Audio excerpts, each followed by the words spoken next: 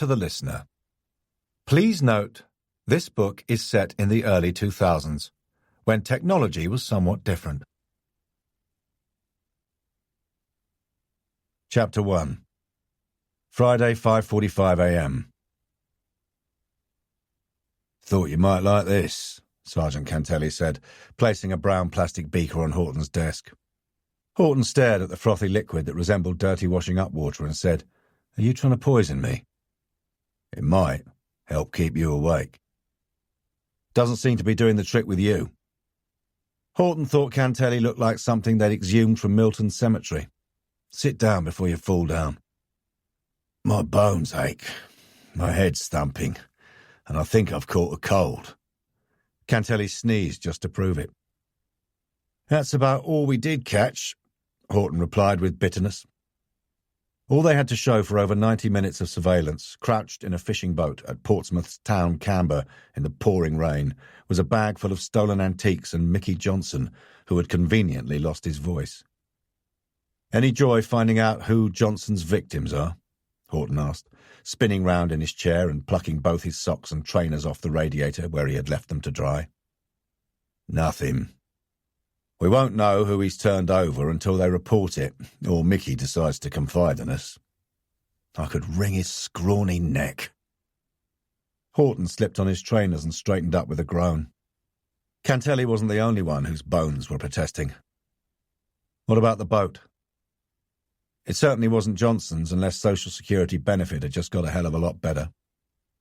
If it hadn't been for that blessed drunk stumbling onto it by mistake, then Horton would have caught both of their antiques thieves and not just Johnson." He recalled with a stab of shame how he'd been poleaxed with cramp while chasing Johnson's young accomplice across the cathedral green. He'd given uniform a description, but it wasn't much to go on. It had been too dark, and the lad had been wearing a hoodie.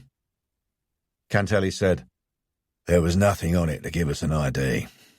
Sergeant Elkins says he'll try the town Camber offices when they're open. What bugs me is that antiques aren't usually Mickey's thing. DVDs, televisions, computers, jewellery and money, yes, but paintings?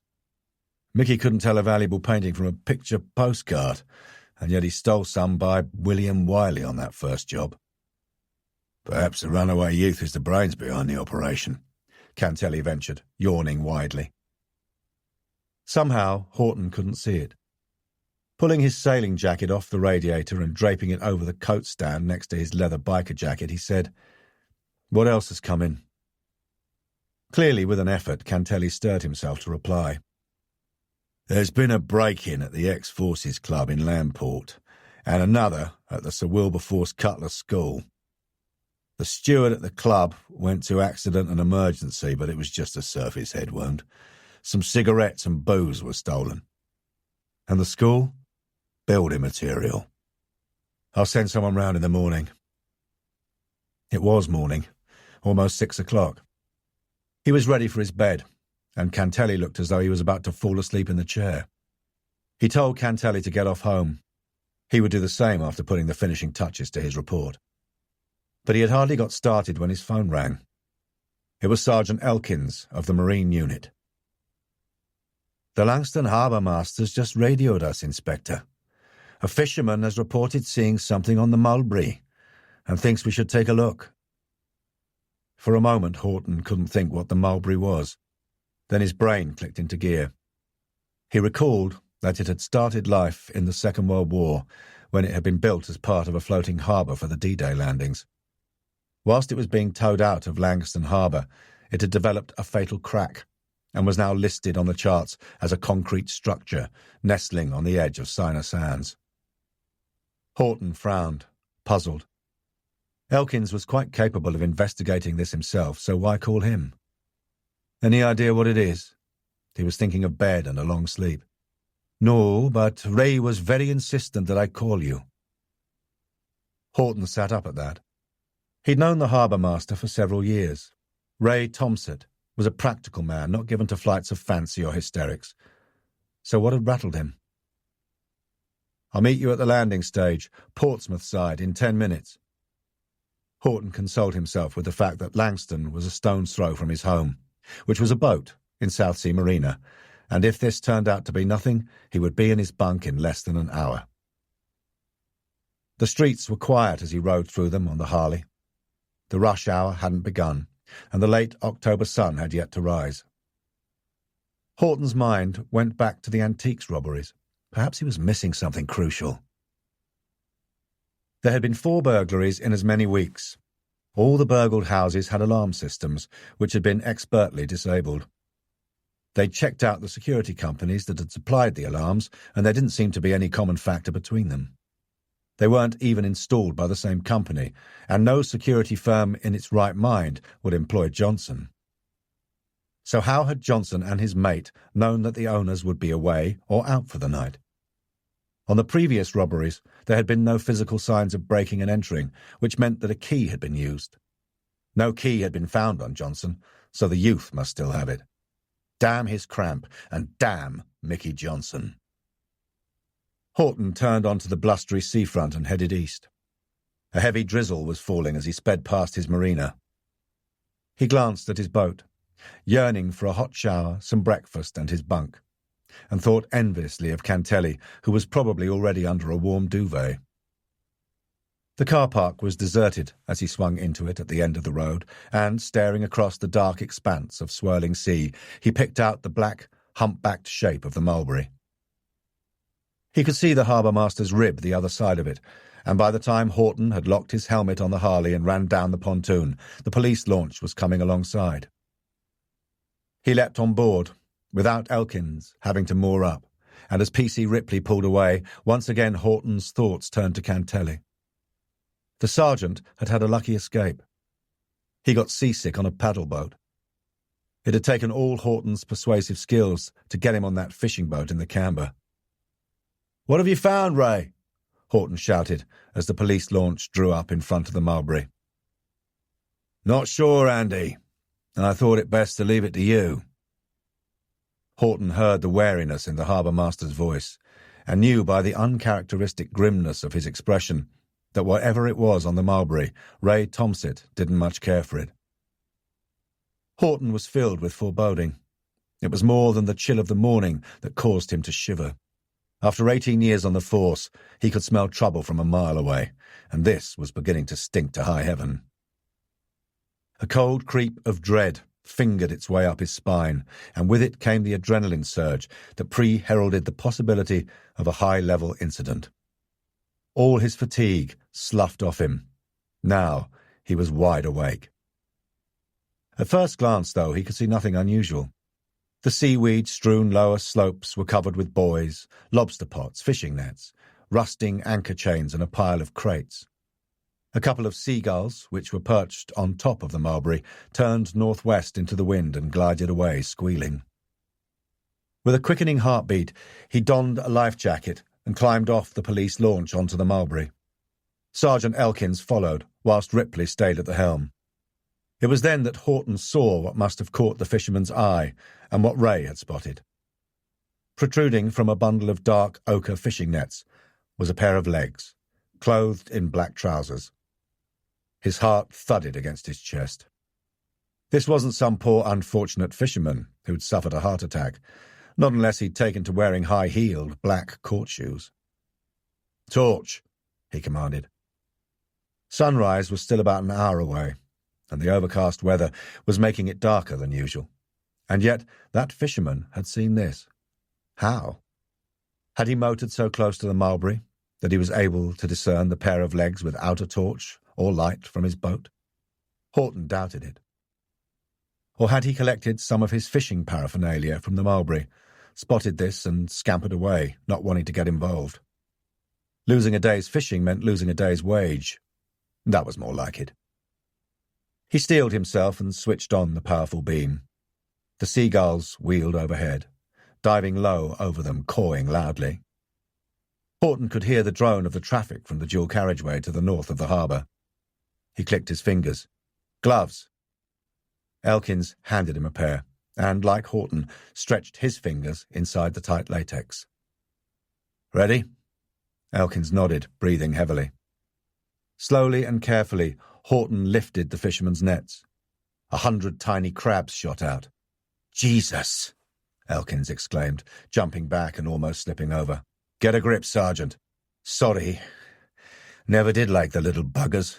Not even in a sandwich." Horton's heart was beating rapidly. "Give me a hand."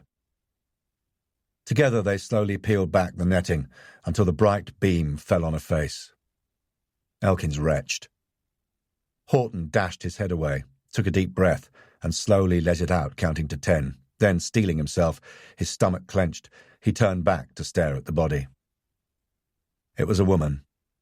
Her shoulder-length black hair was curled onto her forehead and what remained of her cheeks.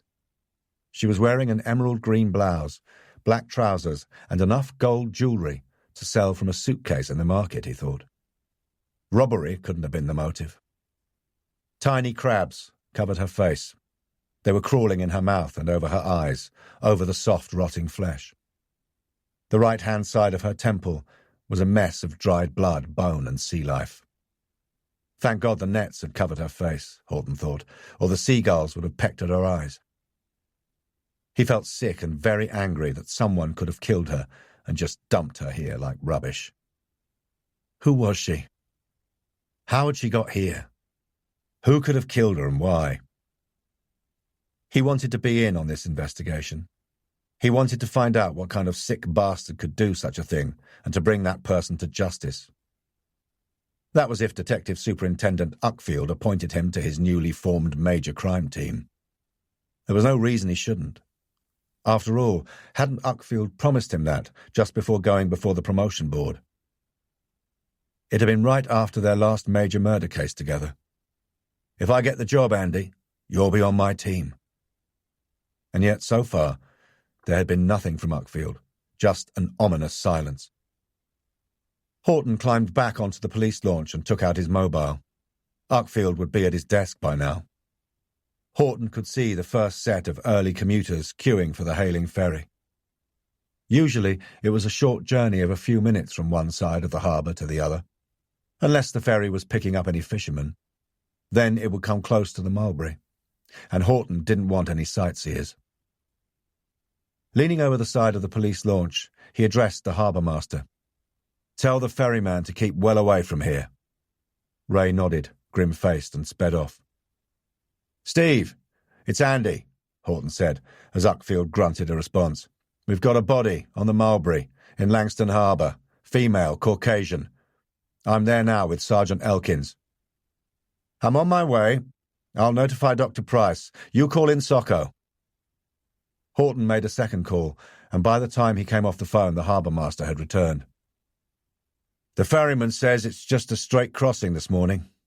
Wanted to know what was going on. I said I wasn't sure." "Did you see anyone in the harbour last night?" "In that weather? You must be joking." "What about the dredgers?" Horton peered northwards through the grey morning. Beyond the small islands, which were nature reserves with restricted access, he could see the lights on the cranes at Bedhampton Wharf. His eyes flicked to the west. There was also Oldham's Wharf. Both supported a busy trade in sea-dredged aggregates. "No, nothing went out." Horton asked Ray to collect the scene of crime team from the Portsmouth side of the harbour, and then clambered back onto the Mulberry, where Elkins had recovered his equilibrium. "She must have been killed and left here at high tide last night," Elkins said. High tide had been just after 3 a.m., Horton calculated, when he'd been questioning Mickey Johnson in a stuffy interview room. Elkins was right. If she had been put here on the previous high tide in mid-afternoon, there wouldn't have been much left of her face. And to place her in daylight would have been too risky. Someone might have witnessed it. He scanned the handful of fishing boats and a couple of motorboats left in the harbour for the winter. Could one of them have been used for the purpose? Or perhaps the killer had come here on a boat out of the nearest marina, which was where Horton's boat was moored. Access in and out of that was via an automatic tidal flapgate, which meant the marina was only accessible 3 hours either side of high water. That could put the time anywhere between midnight and 6 a.m. Perhaps the victim had gone willingly onto a boat with her murderer, or maybe the fisherman who had called up the harbour master had dumped her, though if he had, then why report it? And what about the residents either side of the harbour? Would they have seen anything? Horton doubted it. Too dark. He surveyed the area. To his right was the Hayling Shore, which gave on to the Hayling-Billy coastal path spanning the length of the western side of the small island, which was joined to the mainland at its northern end by a bridge. The shore curved round to the right, leading to the grounds of the holiday centre known as Sina Warren. Had anyone from there seen anything suspicious? It was worth asking. And they'd have to check with those people living in the chalet-style buildings to the right of Sina Warren for any possible sightings. His eyes swivelled to the left and the Portsmouth shore. There were a few large houses facing onto the harbour, and behind them a tower block occupied by students of the University of Portsmouth. He doubted if any of them had noticed anything untoward, too busy getting pissed, partying, studying or shagging. He stared back at the body. It was a pretty strange place to dump it. Did the mulberry have any significance? Was this woman's death connected with something that had happened during the Second World War? Surely not. She wouldn't have been born then, not for some time afterwards. The throb of a powerful motorboat speeding towards them made him look up. It was another police launch, and on it he could see the squat figure of Uckfield wrapped in an oversized camel coat. Beside him was the lanky, long-haired figure of Dr. Price. "Any ID on her?" Uckfield bellowed, as soon as he was within hailing distance. "I didn't want to disturb her. I thought the doctor could go through her pockets for us." Horton noted Price's horrified expression as he stared at the mulberry. "You're expecting me to climb onto that to examine her?" "She's hardly likely to come to you," Horton retorted, feeling the usual stab of antagonism that Price always managed to engender in him. While he didn't think Price totally incompetent, he nevertheless considered him mediocre and unprofessional, mainly because of his drink problem. That must surely cloud his judgment. Horton thought that Superintendent Reiner, head of Operational Command, could find a better police doctor than Price. But either Reiner was too lazy to do so, or he owed Price and didn't wish to rock the boat. How long before Price retired, he wondered, watching Price glare at the mulberry. 5 years? 3? Turning to Elkins, Horton said, "You and Ripley can get off duty. I'll go back with Superintendent Uckfield or Ray." With a grateful glance, Elkins climbed back on board his launch. Ripley started the engine and they pulled away, allowing Uckfield's police launch to get nearer to the mulberry. "You'll need a life jacket, Doctor, and a scene suit. If you hang on a moment, Phil's just on his way over," Horton shouted. He saw Phil Taylor and his team of 3 officers climb into the harbour master's rib, and within a couple of minutes they were beside them. Grumbling, Dr. Price shed his tatty barber and climbed into a scene suit and a life jacket. Horton helped him across to the mulberry. As Price staggered against him, Horton caught sight of the doctor's bloodshot eyes and grey skin. It looked as though Price had had a rough night, though judging by the smell of his breath, Horton thought he had been nursing a bottle of whiskey rather than a sick patient. "Can't you get these bloody crabs off her?" Price growled. Turning to Uckfield's launch, Horton reached for the boat hook and extended the pole so that he could reach the face without having to step any closer to the body and compromise the scene. He didn't need to do much to make the remaining crabs scuttle away. A gentle prod at a couple of them was enough. Horton handed back the boat hook and briefed Uckfield while Price carried out his examination of the body. "How come you got called out to this?" Uckfield asked, rubbing his fleshy nose and frowning. "I was just finishing off a surveillance operation," Horton answered, not wanting to go into too much detail, and admitting to Uckfield that he'd let one get away. Uckfield grunted. Horton thought he detected resentment. He eyed the big man curiously. Uckfield seemed uneasy and wouldn't look directly at him. What was bothering him? Perhaps he had some trouble at home. Horton could sympathise with that. He had a meeting with Catherine, his estranged wife, later. Their first meeting since she had thrown him out 6 months ago. He hoped they'd be able to come to an amicable agreement over Emma, as it had also been 6 months since he'd seen his young daughter, and that was far too long. Dr. Price was indicating that he wanted to return to the safety of the police launch. Horton helped him climb back on board and then joined him, nodding at Phil Taylor to instruct the videographer to go across to the Mulberry. She was hit violently over the head. Of course, that might not be what killed her, Price said, divesting himself of his life jacket and scene suit. Horton noticed he was looking rather green around the gills and guessed it was being on water that fazed him rather than examining bodies, as he'd never seen Price turn a hair before at even the grisliest of deaths. Price continued, Rigor mortis and lividity are well established, so I would say she's been dead for about 6 to 9 hours, though it's a bugger to tell in these conditions. You'll need to get her on the mortuary slab to check that. Horton said, That would make it between 10 p.m. and 1 a.m. Was there anything on her to give us an ID? Only this. Uckfield took the scrap of paper that Price held out and dropped it into a plastic evidence bag. He scrutinized it, frowned, and then handed it to Horton. It was a betting slip, and it was blank. Horton turned it over. On the back was written in a long, thin scrawl, Have you forgotten me? Had the victim written this note, or had someone given it to her? Either way, it didn't give him any clue as to the victim's identity. It did, however, give him a starting point. He said, The betting shop is Vinecar's in Commercial Road. Then you better get down there and start asking some questions, Uckfield said crisply. I'm on the team, then? Horton's heart lifted. For now, Uckfield replied coldly and looked away. Those words and the slight nuance in tone made Horton tense. But not for good. Is that what you're trying to say? We've got a job to do here, Inspector. Horton knew then why Uckfield wouldn't look him in the eye, and why his manner was so hostile. You're appointing someone else as your DI, he said calmly, though his guts were churning, and he felt the bitter and sickening blow of disappointment. Uckfield didn't answer. I'll take a look at her, he said. Horton watched the bulky figure climb onto the Mulberry. He saw Uckfield stiffen as he gazed down on the corpse. Why had he had such a change of heart in the last 7 weeks? Uckfield had spent much of that time since his promotion to superintendent on courses and conferences. What had made him break his promise? Who had got at him? Horton was guessing that he had been overlooked because of his past. While he had been completely exonerated of charges of rape, when you trod in shit, it took a long time to get the stench from your shoes. And that smell around him obviously didn't suit Uckfield's ambitions. Well, sod him. Uckfield returned to the launch. Horton noted, not without some difficulty. Once Uckfield had been as fit as him. They had worked out together in the gym.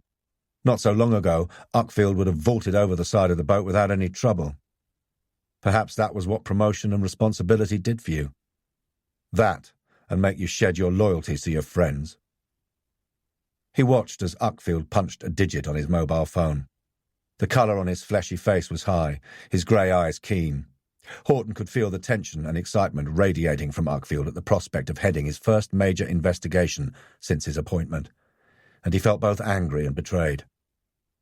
Crisply, Uckfield commanded the mobilisation of the major incident suite at the station and the mobile units to the Portsmouth side of the Hayling ferry, with instructions to ask D.I. Lorraine Bliss from Havant Division to get her officers down to the Hayling side. Dr. Price interjected. If you don't mind, I'd like to get back on terra firma. The inspector and I will come with you. A car will collect us from the Portsmouth pontoon. Uckfield left a parting shot for Taylor. I want a report on this one quick. Understand? Taylor nodded, but Horton knew that whatever was said, the thin and thorough Taylor would work at his own pace, steadily and methodically. They returned to the shore in silence. The doctor sat on one of the boulders in the car park, trying, Horton guessed, to settle his stomach and wishing for a brandy. Calculating he was out of earshot, Horton took his chance.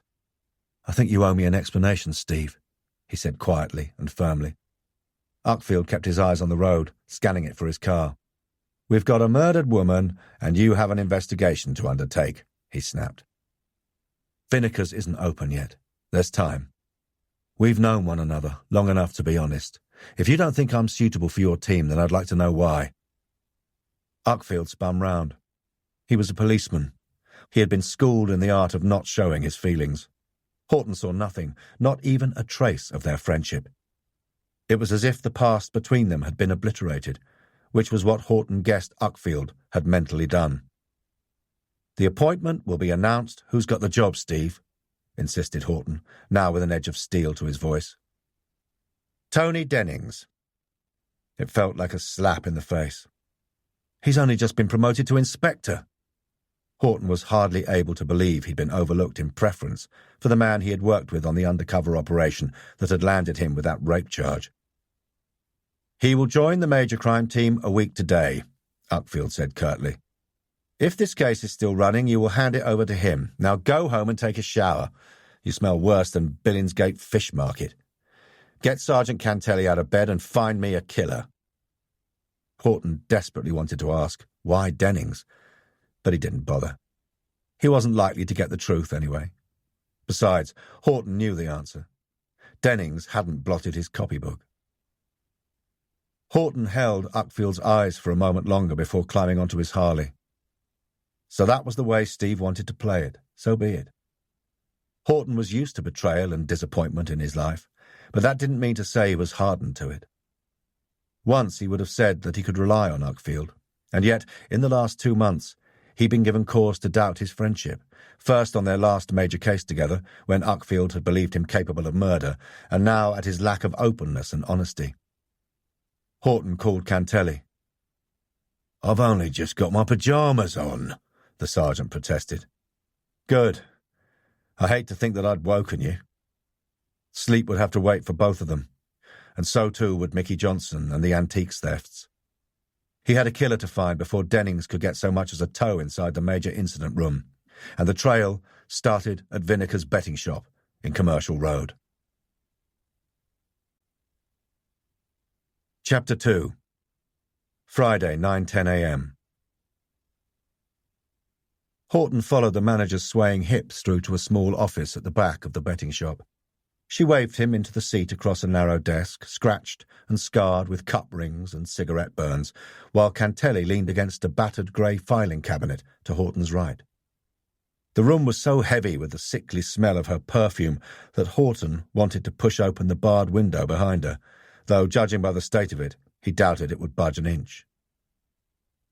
Elaine Tolley flashed him a smile as she settled her ample backside onto a creaking leather chair opposite him and crossed her legs. Horton didn't waste any time with preliminaries. He couldn't afford to. He was damned if he was going to hand this case over to Dennings. "Mrs. Tolley, can you confirm if this is one of your betting slips?" He gave her a photocopy. The original had been sent to the forensic lab. She took hold of it with bejewelled fingers. He saw that they were stained yellow with nicotine. Her vermilion nail varnish was chipped, and her nails bitten. "Yes. Why do you want to know?" "Do you recognize the handwriting on the back?" Holding it at a distance, she squinted at it. Then, sighing heavily, she picked up a pair of spectacles from her desk, her gold bracelets rattling and clinking as she settled them on her lined and heavily made-up face. "Sign of old age," she said with a smile. Horton didn't contradict her, and Cantelli looked too tired to pour on his usual charm. Horton watched for signs of recognition or surprise as she scrutinized the paper. He saw a slight widening of her eyes, and after a moment she pulled off her glasses and, with a puzzled frown, said, "I think it's Eric Morville's writing." "Can you tell us where we can find him?" Horton asked. "At home, I guess, though if you wait a couple of hours, he'll be along here." "What's happened?" "Why do you want to see him?" She was beginning to look worried. "Do you know where he lives?" After a moment's hesitation, she said, "Courton Court, number 14. That backed onto the ex-Forces Club, where the break-in had been last night. Not that it had any significance to this case, Horton thought, but it reminded him that he hadn't detailed an officer to go round and interview the steward that had been injured. Elaine Tolley said, "Has something happened to Mr. Morville?" She fiddled with a pen that had been lying on the desk. By her manner and her wary look, Horton got the impression that she knew this Eric Morville quite well, and probably intimately. "Not that we know of, Mrs. Tolley. Does he have any family? Her worry frown deepened. He's never said. Do you know why he should write that on one of your betting slips? No. Do you have a female customer or member of staff about 5'7", shoulder-length dark hair, mid-40s? No. She looked alarmed. Have you ever seen Mr. Morville with a woman who fits that description? Her eyes widened and her skin paled as she shifted nervously. No. What is all this about? Eric Morville just places his bets, reads his newspaper and watches the telly. Big winners, interjected Cantelli. Hardly, she said caustically, swivelling her gaze to Cantelli. The boss wouldn't like that. No, thought Horton, recalling his encounters with Charlie Vinegar. He was a shrewd businessman in his early 60s, the owner of a chain of amusement arcades and casinos, as well as betting shops. Horton knew that he had been involved in some shady deals, but he'd never yet been able to prove it.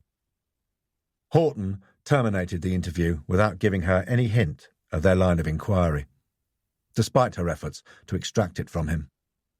There was nothing here, and he was keen to get away and elicit some answers from Eric Morville. He hoped she wouldn't telephone Morville to alert him of their impending arrival. Letting out the clutch, Cantelli slipped into the heavy traffic by the railway station. What's happening about Mickey Johnson? For a moment, Horton had forgotten all about him. I managed to get WPC Summerfield onto the case before Uckfield grabbed all the decent manpower. Kate will enjoy that. She's a good officer. Maybe she can work her feminine charms on Johnson and get him to open his mouth. Isn't it politically incorrect to say that? Is it? Cantelli sneezed. I hope you're not going to get sick. What? And miss all the fun? Cantelli said with heavy irony. Horton threw him a sharp look. Had Cantelli heard about Dennings's appointment? If he had, then surely he would have mentioned it. Soon it would be all over the station and the tongues would start wagging. Damn Uckfield. OK, so Dennings was a good undercover cop with years of experience working in vice and drugs, but a detective on the major crime team? No. Horton, with his background in CID and experience undercover whilst on specialist investigations, would have been far more suitable. But then he had to keep telling himself it wasn't about suitability. He saw Uckfield's choice of Dennings as a criticism of his capabilities both as a detective and a police officer, and he felt sure everyone else would see it as the same. But, he told himself, Cantelli was a friend and a loyal colleague, and if he couldn't face it out with Cantelli, then how was he going to handle the snide comments and sidelong looks that would swirl around the station like dirty dishwater when everyone knew? Abruptly, he gave Cantelli the news. The sergeant threw him a surprised glance before quickly putting his eyes back on the road. I thought that was yours. Yeah, so did I. So why the change of heart? Funnily enough, Uckfield didn't take me into his confidence, Horton replied sarcastically, but silently vowed that Uckfield would. He'd make him. Cantelli sniffed. I suppose it was inevitable. Each to his own. What do you mean? Horton knew Cantelli didn't much care for Uckfield, and that the feeling was mutual. He cuts too many corners. So does Uckfield. That's what I mean. That's why Dennings has got the job, even though you're the best man for it. Horton felt warmed and encouraged by Cantelli's loyalty, and perhaps he was right. Strangely enough, he found himself defending Dennings. We've all done it, Barney. Yeah, but there's cutting corners and shaving them off to fit. Pity the poor bloody DCI who has to play piggy in the middle with those two. What will you do? Stay in CID and worry the life out of you. Can't you go any faster? Not unless this car can fly. Horton stared out of the window at the traffic queue. Would there be others in the station who would see this appointment as Cantelli did? Perhaps he was being oversensitive in believing everyone would assume he'd been sidelined because he wasn't good enough. And who would be appointed the DCI on Uckfield's team? With his record, Horton guessed promotion was a long way off. Perhaps it would never happen, and he'd be stuck as a DI for the rest of his career. Would he mind? The answer was in the involuntary tensing of his body and the feeling of anger being swiftly followed by despondency. Once he'd had such high hopes. For a moment his depression seemed to match the dreary October day, but it didn't last long. As they turned into Courton Court, Horton's determination to show Uckfield that he'd picked the wrong man was rekindled. After all, the years spent fending for himself after his mother had left him when he was only 10 hadn't made him a quitter. Cantelli said, "This place gets worse every time I see it." Horton agreed. Courton Court exuded a damp aroma of desolation and neglect. It had been built in the 60s, and it looked as if it hadn't been touched since. The small communal front garden had given itself up to nature and rubbish long ago. He picked his way through the lager cans and cigarette packets littering the stairs, and could hear the blare of the television long before he reached Eric Morville's front door on the 3rd floor. It took a few stout knocks to get an answer. From inside came, "If you're selling something, I don't want it. And if you're Jehovah's Witnesses, you can bugger off, I'm Catholic." "Police! We'd like a word, Mr. Morville," Cantelli shouted. After a moment, Horton could hear shuffling footsteps and the scraping and jingling of a door chain. The door was opened a crack, just wide enough for Cantelli to insert his warrant card. "What do you want?" came the surly reply. Did he already know, thought Horton, pushing back the door and saying, "A word." Had Elaine Tolley told him? "I take it you are Mr. Eric Morville?" Horton eyed the thin man in his early 60s, in a red and white striped pyjama jacket and a pair of grubby trousers, and wondered if he could be the father or brother of the dead woman on the mulberry. Could he be her killer? Morville didn't look as though he had the strength for it. "Yeah, that's me. What's it to you?" Morville's anger shifted to wariness. Behind his bloodshot light brown eyes, Horton could see his mind racing as he tried to think what he might have done to bring the law down on him. Horton revised his opinion that Elaine Tolley might be involved with this man. If by some remote chance she was, then she badly needed a new pair of spectacles, he thought, taking in the gaunt face, unshaven chin, lank hair, and the yellowing, telltale skin of a heavy drinker. "Can we come in?" Cantelli asked, easing past him. "It looks like you already have," grunted Morville. Horton stepped through the small hallway and into a room on his right. He'd seen many flats like this, shabby, dirty, and minimally equipped. The smell of fried food, tobacco, and stale sweat clawed at his throat, making him want to retch. There were 2 very worn and grubby armchairs in front of a large television screen showing a chat programme, and between them was a stained coffee table on which sat a mug of coffee, a half-empty bottle of whiskey, and a tobacco tin. On the wall to the right of the electric fire was a sideboard that looked as if it dated from the same time the flats had been built. It was devoid of photographs and ornaments, like the room it was in. Only a rickety lamp and a clock adorned it. "How'd you feel?" Morville asked harshly, crossing to one of the chairs. Lifting the television remote control, he punched down the volume, only to let the loud music from below thud up through the floor. "I suppose you'll tell me what this is about in a moment." Cantelli extracted the betting slip from his pocket. "Is this your handwriting, sir?" Horton watched Morville carefully as he scrutinised it. The slightest of starts betrayed that it was. Morville sat down. "Who wants to know?" "We do." Horton forced himself to speak gently, despite the fact that he'd taken an instant dislike to Morville. He told himself this man could just have lost his daughter or younger sister. He could, of course, be the killer. "Did you write that?" He repeated the question Cantelli had asked, but with more force. Morville picked up his tobacco tin and began to roll a cigarette with hands that were steady, yet he avoided direct eye contact. Horton had the impression of an arrogant man whom alcohol and laziness had made surly and bitter. "The manager of the betting shop claims it's your writing," Cantelli persisted, taking out a handkerchief and blowing his nose. "Does she?" Morville replied airily, still not looking at them.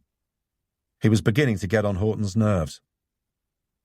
Perhaps we should conduct this interview at the station. If you get dressed... OK. It's my writing. Satisfied? Morville glanced up. Far from it, thought Horton. Why did you write that note? None of your business. Horton leaned closer to Morville, despite not really wanting to, as the man smelled. It is our business, Mr. Morville, because we found that scrap of paper this morning on the body of a woman. Morville's eyes widened. You're having me on. This is a trick. He glanced at each of them in turn, saw that they weren't kidding, and poured a generous measure of whiskey into an earthenware cup, which he proceeded to knock back in one go. You know who she was? Horton asked sharply. No. Why should I? The surliness was back, and along with it an increased nervousness that Morville was doing his best to disguise. How did it get onto her body, then? How the bloody hell should I know? You're the detectives. He took a drag of his cigarette, his eyes flicking up at Horton. In them, Horton thought he saw guilt, but then maybe he just wanted to see something that would give him a quick lead in this case. When did you write that note? I can't remember. Tuesday? Wednesday? Do you have any family? No. Have you ever been married? No.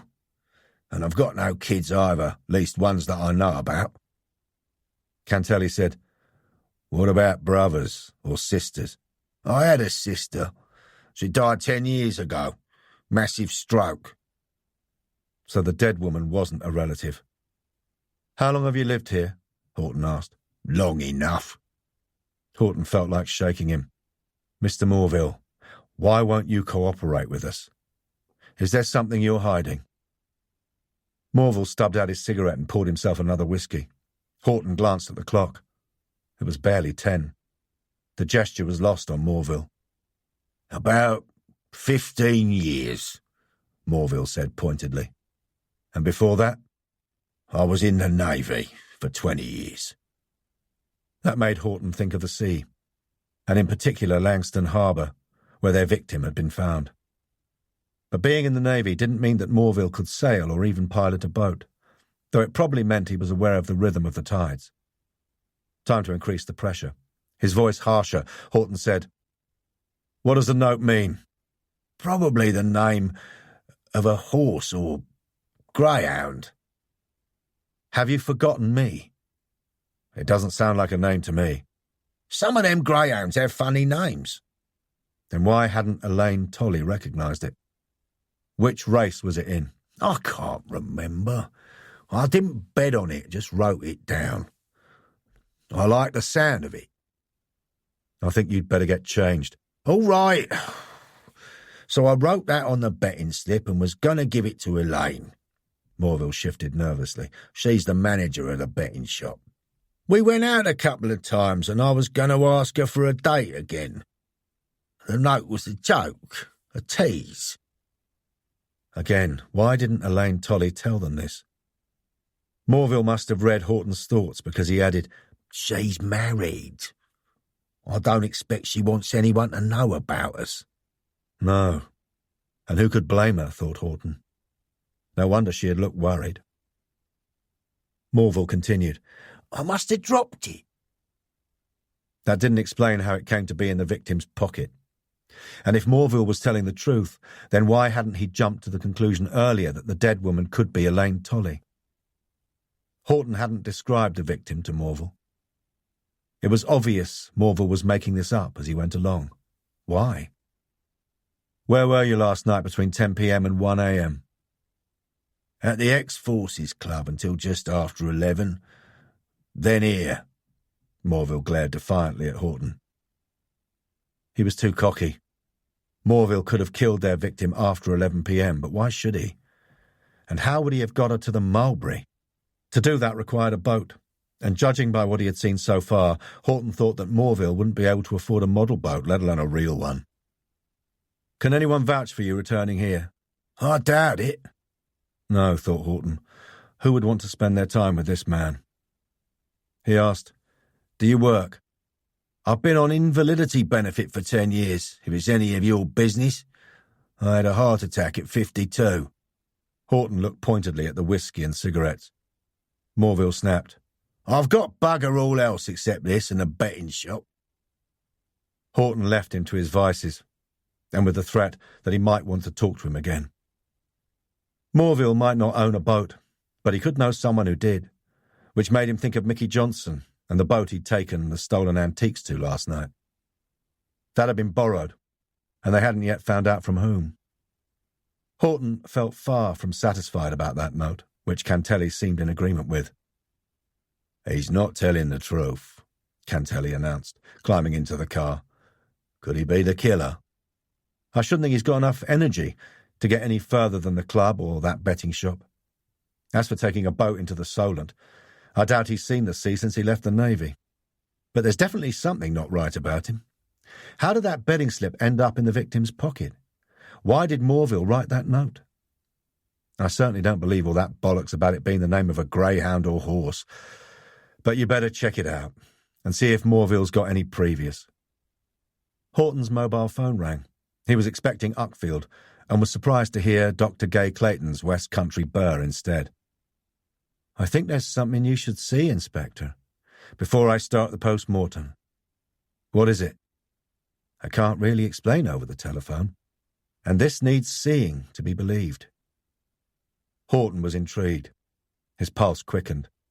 Could this be the break they needed? Perhaps he wouldn't need a week to solve this case. Have you told Superintendent Uckfield? No, I'm telling you, Inspector, she answered pointedly. Horton stifled a smile. Another one who's clearly not a member of the Superintendent's fan club. But then who was, with the exception of Dennings and the Chief Constable, Uckfield's father-in-law? We're on our way. He rang off. Barney, head for the mortuary. Let's see what Dr. Clayton's got up her sleeve. Hopefully it's more than a handkerchief, added Cantelli with a sneeze. Chapter 3. We found it stuffed in the top of her knickers, Dr. Clayton announced, pointing at a small bundle on the bench just beyond the body.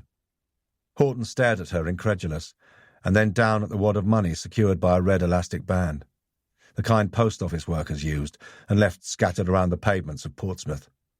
This he hadn't expected. Yeah, quite a turn-up for the book, she added, interpreting his surprise. Cantelli voiced Horton's thoughts. She was on the game. I don't know about that, Sergeant, Gay answered. I've not started the post-mortem. But that's not all. It's coated with something sticky. I would say honey. The lab will confirm if it is that. And see, wrapped around the money is a £5 note. Remind you of anything? Oh, yes, Horton thought, looking into Dr. Clayton's slightly mocking green eyes. The Owl and the Pussycat. How many times had he read that poem by Edward Lear to his daughter? He was about to recite it when Cantelli beat him to it. The Owl and the Pussycat went to sea in a beautiful pea-green boat. They took some honey and plenty of money, wrapped up in a £5 note. What the devil does it mean? Horton didn't know, but it confirmed what he'd thought earlier. This killer was some kind of joker, and a nasty one at that.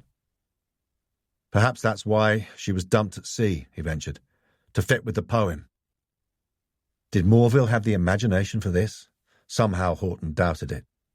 Gay said, And if she's the pussycat... Then who's the owl? Cantelli finished. Our murderer? Horton didn't like the sound of this. Did they have a killer who was paranoid, with delusions of grandeur, one who was saying, Look at me, aren't I clever? Had their victim been chosen purely at random to demonstrate just such a point? It was bad luck on her if she had. It also left them with a hell of a task, and one he was by no means certain of completing before being taken off the case. Damn. There's something else I think you ought to see, Gay added, crossing to the body. Tom? The brawny auburn-haired mortuary assistant stepped away from the body, nodded at Horton, and began whistling Oh, What a Beautiful Morning. Not for this poor woman it wasn't, thought Horton, staring down at the corpse. Although the victim looked slightly more presentable than she had done on the mulberry, she still wasn't a very pretty sight, with some of her flesh eaten away. Studying her, Horton thought how different she looked with her dark hair pushed off her forehead. Something stirred at the back of his mind, but he couldn't quite grasp what it was. Had he seen her before? He didn't think so. Then why did he have a niggling feeling he was missing something? Gay indicated to the victim's arms. See here, on her forearms? Horton stared at two deep purplish stains. Bruising? You think she could have been held down by her killer? I'll cut in to check. If it is bruising, then the blood will have drained into surrounding tissues. Cantelli was studying the body. She looks familiar. I've seen her before, but can't think where. I'm not surprised with half her face eaten away, Sergeant. But Horton knew that Cantelli had a remarkable memory for faces and names, and had worked the Portsmouth area for many years. If there was anything left to recognise, then Cantelli would get it. She's not a Tom, Cantelli added, or if she is, then she's kept it very low-key. I haven't seen her on the streets, but I definitely know her from somewhere. My brain's gone to sleep, lucky bugger. See if you can wake it up, Barney. An ID would be helpful. Horton wondered if that was what had stirred in his memory a moment ago, a sense of familiarity. But he was sure he didn't recognise her. Maybe she reminded him of someone or something. He asked, "What about time of death, Doctor?" "By the pattern and scope of lividity, I estimate about 12 hours or thereabouts, which would put her death sometime between 9 and 11 p.m. Horton recalled that Dr. Price had said between 10 p.m. and 1 a.m. His timing was out. Horton wasn't sure if that was a reflection on the doctor's competence or the fact that it hadn't been easy to conduct an examination on the mulberry. He gave Price the benefit of the doubt this time. So, if Eric Morville was telling the truth about drinking in the ex-Forces Club, and no doubt several people would have seen him there, then he was in the clear. Pity. Gay said, "She's been lying on her back for some time, or most of the time since her death. There is no lividity on her buttocks, shoulders, or the back of her head." Could she have been killed and kept on board the boat that must have been used to transport her body to the mulberry? Wondered Horton. It seemed possible. But where could that boat have come from? There were hundreds of places to keep a boat around the coast. Tracing it could be a mammoth task. It could take forever. And he didn't have forever. Would that blow on the head have killed her? He pointed at the caved-in skull on the right-hand side of the victim's head. "I won't know until I do the autopsy. But if she was alive when she was struck, surely there would have been blood." "Yes, and a great deal of it. And there is none on her clothes, or that I can see on the rest of her body." And Horton hadn't seen any on the mulberry, though the sea could have washed that away. "Which suggests that she could already have been dead when she was hit. Hence a limited amount of bleeding," added Gay, preempting him. Cantelli looked up, and with a click of his fingers cried, "I've got it. I know who she is." Then his elated expression clouded. "But it can't be. Who would want to kill her and like this?" "Are you going to let us into your secret, or do we have to play 20 questions?" Horton quipped. "Sorry, Andy. It just took me by surprise. She's the new head teacher at Sir Wilberforce Cutler School." "Are you sure?" he asked, taken aback by Cantelli's pronouncement, and recalling that Sir Wilberforce had a reputation that made Parkhurst Prison sound like a holiday camp. Cantelli was reluctant to send the third of his 5 children there. "Positive. Charlotte and I met her in July, just before the end of term. Marie goes up to the big school next September, and Sir Wilberforce is one of the schools we've been told we'd have to consider if there were no places at our first 2 choices. She showed us around." "What's her name?" "Jessica Langley." It didn't ring any bells with Horton. "I've not heard of her." "You wouldn't. She only started there at Easter, in April." That had been when Horton had been on suspension. It was also when Catherine had kicked him out. He tried not to blame her for that, but he didn't succeed. She should have supported him. How could she have believed he'd raped a girl? The thought still made him angry. Maybe if she had stood by him, he wouldn't have turned to drink. Maybe then his marriage would still be intact. Maybe he would also have got the job he coveted. Life was full of bloody maybes. "Do you know if she's married?" he asked, bringing his mind back to the case. He didn't have time to waste on regrets or trips down memory lane. Cantelli frowned, thinking back. "I don't think so. We called her Ms, anyway." "Who would want to kill a head teacher?" mused Gay Clayton. "A disaffected pupil or parent?" suggested Cantelli. Horton hoped not. He didn't fancy organising the interviewing of hundreds of school kids and their families. He said, "A stabbing in the school playground or outside the school gates is more likely than stuffing her knickers with money and dumping her body on the mulberry. This sounds too clever and calculated for it to be a Sir Wilberforce Cutler school kid or an irate parent. And that would mean they would have to be even cleverer to catch her killer." But that wasn't all. Horton saw by Cantelli's expression that he too had recalled there had been a break-in last night on a building site at the Sir Wilberforce Cutler School. Coincidence? Maybe. And though suspicious, Horton knew that coincidences weren't always significant. Dr. Clayton put the time of death between 9 and 11 p.m. What time had the break-in taken place? Had their victim disturbed the thieves and been killed for her pains? But then why the devil put her on the mulberry? Still, thanks to Cantelli, they now had something to start with, and confirming ID was one of the first things they needed to do. Horton knew that Jolliffe, the forensic scientist, would scrape some skin off their victim for fingerprints and take some DNA. So they should be able to match her prints with something taken from her office. DNA would take longer. "Make for the Sir Wilberforce Cutler School, Barney," Horton instructed, stretching the seatbelt around him. "I've got some calls to make." His first was to the local education authority, the second to the school, and the third to the station, where he asked to speak to D.C. Walters. "Who reported the break-in at the Sir Wilberforce Cutler?" "Don't know, Gov." "Then find out," Horton demanded tetchily. Walters seemed to take forever. All the man had to do was look the bloody thing up on the computer. He heard Walters' laboured breathing as he picked the phone up a couple of minutes later. About time. "Sorry, Gov. The computer's gone down. I had to find the file. A postman who was going into work at 4:30 a.m. saw the school gates open and the padlock cut and thought it looked suspicious. A unit responded just after 6 a.m. "Did they find out when the break-in took place?" "Only that it must have been between 10 p.m. when the assistant caretaker, Neil Cyrus, left the premises and 4:30 a.m. this morning when it was discovered." So it could have happened within the time frame in which Langley had been killed.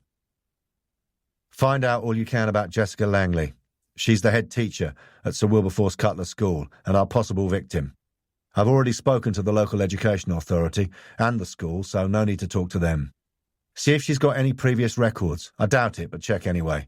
Look out for any press reports on her. You know the drill." Walters did.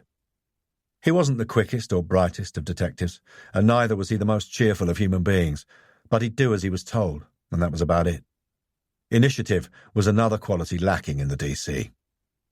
So how the hell had he got into CID? Maybe someone had owed him a favour, which made him think of Dennings. Had Uckfield owed Dennings? If so, why? Horton would like to know. Perhaps Walters had been shoved into CID because he wasn't any good at anything else. Horton punched in Uckfield's number. A case of promoting or moving someone beyond their competence to get rid of them.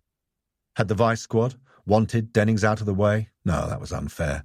Dennings had earned his promotion to inspector. Hadn't he? Cantelli didn't seem to think so. "Inspector?"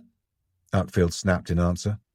Horton quickly and succinctly briefed him about Dr. Clayton's findings and Cantelli's identification, then said, "The local education office say she isn't on a sabbatical or gardening leave. I didn't tell them why I wanted to know, and didn't get her address either, until we're sure. I don't want to alarm them. The schools say she is expected in today but hasn't shown yet. I'll get a photograph and we'll be able to match fingerprints. I might even find someone who will give us a positive ID. He pitied the poor soul who would have to go through that ordeal. "Does what was written on that betting slip have anything to do with the poem?" Uckfield asked. "No. There is another thing, though," Horton went on. "There was a break-in last night at the school." Uckfield swore. "Any connection?" "Could be. Keep me informed. I'll let the chief constable know." Horton rang off and stared out of the rain-smeared window. He watched the rain run in rivulets down the pane. The car heater was on full blast, and for a moment sleep threatened to engulf him. He yawned widely and tried to marshal his thoughts. He had a week to solve this case and show Uckfield he'd made the wrong decision. He couldn't afford to be tired, and neither could he allow himself to slip up on even the smallest of details. He reached across and switched the heater off, then pressed his finger on the button and let the window glide down a few inches, allowing a chill, damp blast of air to invade the car. Cantelli, who always seemed to suffer from the cold, shuddered elaborately and then, as if to remind Horton he had a cold coming, sneezed. "We both need to stay alert," Horton said. "The fresh air will do you good." Cantelli didn't look convinced, but said nothing. Horton continued. "This poem by Edward Lear, what significance does it have to the case?" Cantelli chanted, "Oh, let us be married. Too long we have tarried." Perhaps Langley was running off with a lover, but something went wrong, and Loverboy stuffed her knickers full of money and honey. Seems unlikely. And why would she throw away her career like that? Love does funny things to people. Yes, it does, thought Horton, and despite not wanting to, his mind once again wandered to Catherine. He had fallen in love with her the moment he had first seen her at a disco. He had been with Steve Uckfield. Catherine had been with her friend Alison, the chief constable's daughter, and now Uckfield's wife. They were still happily married. "What was your impression of Langley?" he said abruptly, pushing the past away. Cantelli indicated left off the roundabout that led into Portsmouth town centre and drew up at a pedestrian crossing before answering. "Efficient and in control. The kind that would leave you a bit dazed and worn out with their dynamism. She was friendly, but I can remember glancing at Charlotte as we were being given a guided tour and she was frowning. Charlotte didn't like her. She said there was no real warmth behind Langley's smile, and Charlotte's pretty good at judging people. I must say, I didn't take to her either. She was one of those people who ask you a question as though they're really interested in your opinion, then look away almost before you've answered them." Horton knew the type. Impatient, dominant, and self-important. Sounded a bit like Uckfield. Cantelli continued as he drove on. "Langley was some kind of superhead. She was brought in to sort out the problems at Sir Wilberforce." "Was she getting anywhere?" "Dunno." Nothing seemed to have changed since Horton had been a pupil there, before being moved to a small Church of England school in nearby Portsea. That, and being fostered by Bernard and Eileen Litchfield at the same time, had been the saving of him. He recalled the couple with fondness, and a sense of guilt that he had given them a hard time. Bernard, an ex-copper, had understood, though. A few minutes later, Cantelli pulled into the car park and drew to a halt in one of the visitors' spaces. Horton put up the window and stared across the concourse towards the main entrance. Remembering all the days he'd traipsed across it with a heavy bag on his back and a sinking feeling in the pit of his stomach. God, how he had hated this school. Not just because of the bullying, he could handle himself, but because from here he could see the tower block where he had once lived with his mother, and where she had walked out on him. He climbed out of the car and stared at the parking spaces. The head teacher's was empty. If Jessica Langley had been in the school when the thieves had struck, and been killed because she had discovered them, then where was her car? Perhaps the thieves had used it to transport her body to the boat that had ferried her to the Mulberry, and then ditched it. He said as much to Cantelli as they made their way across to the main entrance. Cantelli said, "Finding the car's the easy bit. It's this boat business that worries me. Only because you get seasick just looking at one. I don't know how you ended up living by the sea." "Blame Hitler and Mussolini. Dad would never have come here if it hadn't been for them." We'll put a call out for the car as soon as we got the registration number. They paused before the entrance. Horton gazed up at the neglected building with its flat roof and torn, faded blinds. Someone should put it down and start again, he thought, which perhaps was what they were in the process of doing by erecting a new building to the school's right. "You're not really considering sending Marie here, are you?" he asked. "Charlotte said it will be over her dead body." Hooray for Charlotte. "Sniff around that building site, Barney. See what you can find out about the robbery and Jessica Langley. I'll break the bad news to the deputy head." Chapter 4. Tom Edney. A tall, pinched man in a well-cut dark suit rose from behind an immaculately tidy desk and held out his hand to Horton.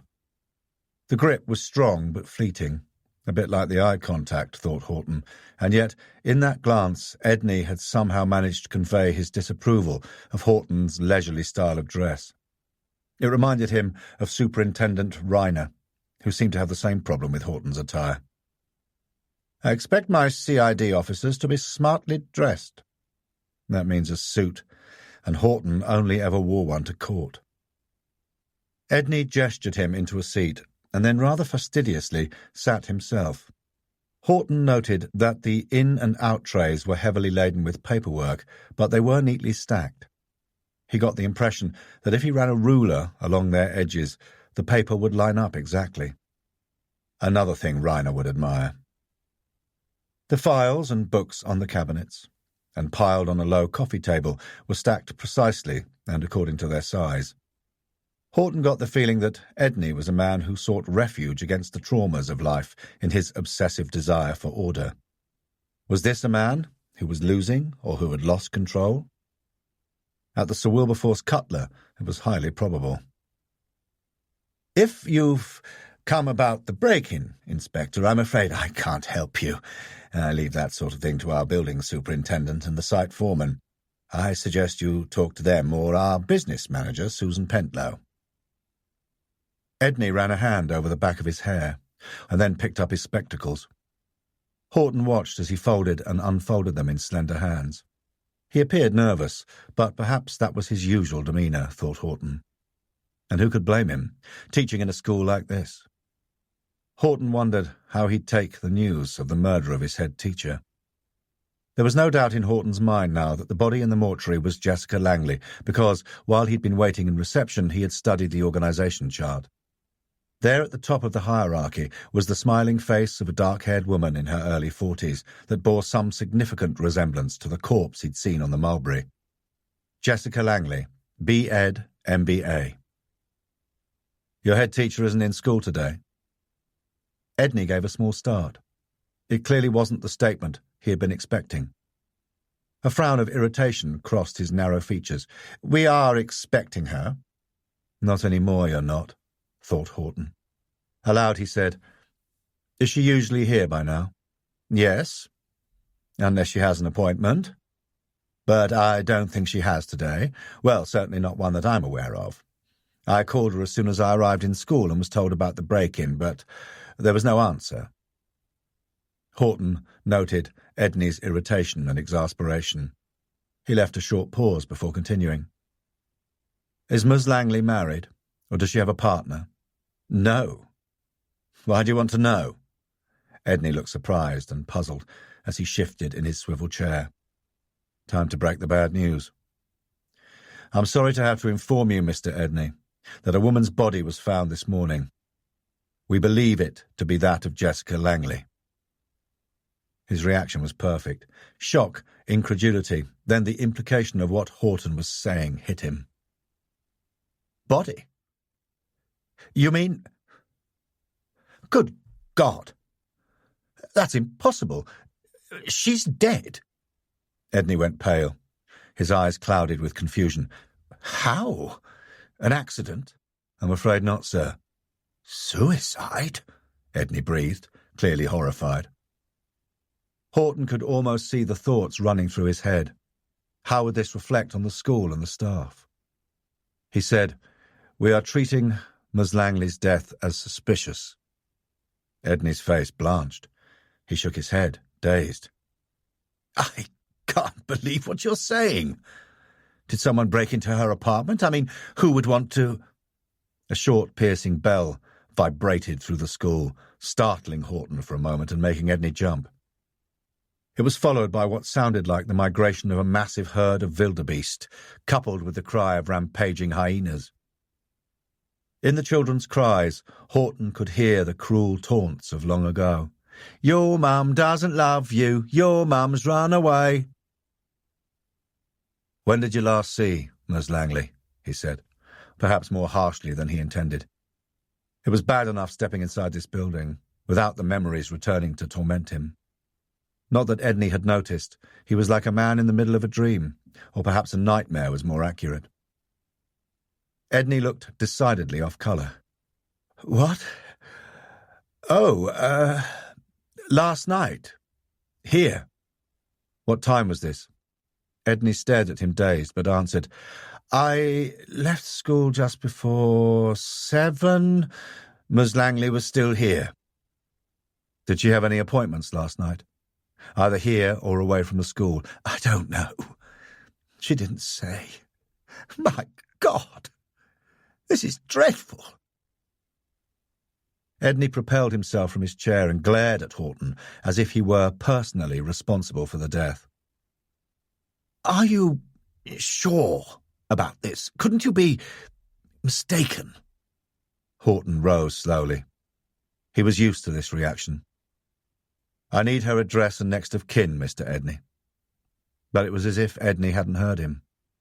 His hands were flapping, and his eye contact was darting all over the place as he said, "I must notify the governors at once. Then there's the press. I take it they'll hear of it." "You bet they will," Horton thought as Edney went on. "And the children and parents. This is awful. The most dreadful thing to happen to the school." "It's not the best thing that could have happened to Ms. Langley," Horton replied quietly. "No, of course. It's the shock." Edney made some attempt to pull himself together. Horton saw that it was an effort. "How did she die, Inspector?" "It's too early to say," Horton gave his stock answer. "Her next of kin?" he prompted, eager to get moving on the investigation. "Mrs. Downton, her secretary, keeps the personnel files." Horton made for the door while Edney remained standing. "Shall we go?" "Yes, of course." Horton noted that it was said automatically. Edney was in a state of shock, which appeared genuine, and Horton wasn't without sympathy for him.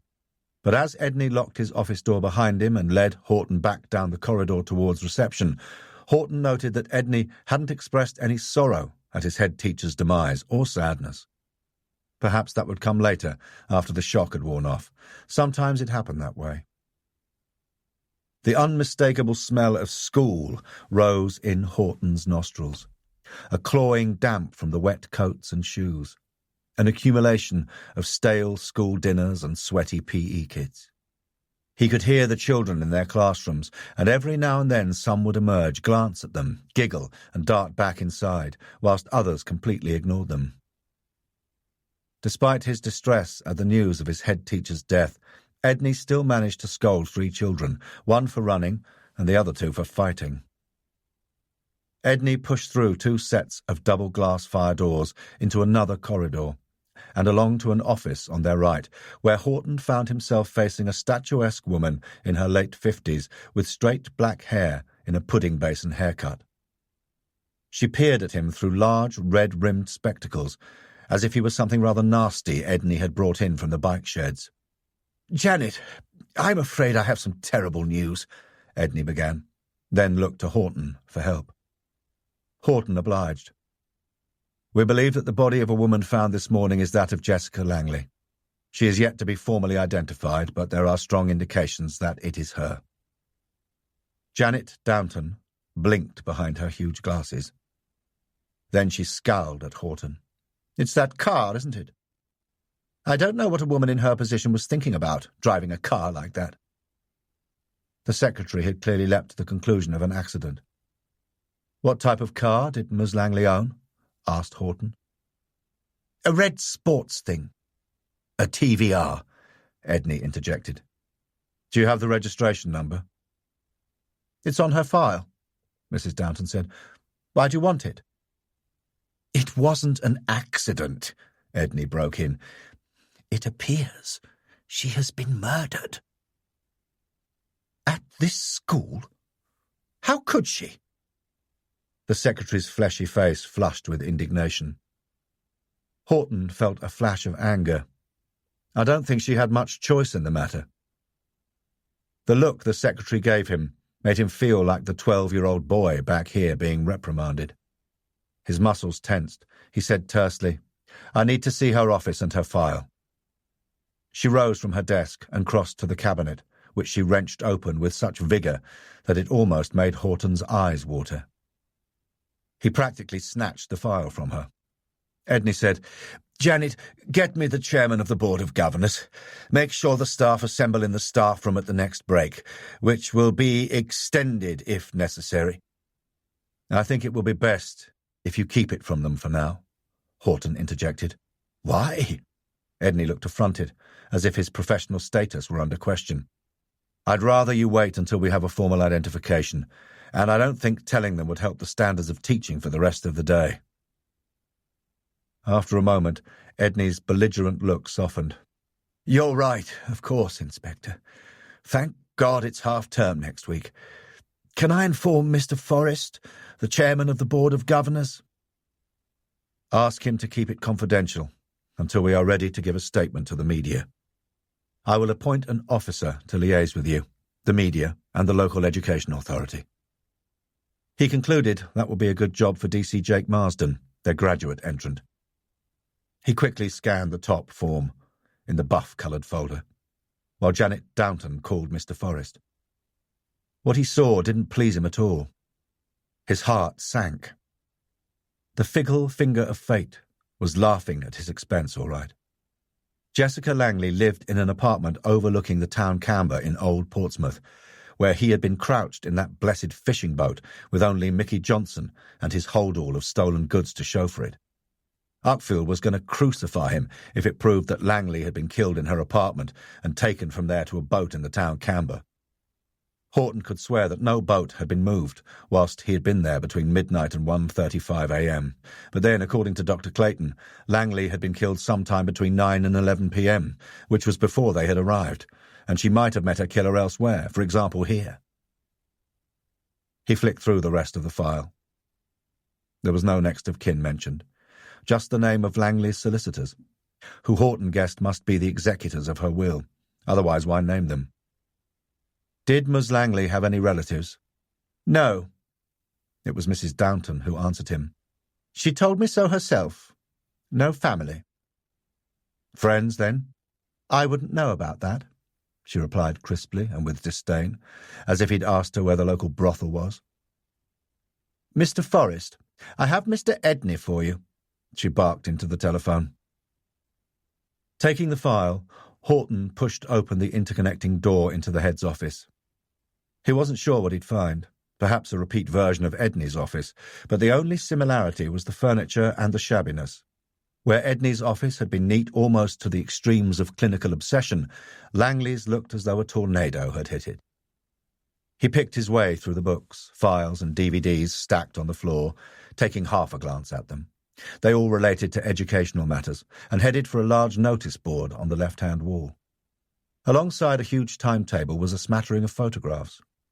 There were several taken with students who were wearing casual clothes rather than school uniform. He studied Langley, trying to gauge her personality. Although the portrait on the organisational chart had shown her smiling, it had been a formal head and shoulders shot. Here, though, perhaps the real Langley shone through. Most of the snapshots appeared to have been taken on school trips to Europe. Langley was always in the middle of a group of 15- and 16-year-olds.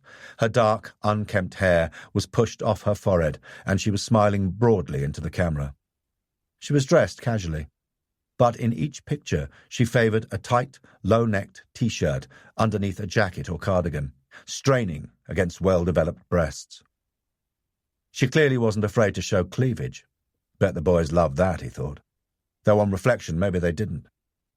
To a young man, Langley would probably have appeared ancient, and maybe the sight of her tits was a turn-off. Their dads, though, would have appreciated it. Cantelli hadn't mentioned this aspect of Langley, which was surprising, but then on prospective parent night, perhaps Langley had dressed more soberly, not wanting to frighten them off. Her makeup was rather on the heavy side, and in each photograph, save one, lots of gold jewellery adorned her neck and wrists, just as he'd seen on her body. The only photograph where these were missing, along with the tight T-shirt, was one taken on board a yacht. Here she was wearing a red and blue sailing jacket. Horton unpinned the photograph and peered at it more closely. He couldn't make out what type of yacht, but it didn't look pea green. Interesting. Did she have her own boat? Had she been killed on that? Had it been used to dump her body on the Mulberry? He turned the photograph over. There was nothing written on the back. Pity. He took down the other photographs and glanced at the back of each one. He had been right about the school trips abroad. Langley had written in a flamboyant hand the dates, place, and the name of the school which the students had attended. None of them were from the Sir Wilberforce Cutler, and Horton guessed he would be able to match the school against where Langley had taught by looking at her CV. So why not write anything on the back of the sailing photograph? Who had taken that and when? It looked fairly recent. Where had it been taken? Unfortunately, there was nothing but sea in the background. He slipped the sailing photograph into his notebook and the others into an evidence bag. They could probably get some of Langley's prints from that, and also from her apartment. Horton turned his attention to the desk. Langley's in-trays were piled higher than his, and that was saying something. Either she was very disorganized, which he guessed would really get up Janet Downton's nose, or she was grossly overworked. Glimpsing through the memos, letters, reports, and printouts, they seemed to be full of the same mindless bureaucracy that burdened him and his fellow police officers. He shoved them back in the tray with contempt, and with the feeling that Langley had done the same. He smiled at the thought, getting the impression that Langley was very much her own woman. Taking out his mobile phone, he rang Walters. "There's no previous on Langley, not even a traffic offence," Walters said gloomily. Horton wasn't surprised. He gave Langley's address to Walters and said, "As she's only been in Portsmouth since Easter, there's a chance she rents her apartment. Her bank should be able to give you the address of the landlord." Horton consulted the file. "It's in Wadebridge. Here's the telephone number." "It looks like a call centre number, which means I'll probably end up speaking to someone in India," Walters grumbled. "If you can't get a key, then we'll force an entry." Horton relayed Langley's car registration details to Walters and asked him to put out a call for it. Then he said, "Phone me as soon as you've got access to her apartment." Horton tried the desk drawers. There was little in them except some school papers, correspondence, and stationery, and that was thrown in any old how. Sitting back, he glanced around the office, frowning in thought. There were two things missing: a diary and a computer. Perhaps she had kept her diary on her computer. He glanced down at the scuffed skirting boards, and under the desk, nothing but a load of old dust and a pair of off-white training shoes, no computer cables. He couldn't envisage any school or business being without one, so perhaps Langley had used a laptop computer. He'd need to check. Horton eased himself back into Langley's swivel chair and opened her file. Her CV was impressive. She was 42 and single. She held a bachelor's in education and a master's in business administration. She had started her teaching career in a comprehensive in Cornwall before becoming subject coordinator, and then had moved to a school in London as head of department. Next came deputy headship and a stint at 2 inner-city London schools as head teacher, where Horton assumed she had made her mark as a superhead before coming here. Neither her CV nor file said where she had been born, brought up, or had gone to school. He rose and turned towards the dusty window pane, which gave a view onto the car park. To his left was the building site. How had Jessica Langley got on with her deputy head teacher and sour-faced secretary? They had shown no affection or warmth towards her on the news of her death. Langley and Edney seemed to be as different as chalk and cheese. Sometimes that could work, each person utilising the strengths of the other, but here he got the impression not. And then there was the crisp efficiency that Cantelli had spoken of, which somehow didn't go with the chaos in this room, and her lack of responding to official memos. He was getting the impression of a complex woman and a character of contradictions. His mobile rang. It was Uckfield. "I've already had the media on my back. Who's going to make the formal identification? We need it quickly, Inspector." Horton explained about the serious lack of next of kin. "Dr. Clayton should have finished the autopsy by 3 p.m. I'll ask the deputy head if he'll do the honours." How would he take that? Horton wondered. "That's a bloody long time to be hanging around." Horton couldn't help that, but he didn't say so. Instead, he told Uckfield where Langley lived. Uckfield made no reference to Horton's escapade in that vicinity the previous night. The news hadn't reached him. There was, after all, no reason why it should. It was strictly a CID matter. Horton added that Walters was tracking down the property's managing agent. Uckfield agreed with Horton's decision to appoint Marsden as liaison officer between the media, the school and the LEA, and then rang off. As he did, the door opened and the troubled deputy head teacher entered. "Mr. Edney, do you know where Ms. Langley was born and raised?" Edney looked taken aback for a moment. "I've no idea where she was born, but I do know that she lived in Portsmouth as a child. The media were particularly fond of labelling her as the local girl made good, returning to her roots, that sort of thing." In that case, wondered Horton, did she have any family in the area? If she did, they weren't mentioned on her file, but the media would already have sniffed them out for previous features so he could check the newspaper archives. But Walters hadn't discovered anything. Still, that was hardly surprising, given it was Walters. He probably hadn't even started on that yet. Horton had detected a slight note of bitterness in Edney's tone, which was interesting. For now, though, he decided to ignore it. "What was Ms. Langley wearing yesterday?" he asked. It took a few seconds for Edney to recall. "A black trouser suit with a green blouse." The clothes she had been found in. "Was she wearing a jacket?" "Yes." She hadn't been when he'd seen her on the Mulberry. And it wasn't here in her office. Perhaps they'd find it in her apartment. Perhaps it was in her car.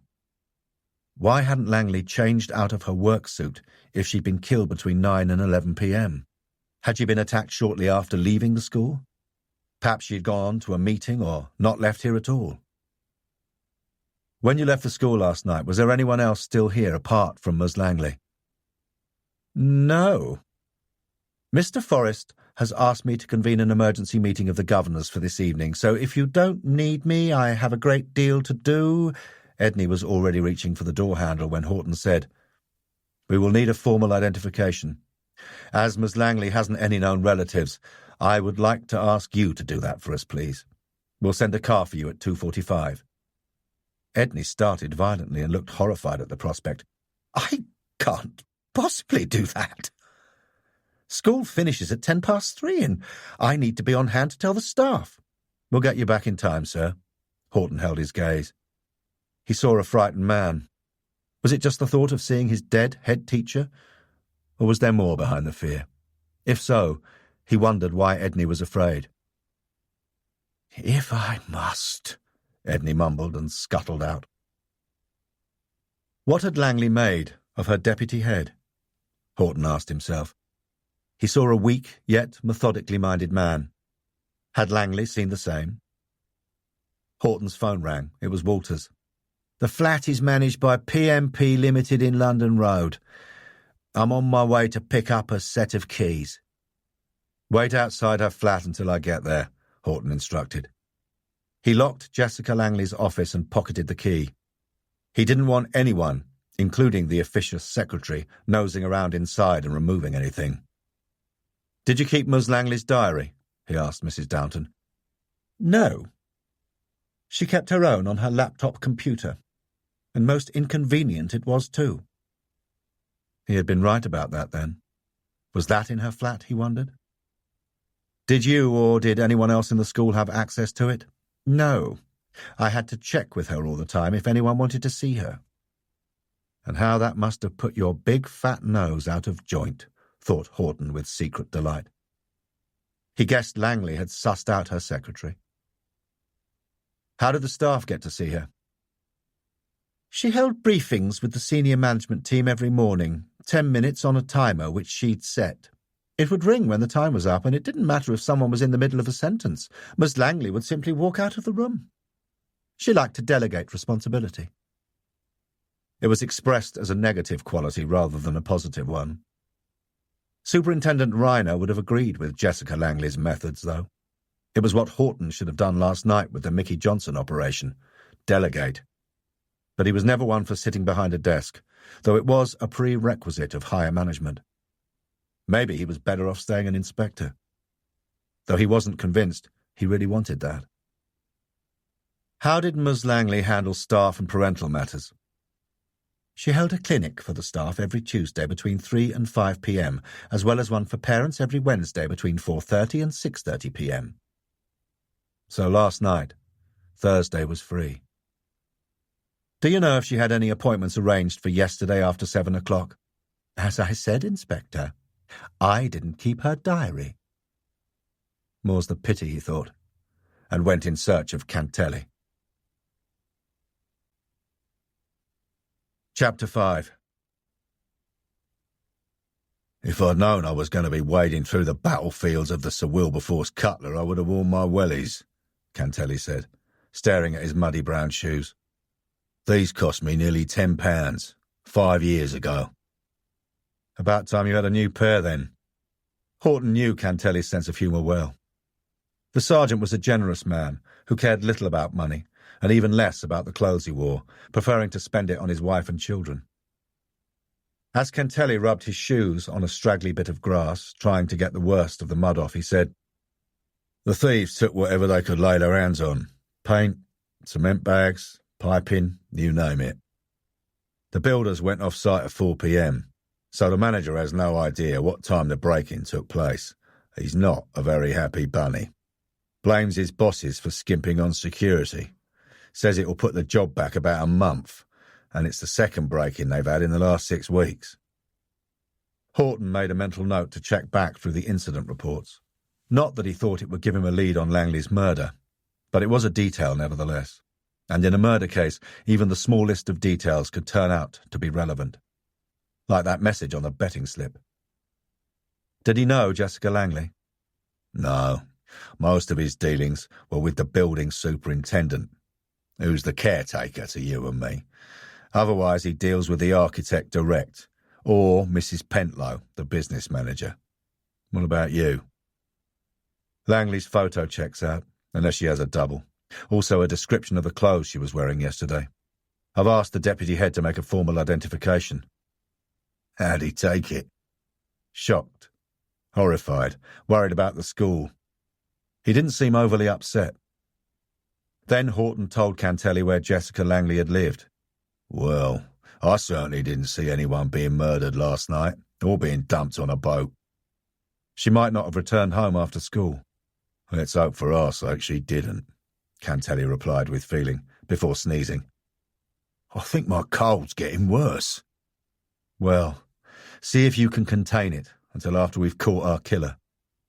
Taking out his handkerchief, Cantelli said, I hope that's soon, or I could end up with pneumonia.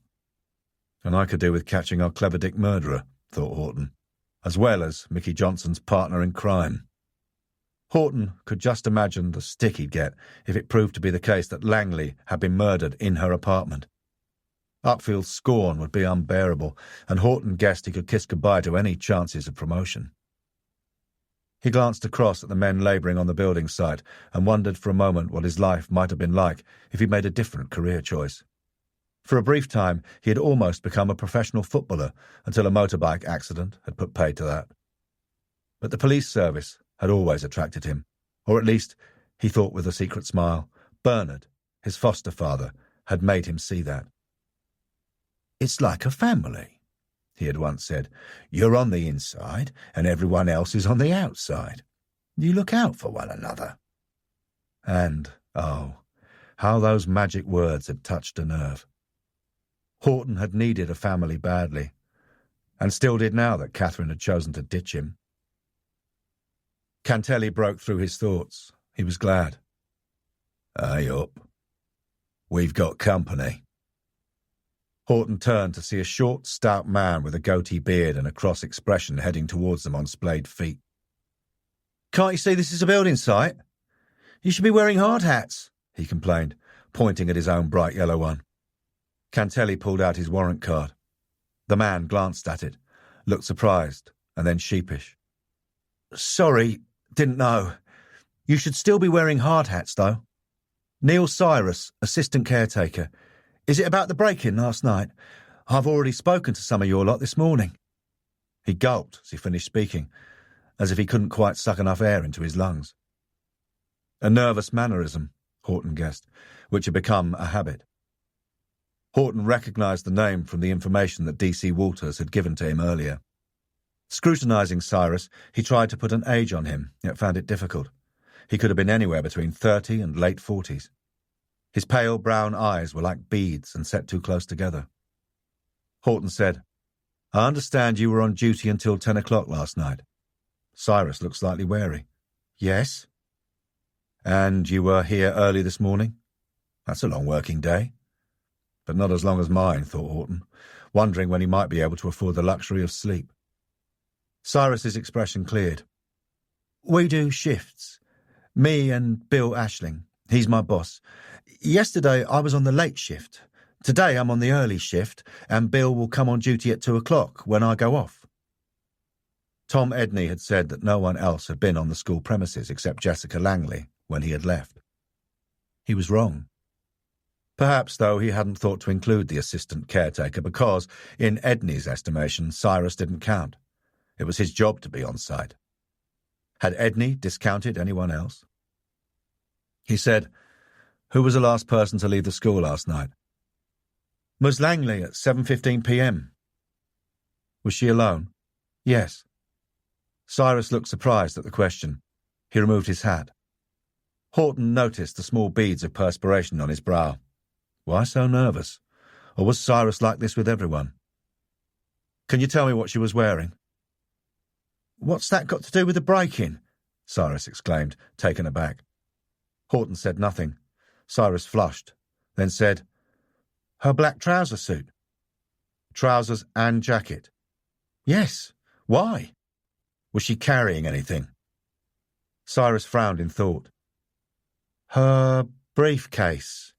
She turned and waved to me before getting into her car. Is there anything wrong?" Horton wondered if the briefcase could have contained a laptop computer.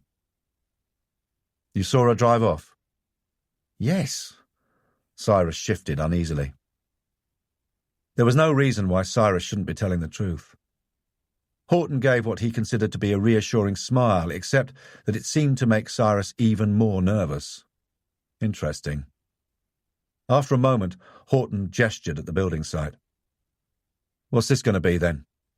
"A new hall, drama and media suite." "Must be costing a packet." "We got government money and raised some funds ourselves." Horton noted with interest the slight defensive tone. "We?" "The school. And Mr. Edney. It's his baby, really." Why, then, hadn't Edney been more upset over the break-in when Horton had first arrived in Edney's office, before he dropped the bombshell of his head teacher's death? He'd have thought Edney would have launched a tirade on why the police weren't able to catch the criminals. Edney had also said nothing about it being the second break-in. "Do you have any idea who's doing the stealing?" Cantelli asked. "Could be anyone around here." Cyrus's eyes swivelled around the area to take in the council masonettes and tower blocks. "It's probably one of the kids' fathers. You know, the kid tips him the wink that there's stuff lying around for the taking." Horton wouldn't be surprised. He'd get the community police officers to sniff around. "Who's the architect?" he asked. "Leo Ransom. This is him now."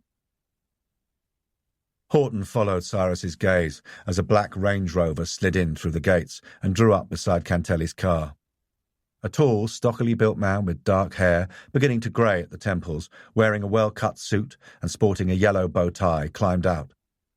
Horton watched as he threw a barber, which clearly wasn't as old as Dr. Price's, around his shoulders. He pulled on a pair of green hunters, grabbed a white hard hat from the back of the car, and headed towards them. "Hello, Mr. Ransom," Cyrus greeted the architect cheerfully. "Come to visit the scene of the crime?"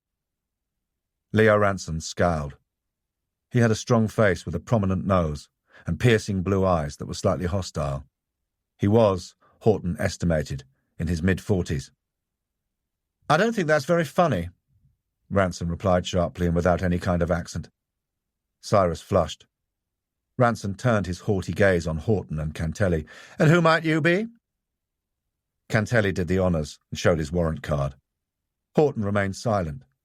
Assessing Ransom, he got the impression of a vain, disgruntled man who looked as though he'd had a row with his wife or fellow directors or both that morning. Ransom's mouth twisted in a sardonic smile. "2 plainclothes detectives and 1 of inspector rank to investigate a break-in? My, we are honoured." Horton said evenly, "We take theft very seriously, Mr. Ransom." "You haven't in the past. So why the change of heart?" Horton ignored Ransom's supercilious manner. But it was a question that maybe Edney and Cyrus should have asked. "How often do you visit the site, sir?" "I really don't see what that has to do with the break-in, but if you must know, once a week." "And is this the first time this week?" "Yes." "No, it isn't, Mr. Ransom," Cyrus volunteered with a gleam in his eyes that Horton interpreted as, "I'll get you back for embarrassing me." "You were here yesterday for a meeting with Miss Langley." Ransom glared at him. "I'd forgotten. Neil is quite correct. We were discussing progress and whether or not the hall would be ready for the official opening in March." "And will it?" asked Cantelli. "If we don't have any more break-ins, and we are allowed to get on with our work," Ransom said curtly before storming off. "He's temperamental," explained Cyrus with a sneer. Horton watched the architect as he crossed to talk to a man who was clearly the boss. He was wearing a white hard hat like Ransom's. The exchange didn't look as though it was a particularly pleasant one, but Ransom appeared to gain the upper hand. He was obviously a man who didn't like being thwarted. Cantelli thanked the assistant caretaker, but they had only gone a few paces before Horton turned back. "How long have you worked here, Mr. Cyrus?" he asked casually. 3 months, Cyrus answered, clearly surprised at the question. Horton also saw signs of the nervousness return. Well, if that made him anxious, this next question was going to really make him sweat. "And the name of your last school?" "St. Matthew's, Basingstoke. Why?" "No reason." Horton smiled to himself at Cyrus's anxious expression. As they made their way back to the car, Horton said to Cantelli, "Run a check on Neil, Cyrus, as well as Eric Morville when you get back to the station, and speak to Cyrus's last school.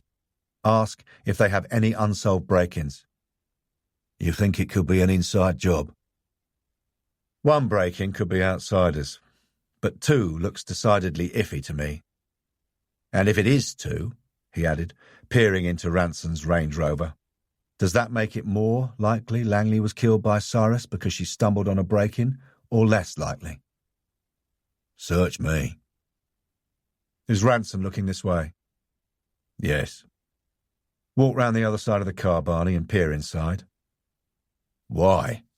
"Because I don't like Ransom, and I don't like his manner." Cantelli smiled. "Sounds a good enough reason to me." "What's he doing now?" "Frowning. He looks very annoyed." "Good." Horton noted the manila files on the passenger seat and some toys and children's books on the back seat before looking up. "I think that'll do." As he crossed to Cantelli's car, he glanced in Ransom's direction. The architect was indeed frowning at him, though Horton thought fuming would be a more apt description. Climbing into the car, Horton said, "Head for Langley's apartment, Barney. Walters should be there by now." Soon they were turning into a residential street that ran almost parallel to the quayside of Town Camber. On the right, and backing onto the small harbour, was a stylish, low-rise block of apartments, Cantelli swung the car into the entrance as D.C. Walters hauled his bulk out of his car and waddled over to the gate to let them in. Climbing out, Horton scanned the car park in front of the building. There was no sign of Langley's car. "Do these apartments come with garages?" "No, only residents parking," replied Walters. Had there been a red TVR parked here last night when he'd run past giving chase to Mickey Johnson's accomplice, the athletic youth? Horton tried to remember, but he'd been too preoccupied to notice. He studied the impressive red brick building. The plaque on the wall told him it had been built in the early 1990s. The architect had done a good job here, he thought, wondering if Leo Ranson had had any part in its development. It blended well with the old buildings and ancient harbour fortifications not a stone's throw away. This was a very select area of Portsmouth, and in complete contrast to where Eric Morville lived, both financially and architecturally. There surely couldn't be a link between Morville and Langley. Morville claimed not to have any family, but maybe he was lying. Could he have a granddaughter or grandson, niece or nephew at the Sir Wilberforce? It was possible. Perhaps something had happened at the school for which Morville held Langley responsible, and he had sought revenge. But then, Horton told himself sternly, Langley had only been at the Sir Wilberforce 6 months, and Morville had an alibi, which they would need to check out. Horton pointed to the camera just above the entrance. That could be useful. But Walters was shaking his head as he pressed the key fob against the pad on the wall. "It doesn't record anything, just lets the residents see who is ringing their bell or who wants to come into the car park. The individual apartments aren't alarmed, unless a resident has installed one." Damn. Horton might have known it wasn't going to be that easy. He turned right along a narrow corridor and located Langley's apartment about halfway down on his left. Donning a pair of latex gloves, he nodded at Cantelli and Walters, who did the same, and then taking the key from Walters opened the door. No alarm sounded, and there was no post on the mat. "How does the postman get in?" he asked Walters. "He has a code." Horton stepped inside. This could, of course, be the scene of a crime, and as such should be sealed off, but Horton's instincts told him Langley hadn't been killed here. He could be wrong, it had been known, so he urged caution as Cantelli took the rooms to the right of the hall and Walters the left. Horton entered the lounge. He was relieved to find no blood-stained walls or carpet. Walters called out, "Bathroom's clean." "So's the bedroom," came Cantelli's cry. "Just checking the kitchen." "It's clean." Horton glanced around the lounge, seeing something of the disarray he'd witnessed in Langley's office. Newspapers and magazines were scattered on the coffee table in the centre of the room in front of a low-slung maroon sofa. He flicked through them.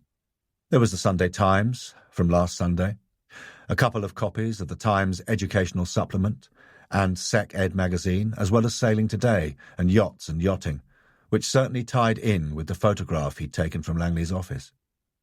The cream-coloured cushions were squashed rather than plumped up. Scented candles adorned the mantelpiece and hearth, and tucked behind a gold carriage clock was a photograph of a large ginger cat. It was the only photograph in the room. He picked it up and turned it over. Just like the sailing photograph, there was nothing written on the back of it. The mantelpiece was covered with a thin layer of dust, as was the widescreen television in the left-hand corner of the room in front of the patio doors. A smattering of DVDs lay scattered beside it, some with their discs discarded. Langley's tastes in DVDs amounted to modern feature films of the popular type that didn't need a lot of effort or imagination, which surprised him a little. But then maybe she just liked to chill out with something undemanding after a hard day's work at the Sir Wilberforce, and who could blame her? He looked up and saw, through the now streaming rain, that the flat gave on to a communal garden, complete with a small fountain and a row of black iron railings that led directly into Feltham Row, beyond which was the town camber. Although it didn't look as if she had been killed inside this flat, she could have been attacked in the garden, but surely someone would have seen that. "There's not a lot of medication in her bathroom cupboard," Walters said, with disparagement. Must have been a healthy type. We're not all inflicted with the ailments of the medical dictionary. Horton turned away from the window, thinking the internet must be a boom to people like Walters and a curse to the GPs who had to suffer patients like him. Bag up her bank statements and telephone bills. See if there's a diary. Strictly speaking, he should wait for the formal identification to be made, but he was sure their victim was Langley, and he didn't have time to waste. Not if he wanted to solve this case before Dennings showed his ugly mug in the incident room. He stepped into the kitchen where Cantelli was poking about. "Just a coffee cup and cereal bowl in the sink," Cantelli said. "No cat dish?" asked Horton. "Should there be one?" "The cupboards are fairly well stocked, though the place could do with a clean." Horton could see that. It wasn't that the grime was inches thick, but from what he had gleaned so far, cleanliness was not next to godliness in Langley's book. Maybe she was an atheist, though Horton got the impression that Langley didn't have time to clean, being too devoted to carving out her career as a superhead, and maybe she hadn't yet found herself a reliable cleaner. "There's a couple of bottles of white wine in the fridge, one half drunk," continued Cantelli. "There's also a bottle of champagne and some red wine over there." Horton followed Cantelli's glance, where 4 bottles nestled in a rack. Cantelli added, "There's just some circulars in the kitchen drawers, a couple of spare light bulbs and batteries, and a mobile phone charger. I can't find a calendar or notice board to give us any clues as to who her friends were, or who she associated with outside of work, and there's no sign of a laptop computer. Photographs?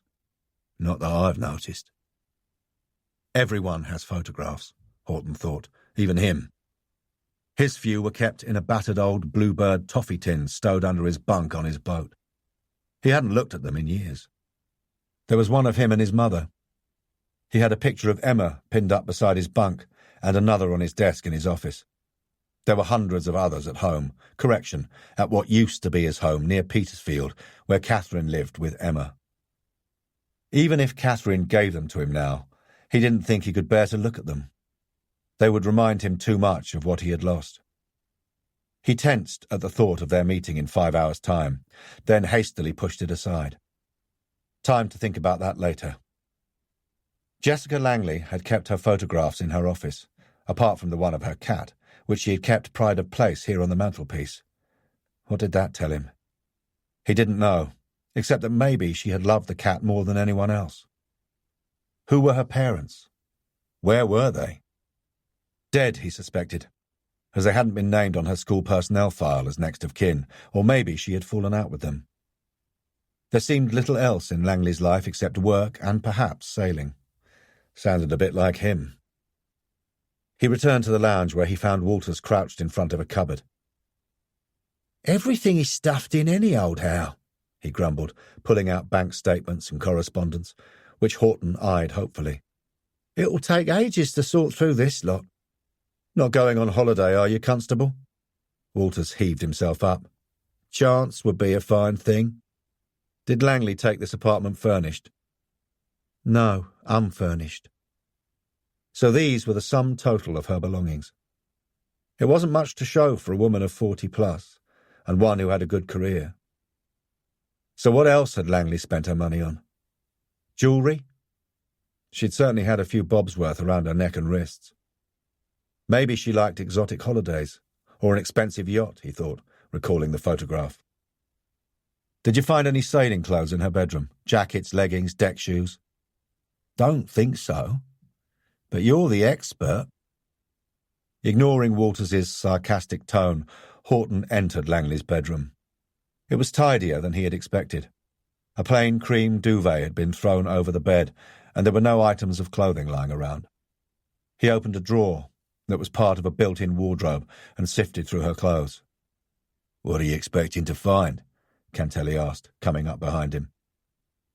"Just poking around. She's got some nice underwear." He held up a pair of red and black skimpy knickers. Cantelli shuddered. "Can't imagine Miss Hindmarsh in those." "Who's Miss Hindmarsh?" "My old head mistress." Horton smiled. But can you imagine Ms. Langley in them? Cantelli frowned in thought. Now you come to mention it. Yes. Horton turned his attention to the wardrobe. He bent down and picked up a pair of navy blue leather deck shoes. Get an evidence bag, Barney. What are you expecting to find on them? Asked Walters, looking puzzled as Cantelli slipped out. She was a sailor, but her foul-weather leggings and jacket are not here, so where are they? On her boat or on her killer's boat? When we find out, we might need evidence from these. Walters looked as though he didn't think that likely. But that was why he was still a DC. He lacked imagination. And, Horton thought, it was about time he stretched his imagination. He was coming to the conclusion that Langley might never have reached her apartment last night. If she had, then why hadn't she changed her clothes and dumped her laptop computer and briefcase? And if she had met her killer on a boat in Town Camber, then why would the killer take her body all the way round to Langston Harbour when he could have thrown her overboard in the harbour or in Southsea Bay? He waited until Cantelli returned before saying, There's no sign of a black suit jacket here in the wardrobe to match the trousers she was found in. And Tom Edney says she was wearing one yesterday. Neil Cyrus claims she was wearing it when she climbed into her car and that she was carrying her briefcase. Where is it? Where's her car? Why did she choose to wear black yesterday when all her other suit jackets are mauve, green and red? Walters looked blank. Perhaps she just felt in a sombre mood, suggested Cantelli, dropping the deck shoes into the evidence bag. Or perhaps she had to go to a meeting where she needed to dress more soberly. Yes, thought Horton, and perhaps that meeting had been after she had left the school at 7:15 p.m. If only they had her diary. Horton handed the bag to Walters. Get those sent over to the lab, and take all that paperwork back to the station and start going through it. Ask Sergeant Truman to get a forensic team in here and some officers over to start a house-to-house. If she came straight home from school, then she should have arrived at about 7:30 p.m. Someone must have seen her and her car. Walters slouched off. Turning to Cantelli, Horton said, Let's get some fresh air. Horton's head felt heavy, as though he had a hangover. He needed to clear it. He needed to understand this woman and why someone had chosen to kill her. It could be a random killing, yet he didn't think so, not with the body having been placed on the mulberry.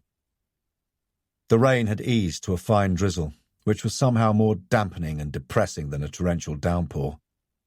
Cantelli pulled up the collar of his jacket and thrust his hands in his pocket. Soon they turned onto the quayside. Only a handful of people were about, and most of those working in the fish market to their right. It was the same route, only in reverse, that Horton had run in the early hours of the morning chasing his burglar. Now, in the daylight, he had a good view of the town Camber. Across the small harbour was the Bridge Tavern. Beyond and sandwiched between it and the expensive apartments of Oyster Quays, he could see the funnel of the Isle of Wight ferry as it slid into its dock. The cathedral clock behind them struck 1. Horton had skipped breakfast and realised he was hungry. Cantelli, echoing his thoughts, said hopefully, "We got time for a bacon butty. We'll get something back at the station." What could the head teacher at an inner-city school have done that could incite such retribution? Horton couldn't think straight. He needed to splash his face with cold water. He was tired, but he didn't have time for sleep. He needed to catch this killer quickly. It was a point of honour now. He would show Uckfield that he'd chosen the wrong man. He glanced at the row of apartments and houses to his left, at right angles to Feltham Row. They faced on to Town Camber, and one of them had been broken into a week ago. He turned round to stare at Langley's flat behind him. Something stirred in his sluggish brain. His pulse quickened. It was a long shot, but it was possible. He said, "Could Langley have witnessed Mickey Johnson and his mate breaking into that house last week?" He nodded to his left. "And that's why she was killed." Cantelli shook his head. "You know Mickey as well as I do. He's not a killer." "No. And neither was he an antiques thief, though he had stolen antiques. But the haul found on Johnson last night had been nowhere near as valuable as that taken on previous robberies. What significance did Johnson have with the owl and the pussycat? Horton couldn't see him putting honey and money in Langley's knickers. He doubted Johnson even knew the poem. His accomplice might have done, though. Horton leaned over the railings and stared down into the water. A single white swan was weaving its way among the blue and white tugboats. The pilot boat's engines across the quay throbbed into life. He glanced up. Mickey was conducting a robbery at 1 a.m. and was in the police station from 1:45 a.m., so he couldn't have dumped her body. But suppose his accomplice, the great athlete, returned. He could have killed Langley before going on the job with Mickey and come back here after I let him get away. She wasn't on the boat where they'd stashed the antiques. I think Elkins and I would have noticed. Yeah, okay. But she could have been on any one of these other boats. Horton waved his arm at the tiny harbour. Or on her own boat, moored here. Perhaps Langley saw this youth on the previous burglary, recognised him and threatened to go to the police. Could be a pupil. Horton groaned silently. He hoped not. He didn't fancy interviewing all Year 11. Would a yob, like that, be able to handle a boat? He could be a clever lad, one of her star pupils. Perhaps she was having an affair with him. Horton was about to scoff when he reconsidered. It was possible, though surely Langley wouldn't jeopardise her career like that. Cantelli warmed to his theme. He arranged to meet her on her boat after she left school and before he went on the job with Mickey.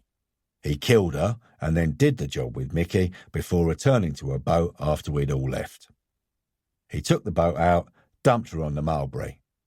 He brought the boat back, took her car keys and drove her car somewhere to flash it up. Or perhaps he sold it on. He stole her laptop, again with the intention of selling it. Horton pondered a moment.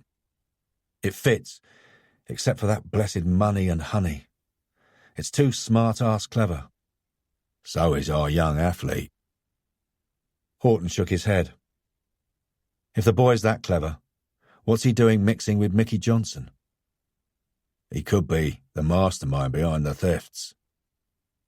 If Langley kept a boat here, it will be registered at the town Canberra offices. Horton watched as the orange and black pilot boat made its way out of the town Canberra and then pulled himself off the railings. Check with them, Barney, and ask the Queen's harbour master if anyone radioed up last night to go into or leave town Canberra. Cantelli looked blankly at him. Horton explained. Small boats have to enter Portsmouth Harbour through the small boat channel, which is on the opposite side to Portsmouth. Otherwise they risk being mowed down by one of the big continental ferries, a navy ship or cargo vessel. To get into town Canberra they have to cross the main channel when they are north of Ballast Beacon, and permission has to be granted by the Queen's harbour master. The same goes if they're leaving town Canberra, so if Langley's body was taken from here, there's a chance that we'll know about it. What if she was taken out on a fishing boat? The same applies. They can leave the harbour close inshore on the Portsmouth side, but they still have to request permission to proceed and give their intended route and licence number. We also need to ask the fishermen if they saw anything suspicious last night, or any boat leaving the town Canberra. Get someone working on that. He paused and frowned. Rubbing a hand across his eyes, he said, There's something we're missing, but I'm buggered if I can see it. Perhaps it will come to us after we've eaten, Cantelli said hopefully, and his stomach rumbled loudly, reinforcing his point. Horton capitulated. He could feel his own stomach knocking against his ribs. With a backward glance at the small harbour, he left with an uneasy feeling in the pit of his gut, which he knew was something more than just hunger. Chapter 6. Friday, 2 p.m. What about this fisherman who called the harbour master after finding the body? Uckfield asked, tapping his pen impatiently on his desk and eyeing Horton intently, as if trying to mesmerise him into saying, Yes, he's our killer. He was collecting some fishing nets from the Mulberry. Didn't want to get involved, so he waited until he was out in the Solent before reporting it. And you believe he's got nothing to do with this? Yes. Uckfield gave a sarcastic snort, tossed his pen aside and threw himself back in his leather chair, which groaned under the impact.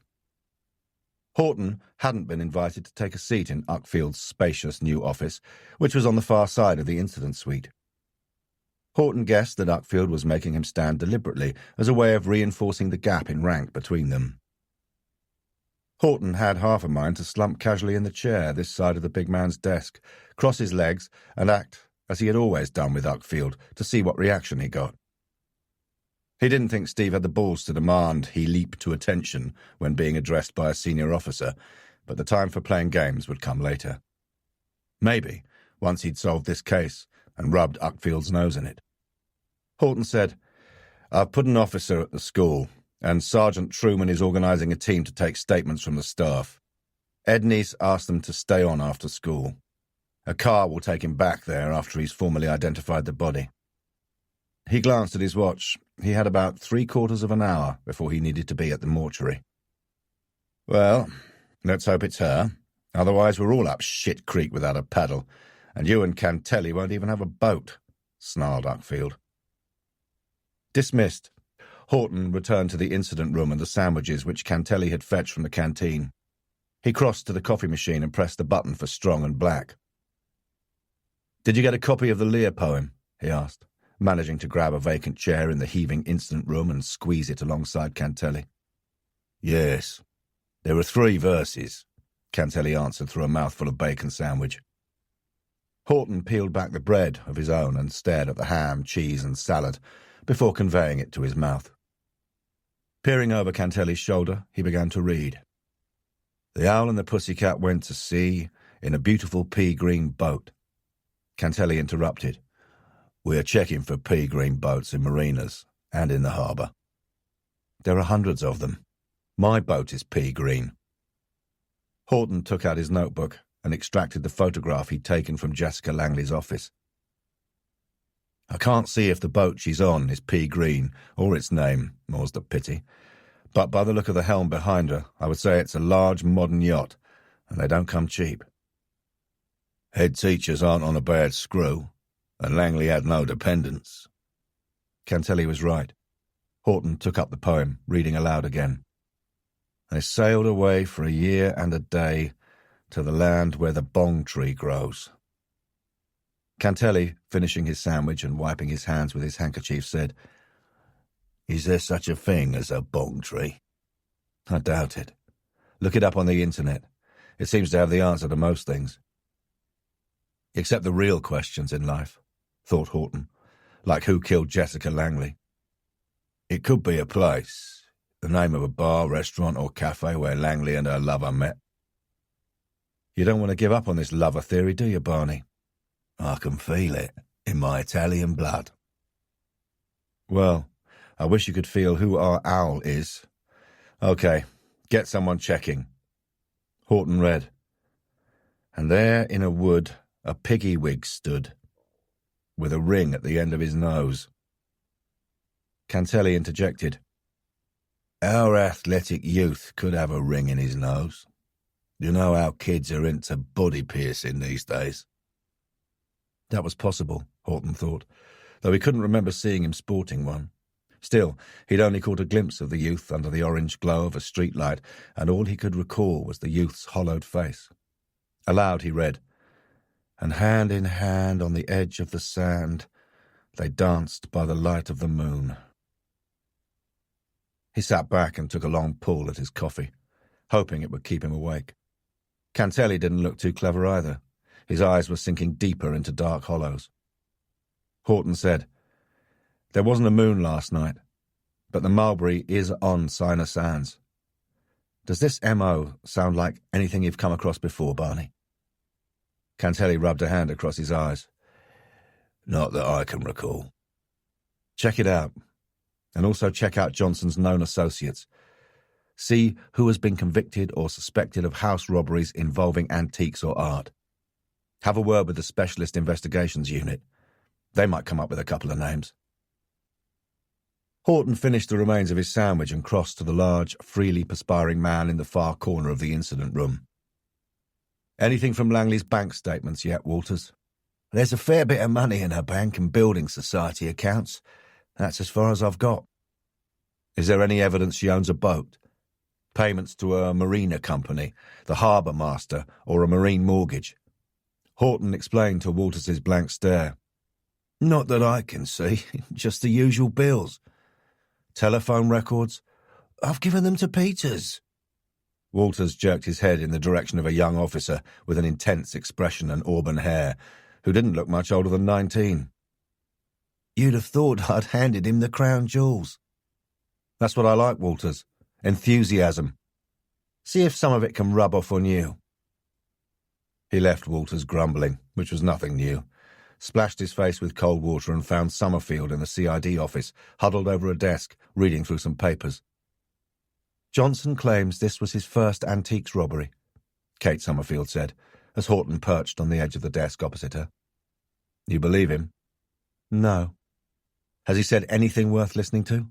Horton asked in exasperation. Summerfield's answer was in her expression. There were no fingerprints on the holdall or on the boat that matched Johnson's. I guess he kept his gloves on. There are other fingerprints on the boat. I'll see if I can get a match, though I expect they're the owner's. He's a Mr. James Martin. He telephoned in half an hour ago to report that his house had been broken into, and I asked him if he had a boat. Horton raised his eyebrows. This just wasn't Mickey Johnson's style. So who was pulling his strings? It had to be someone who knew that Mr. Martin kept a boat at Town Camber. A fellow boat owner or a neighbour. Perhaps someone who worked with Martin. What does this James Martin do for a living?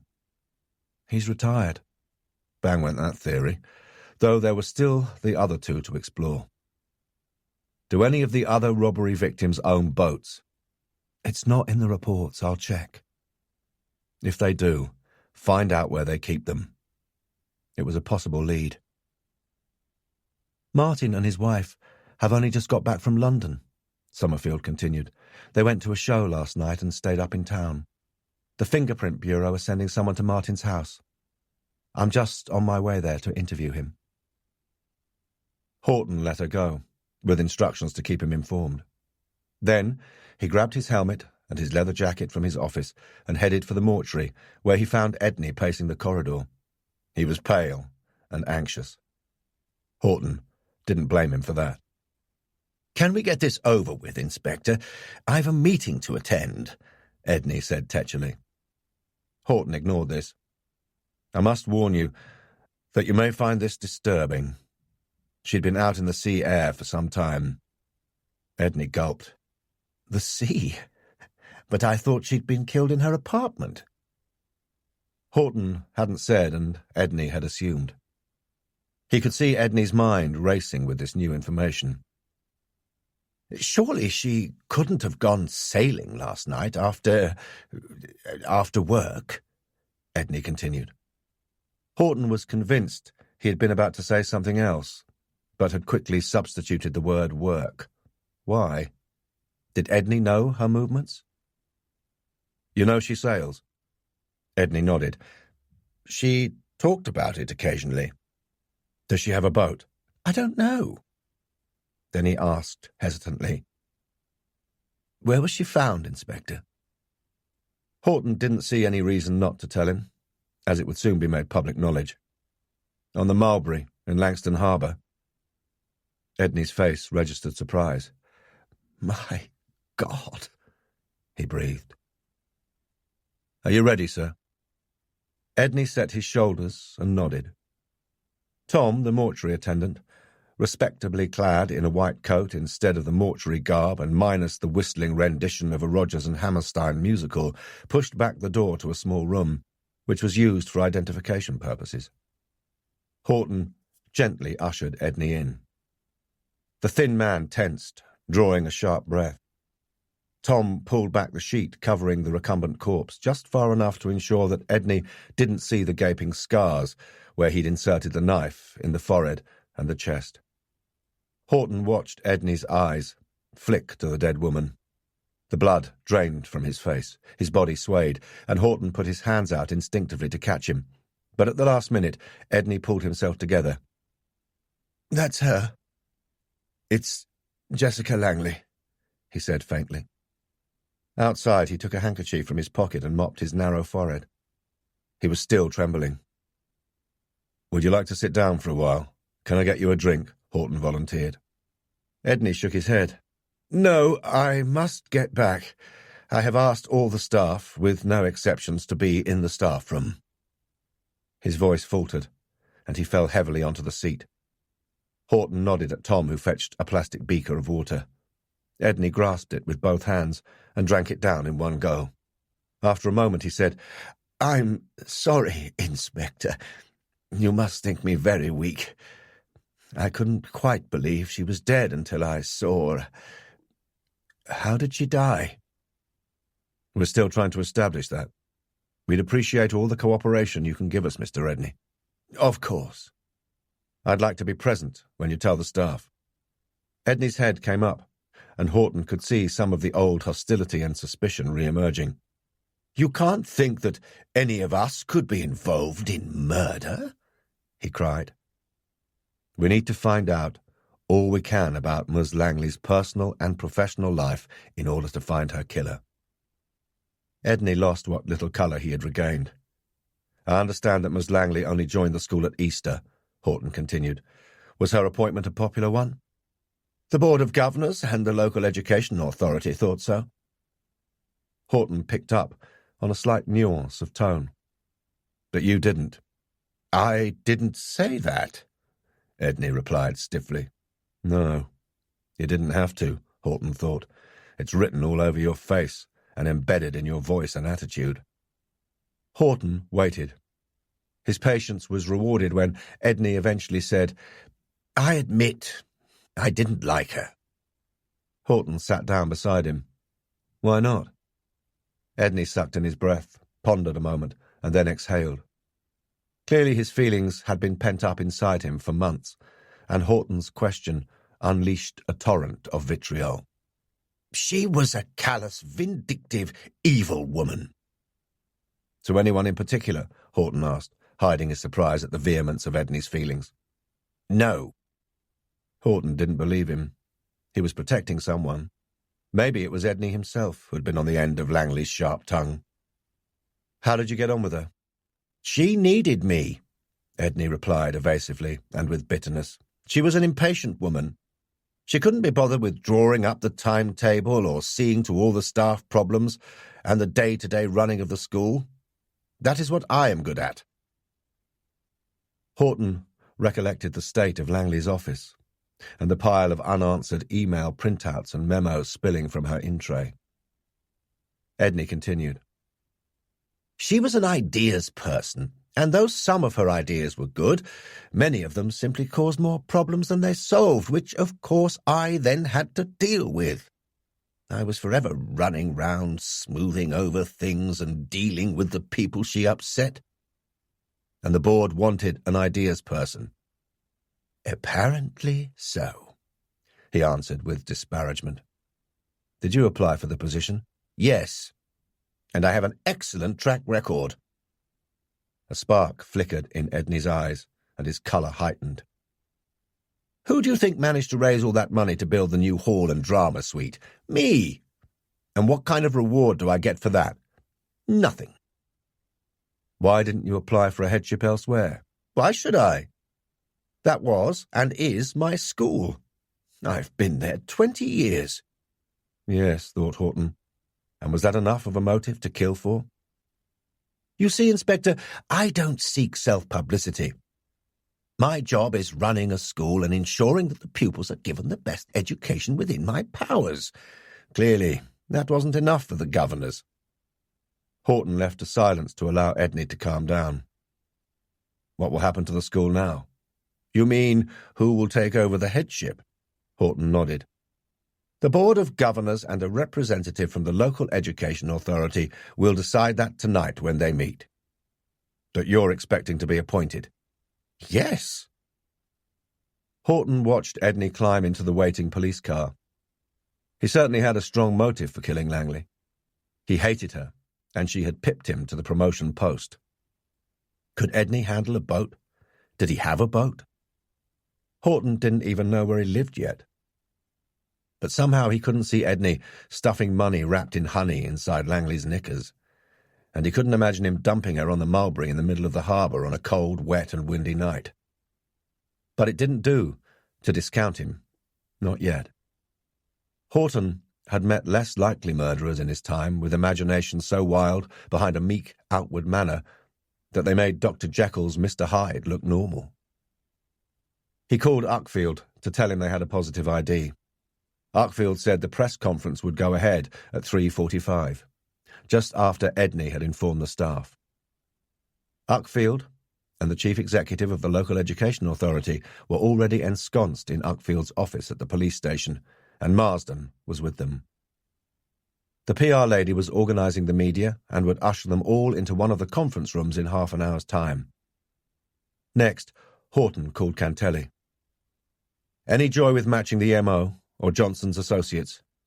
"No, but I haven't finished checking yet."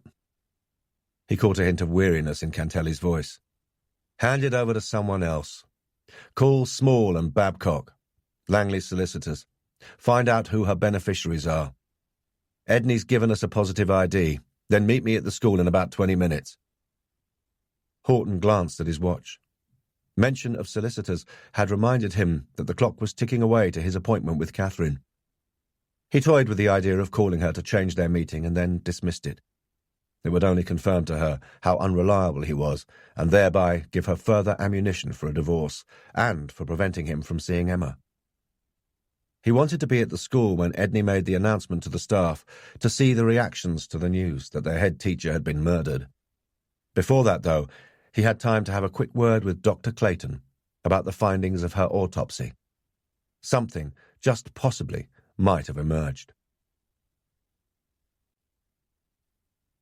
Chapter 7. Horton was irritated to find she wasn't alone. Gay's visitor swivelled round in her seat and gave him a perfunctory smile, which he returned, noting that her short, greying hair was unkempt and her oval face etched with fatigue. He put her about mid-50s, but she could have been younger. Her maroon suit was crumpled, and he noticed that the pale blue blouse underneath the jacket needed an iron. Gay furnished an introduction. "This is Dr. Woodford. She's Jessica Langley's GP." Horton covered his surprise. His annoyance quickly evaporated. This could be helpful. Would Dr. Woodford reveal something about Langley's medical history that would give him a lead? He sincerely hoped so. He wasn't about to look this particular gift horse in the mouth. He shook her hand. It wasn't as firm as he had expected, and eased himself onto the seat next to her, and in front of Gay's cluttered desk. Dr. Woodford said, "I came to see Gay about another patient of mine who died last night. There was nothing unexpected in his death. He had a severe heart condition. He shouldn't have needed a post-mortem, but he also had asbestosis, and that does require one. I promised his widow that I would make sure everything was done properly. I know it will be, but a promise is a promise. I'm sorry, Gay. No aspersions on you. None taken. Relatives are naturally anxious about post-mortems." Dr. Woodford addressed Horton. "I could have saved the person who identified Ms. Langley, the time and distress if I'd known. Who did you get?" "Her deputy head. It seems that Ms. Langley didn't have any living relatives." "I didn't know. She registered with my practice in Canal Walk in May, probably because it's the closest to her school.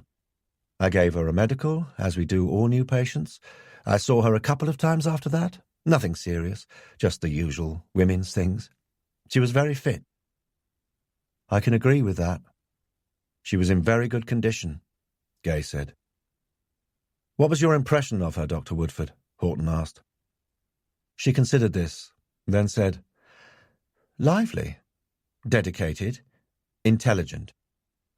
After only a couple of visits, Horton couldn't expect anything more revealing. So, nothing there for him, he thought with a twinge of disappointment. "When was the last time you saw her?" "About a month ago.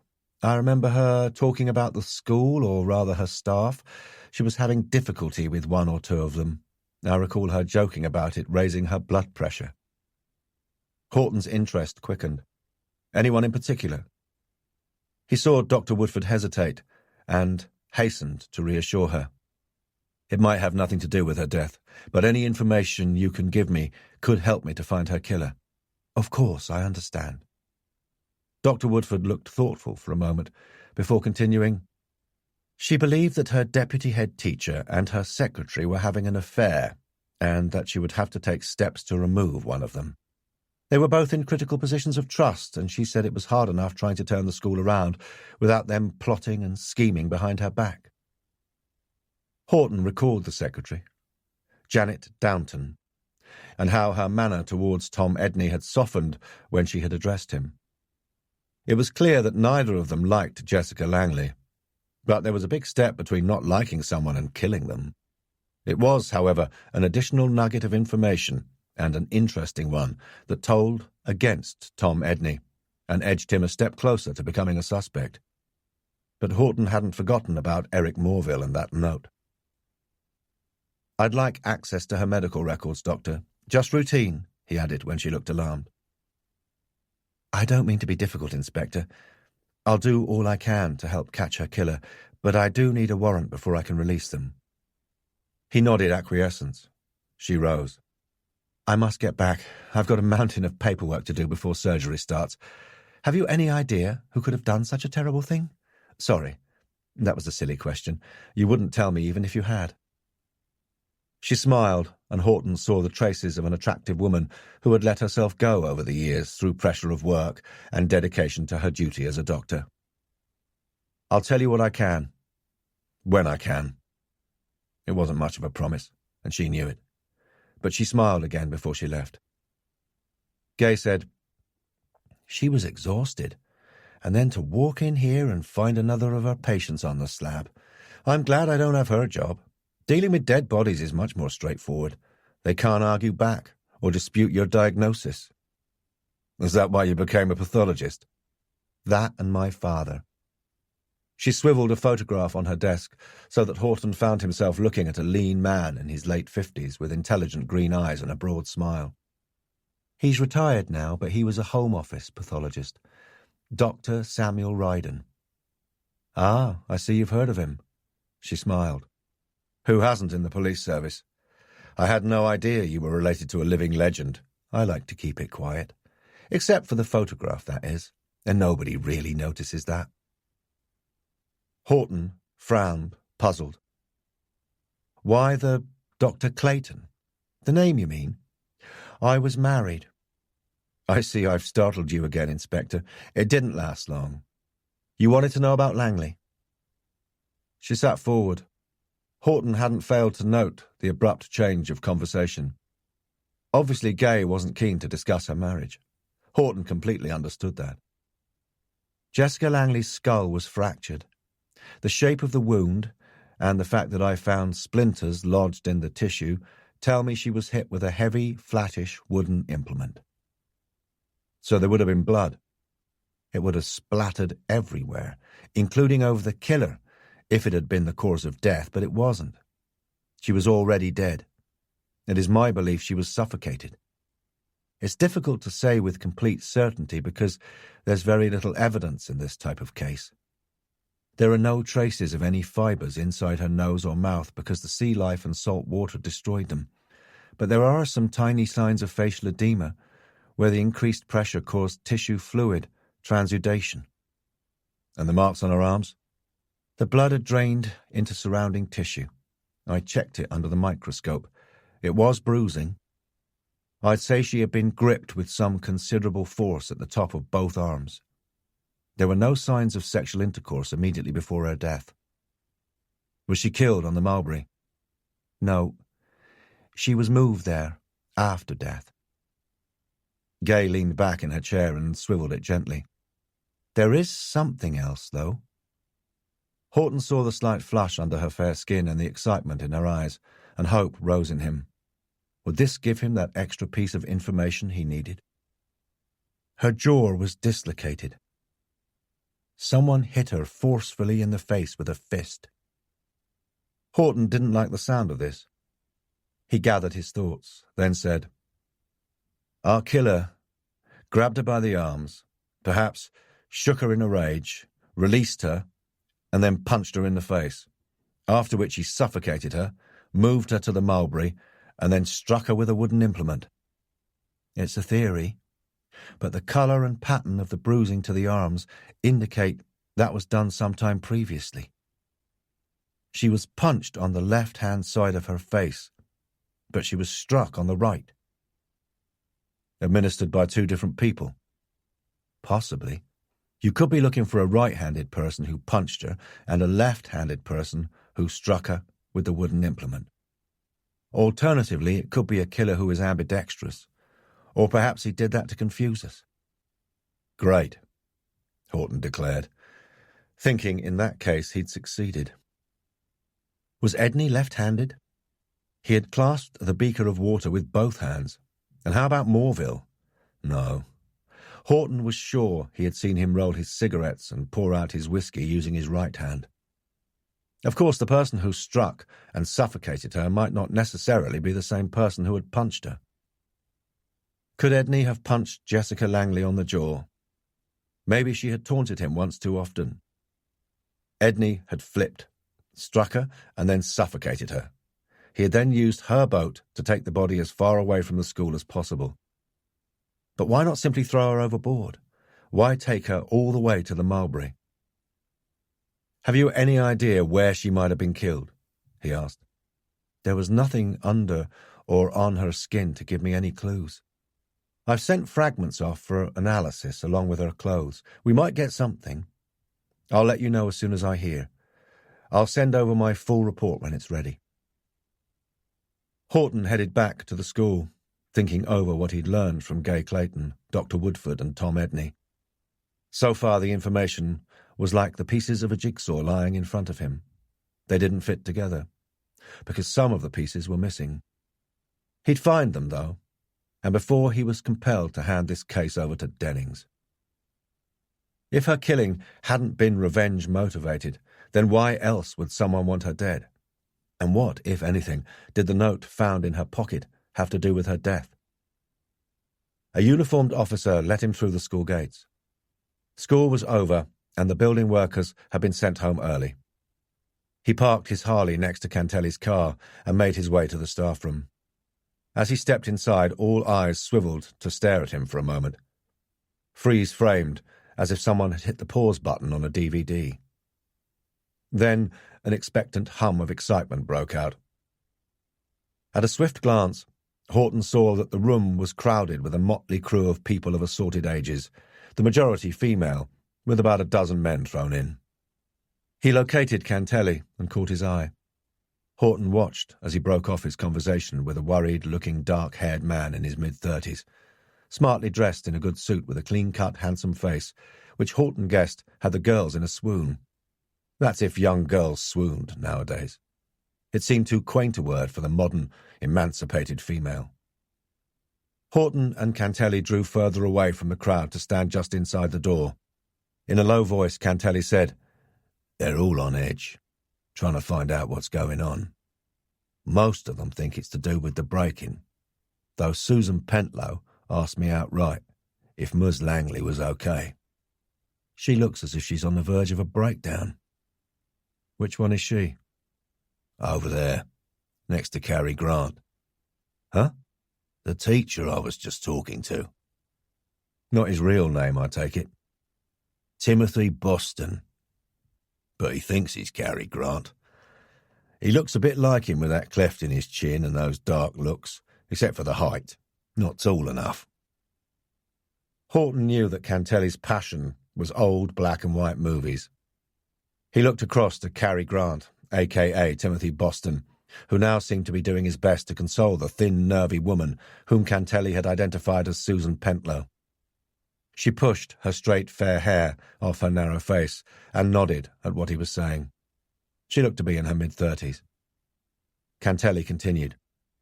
"According to Susan Pentlow, the sun shone out of Jessica Langley's backside.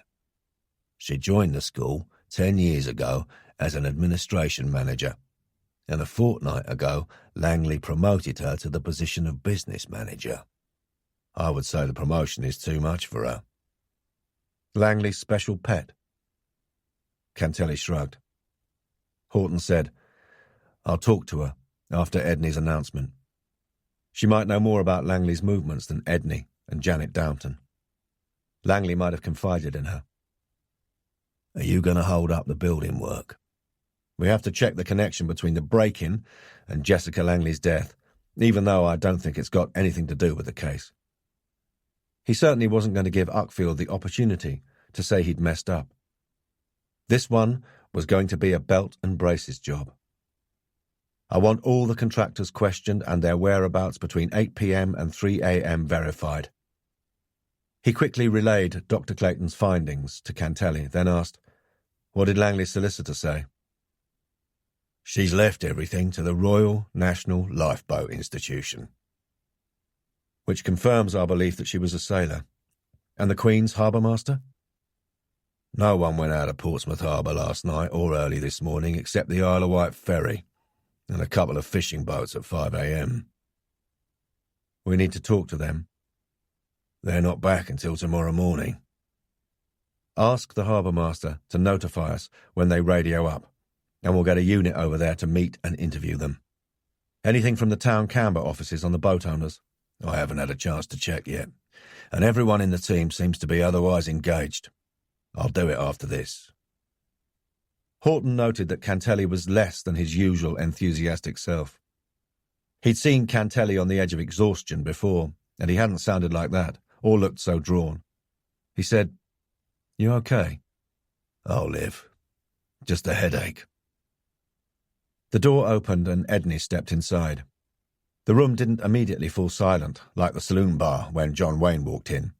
Edney certainly wasn't any John Wayne or Gary Cooper, but there was a noticeable hiatus in the conversation. Edney appeared to have aged about 10 years since Horton had seen him at the mortuary.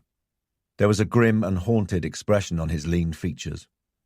In a low voice, Edney said to Horton, I am going to tell the staff that they must either stay tonight to make their statements to the police or come in tomorrow, Saturday. Is that all right with you, Inspector? Yes. I doubt we'll get through them all tonight. Edney nodded, squared his shoulders, and called the room to order.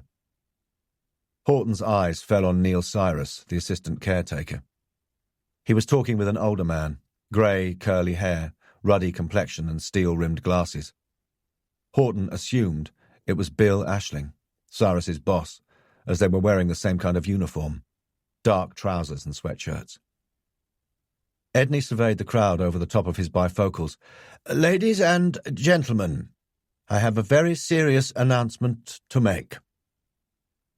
Horton wondered at his choice of words. Edney didn't say upsetting, tragic, or distressing.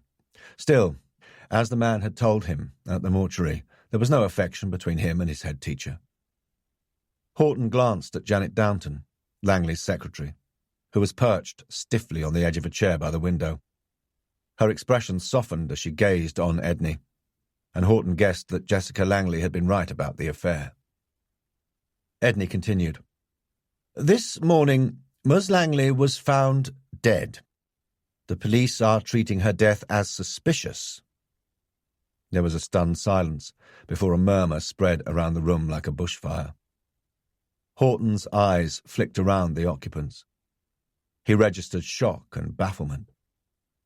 Neil Cyrus glanced across at him with a slightly alarmed expression on his round features. Perhaps he was trying to recall his conversation with them earlier to see if he had said anything that might implicate him. Bill Ashling's face flushed. His eyes darted about nervously. Janet Downton looked righteous and smug. Susan Pentlow looked as though she was going to faint, and Timothy Boston looked set to catch her if she did. He put a comforting hand on her arm. Edney held up his hands for silence and was immediately obeyed. The police will need to take statements from you.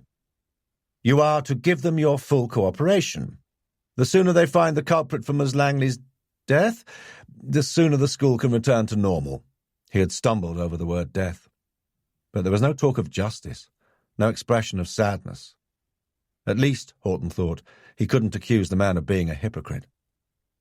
"The media attention this incident will bring us is, of course, unwelcome," Edney went on, "but there's little we can do about it. We must ride the storm.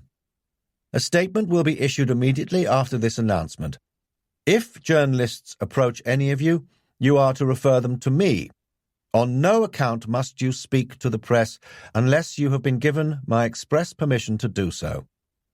This is merely to safeguard the school. We all know how the media can twist even the most simplest and innocent of remarks." There was a slight murmur and shifting of positions, which made Horton think that Edney had been caught out once or twice. He had some sympathy with him, recalling his own brush with the media after the fallout from Operation Extra. "I ask you all to remain here. Anyone unable to stay, please give your details to the officers, and they will take your statements tomorrow. I'm sorry that you might have to come into school on a Saturday morning, but with half-term next week, it gives us a chance to get the school back to some kind of normality before the new term commences. Do you have anything to add, Inspector?" Edney swivelled his gaze to Horton. So did everyone else. The door behind Cantelli opened, and uniformed and non-uniformed officers entered. "I am Detective Inspector Horton, and in charge of this inquiry." "But not for long," said a small voice in the back of Horton's mind. He angrily pushed it away. "It is important for us to build as clear a picture as we can of Ms. Langley and, of course, her movements in the last hours of her life." He noticed a small moon-faced man taking off his spectacles and polishing them with vigour. An athletically built, fair-haired man in his early 30s wearing a school sweatshirt rubbed his nose and stared downwards. "I need hardly add that murder is an ugly business, and this death tragic." Somehow he felt he owed it to Jessica Langley to stress that someone should feel sadness at her premature loss of life. "I and my team shall make every effort to catch whoever is responsible for Ms. Langley's death. If anyone knows anything about her family or was a special friend of hers, then I would be very interested to talk to you. Thank you." Most in the room burst into animated discussion, but Susan Pentlow wasn't one of them. As Horton headed towards her, the crowd parted before him, making him feel like Moses at the Red Sea. "Mrs. Pentlow, could we have a word?" She started violently, let out a gasp, and looked so alarmed that he thought she might faint. With a terrified expression, she glanced up at her Cary Grant. Taking his cue, he said protectively, "Susan isn't feeling very well. She's had a terrible shock. We all have. Can't this wait?" "It won't take a moment." Horton reached out a hand to guide Susan away from the tanned, good-looking teacher, wondering if there was something going on between them. Boston scowled at him, and then turned to Susan. In a gentle voice that didn't quite ring true with Horton, he said, "Would you like me to come with you?"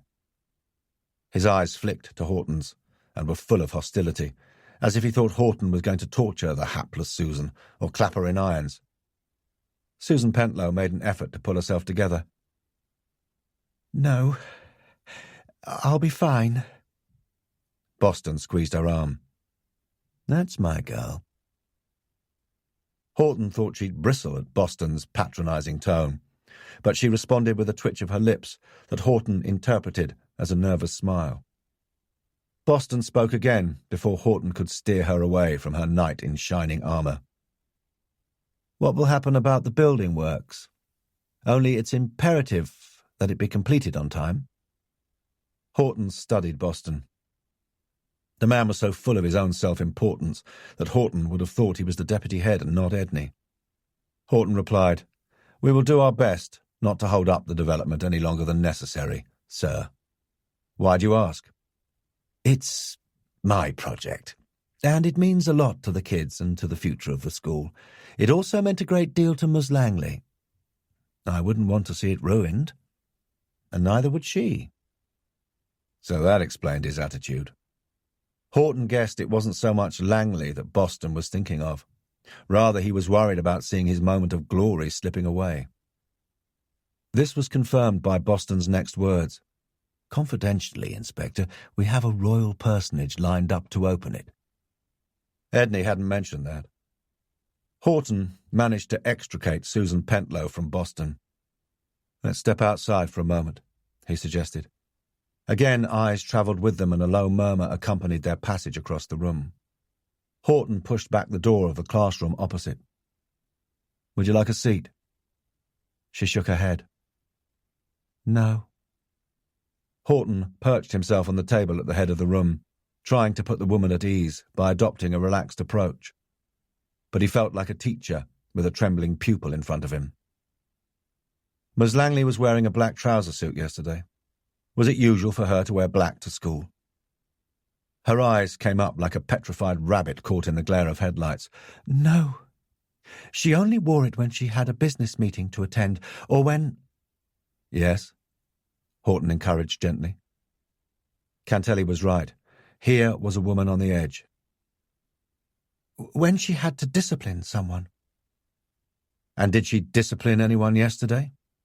Horton wondered if that person could then have killed her for revenge. He had to keep an open mind and consider all theories until he had more evidence.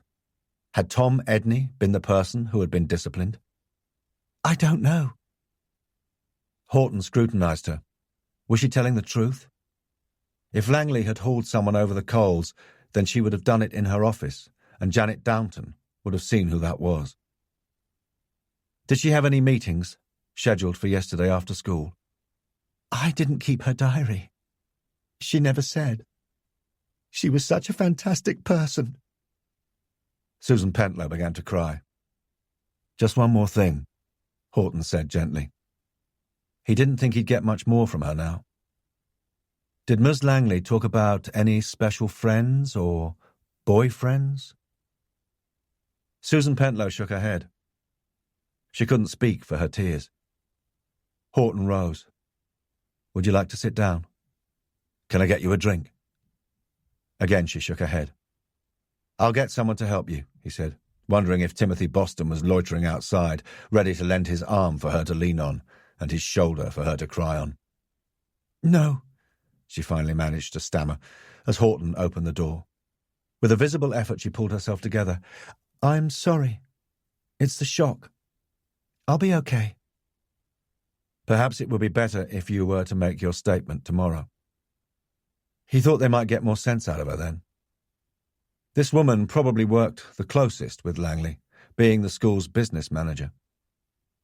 She didn't come across as the sort of business manager that Horton expected. Yet Langley must have thought something of her skills to have promoted her. "I'll have to come into school anyway. There'll be so much to do now that—" The tears flowed again, and Horton let her excuse herself. He guessed she was heading for the toilets or her office. He returned to the staff room, located Cantelli, and beckoned him outside. He apprised him of his brief interview with Susan Pentlow. "Ask one of the officers to keep an eye open for her. If she comes back into the staff room, get them to note who she talks to. See if you can find out who went in and out of Langley's office yesterday. Janet Downton should be able to tell you, as they have to go through her office to reach Langley's. We're looking for a staff member who could have been disciplined, but get a list of anyone who saw Langley." "You think our killer could be a teacher?" asked Cantelli, looking incredulous. Horton didn't blame him for jumping to that conclusion. Teachers can be villains too. But it might not necessarily be a teacher. All sorts of people visit a school of this size. Community workers, careers advisors, youth leaders, sports coaches, social workers. Then there are cleaners, maintenance people, IT technicians, business people. I want a list of them all. Take a copy of the visitor's book. They have to sign in. Horton warmed to his theme. Our killer could be any of them. Horton stared in the direction of Neil Cyrus. He was talking to a uniformed officer. Was he Langley's murderer? They only had his word that Langley had left the school at 7:15 p.m. He could have punched her, bundled her into her car and driven her to a boat. Interview Cyrus, Barney. Did anyone see him on school premises before 10 p.m? And does he have an alibi for after 10 p.m? Has he ever owned a boat, Can he sail? What's his background? What did he think of Jessica Langley? Horton glanced at his watch. He didn't want to break away from the case, not when there were so many threads to follow, and not enough time or manpower to do so, but he had no choice. I've got a meeting with Catherine. I have to go. I won't be long. I'll see you back at the station, but call me if anything comes to light. Chapter 8. Friday, 5:10 p.m. She was late. He should have expected it. Catherine had never been early or on time for anything in their life together, a fact that had often annoyed him. He toyed with his coffee and watched the boardwalk for sight of her from his window seat in the pub at Horsey Marina. It wasn't crowded because it was early, but there were more people here than he would have wished for, probably because it was a Friday. He had wanted to meet her in private, but she had insisted on a public rendezvous and somewhere near to her workplace, her father's marine equipment manufacturing business. His pulse was racing at the thought of seeing her again, and he felt nervous. It was ridiculous. They had been married for 12 years and shared so much. So how could he feel nervous? But he was. Their last face-to-face meeting in April had been a disaster, mainly because he'd been very drunk. After that, Catherine had refused to let him see Emma. That had only served to plunge him deeper into the whiskey bottle. Every time he thought of it, he felt angry and ashamed. He tapped his spoon impatiently against the saucer, urging himself to keep calm, no matter what was said and what happened between them. But his guts were churning, and it was all he could do to stop his fists from tightening. And then, there she was, hurrying along the boardwalk in high heels, wearing a short skirt and clutching her suit jacket around her slender figure to prevent it gusting in the wind. Her fair face was screwed up against the drizzling rain. He caught his breath. The sight of her gave him an ache in the pit of his stomach, brought on not only by the thought of how much he had loved her, but by the memory of the emotional security he thought he had found and had now lost. She pushed back the door and stepped inside. As her eyes alighted on him, he experienced a quickening of breath that told him he still wanted her. He didn't know if it was love. "I haven't got long," she said, hovering opposite him.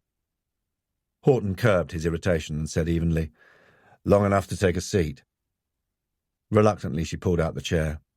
"I don't know what we can achieve by this. Would you like a coffee? Or a drink? No, look, Andy, how's Emma?" She frowned with annoyance and ran a hand through her blonde hair.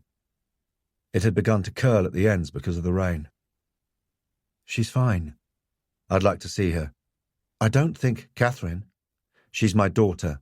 I love her. I want to see her. You know I was completely exonerated and I no longer drink. There is no reason for me not to see her. I don't want her upset. You think I'll upset her?" He was trying not to raise his voice, but it was difficult when he felt hurt and humiliated. "Don't you think she might be upset not seeing me?" "It's unsettling for her." "And seeing you with another man isn't upsetting or unsettling?" He shot back at her. He couldn't help it. She had asked for it. Her blue eyes flashed with anger. Her thin lips set in a grim line. "I wondered how long it would be before you brought that up." "No. You brought it up, Catherine. You're the one who had the affair, not me. Are you still with him?" "If you're going to be like that, then there is no point in us talking." She scraped back her chair. A few heads turned to look at them. He wanted to shout at her. He wanted to take her by the arms and shake her. He could do neither. He couldn't ruin this chance. With a supreme effort, he held on to his temper. "I'm sorry. Stay, please." She hesitated for a moment, then reluctantly sat down. "I know it's been hard for you. What with my suspension and then the media interest," he said. "But it's over now. I'm back in my job." He'd have liked to have added, "and with a chance of promotion," but he couldn't, not at the moment. "Can't we put the past behind us and start again? For Emma's sake, can't we try one more time? Don't blackmail me with Emma." "I'm not." He dug his nails into his palms. "You think I don't care about her well-being?" "Of course you do." She stared at him for a moment. He could see that she no longer cared for him. It hurt. He felt sick and angry. She looked away. Then her head came up. It's over between us, Andy. You just have to face that. I don't love you anymore. He felt as though he had been stabbed. A memory flashed through his mind. He was a small boy again, alone in an empty flat, frightened, hungry, and hurting, waiting day after day for his mother to come home, trying to reason what he had done to make her angry enough to stay away, wondering what he had said to make her stop loving him. He balled his fists and tried to stop the fury and nausea washing over him. I want a divorce. Catherine's harsh words ripped through his thoughts. God, only now did he fully realize how he had hoped it wouldn't come to this. Even though he'd received those letters from Catherine's solicitor, he had thought that she might come to her senses and that they could start again, just as he had hoped for a long time after his mother had left him that she would one day return. He'd been a bloody fool. Because you want to be with this other man, Horton declared, unable to keep the anger from his voice. No, because we're finished. Then you'll just have to keep on wanting. Damn her to hell and back. He wasn't going to make it that easy for her. You can't mean that. Didn't you hear me, Andy? Our marriage is over, she hissed. Conscious of the attention they were drawing, with an effort, he forced himself to speak quietly. I heard you. So what is the point? We can both be free to continue with our lives. Are you going to marry this man?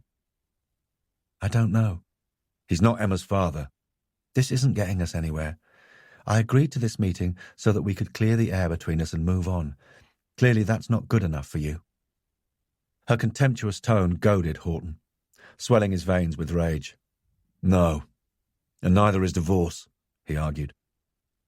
There doesn't seem to be anything left for us to talk about. There's Emma. I want to see her. I'll think about it. She rose. Horton sprang up and grabbed her arm. I don't think you can stop me, Catherine. Let go of me. I'm not one of your suspects. The manager was eyeing them warily. People were looking at them. He let her go, feeling exasperated and angry. Through gritted teeth, he said, Catherine, I am not giving you a divorce, and I will see Emma. As she stormed out of the pub, Horton picked up his helmet and rushed after her. She ran along the boardwalk and turned left towards the exit. Horton followed. He had no idea what he was going to do when he caught up with her. How dare she refuse to let him see his daughter? How could she be so hurtful and spiteful? He'd done nothing to warrant this treatment. Nothing. She dashed up the steps by the cinema complex and then hurried across to the car park. Horton froze as a square-set man in his early 40s, with a balding head and a flashy suit, climbed out of a red BMW. Catherine stopped by him. Horton didn't recognize him, though he knew the car. Catherine's neighbour had described it to him when he had stormed up to the house one night in August. This must be the boyfriend. What was his name? Ed. And she'd had the nerve to come here with her lover in tow. His body went rigid with rage. Catherine spoke hastily. The man, looking worried, climbed back in the car. Catherine got into the passenger seat. Horton saw him put his arm round her. She was crying. Shit. Then she looked up, and the bastard kissed her. Catherine responded eagerly. Horton saw red. Damn him. Before he realized it, he was running across the car park. He wrenched open the door, reached in, and grabbed the man by his suit jacket. Catherine screamed. Horton hauled him out. He drew back his fist, poised for attack. Then, at the last moment, Catherine's voice penetrated the red mist of his fury. She said the magic word. Emma.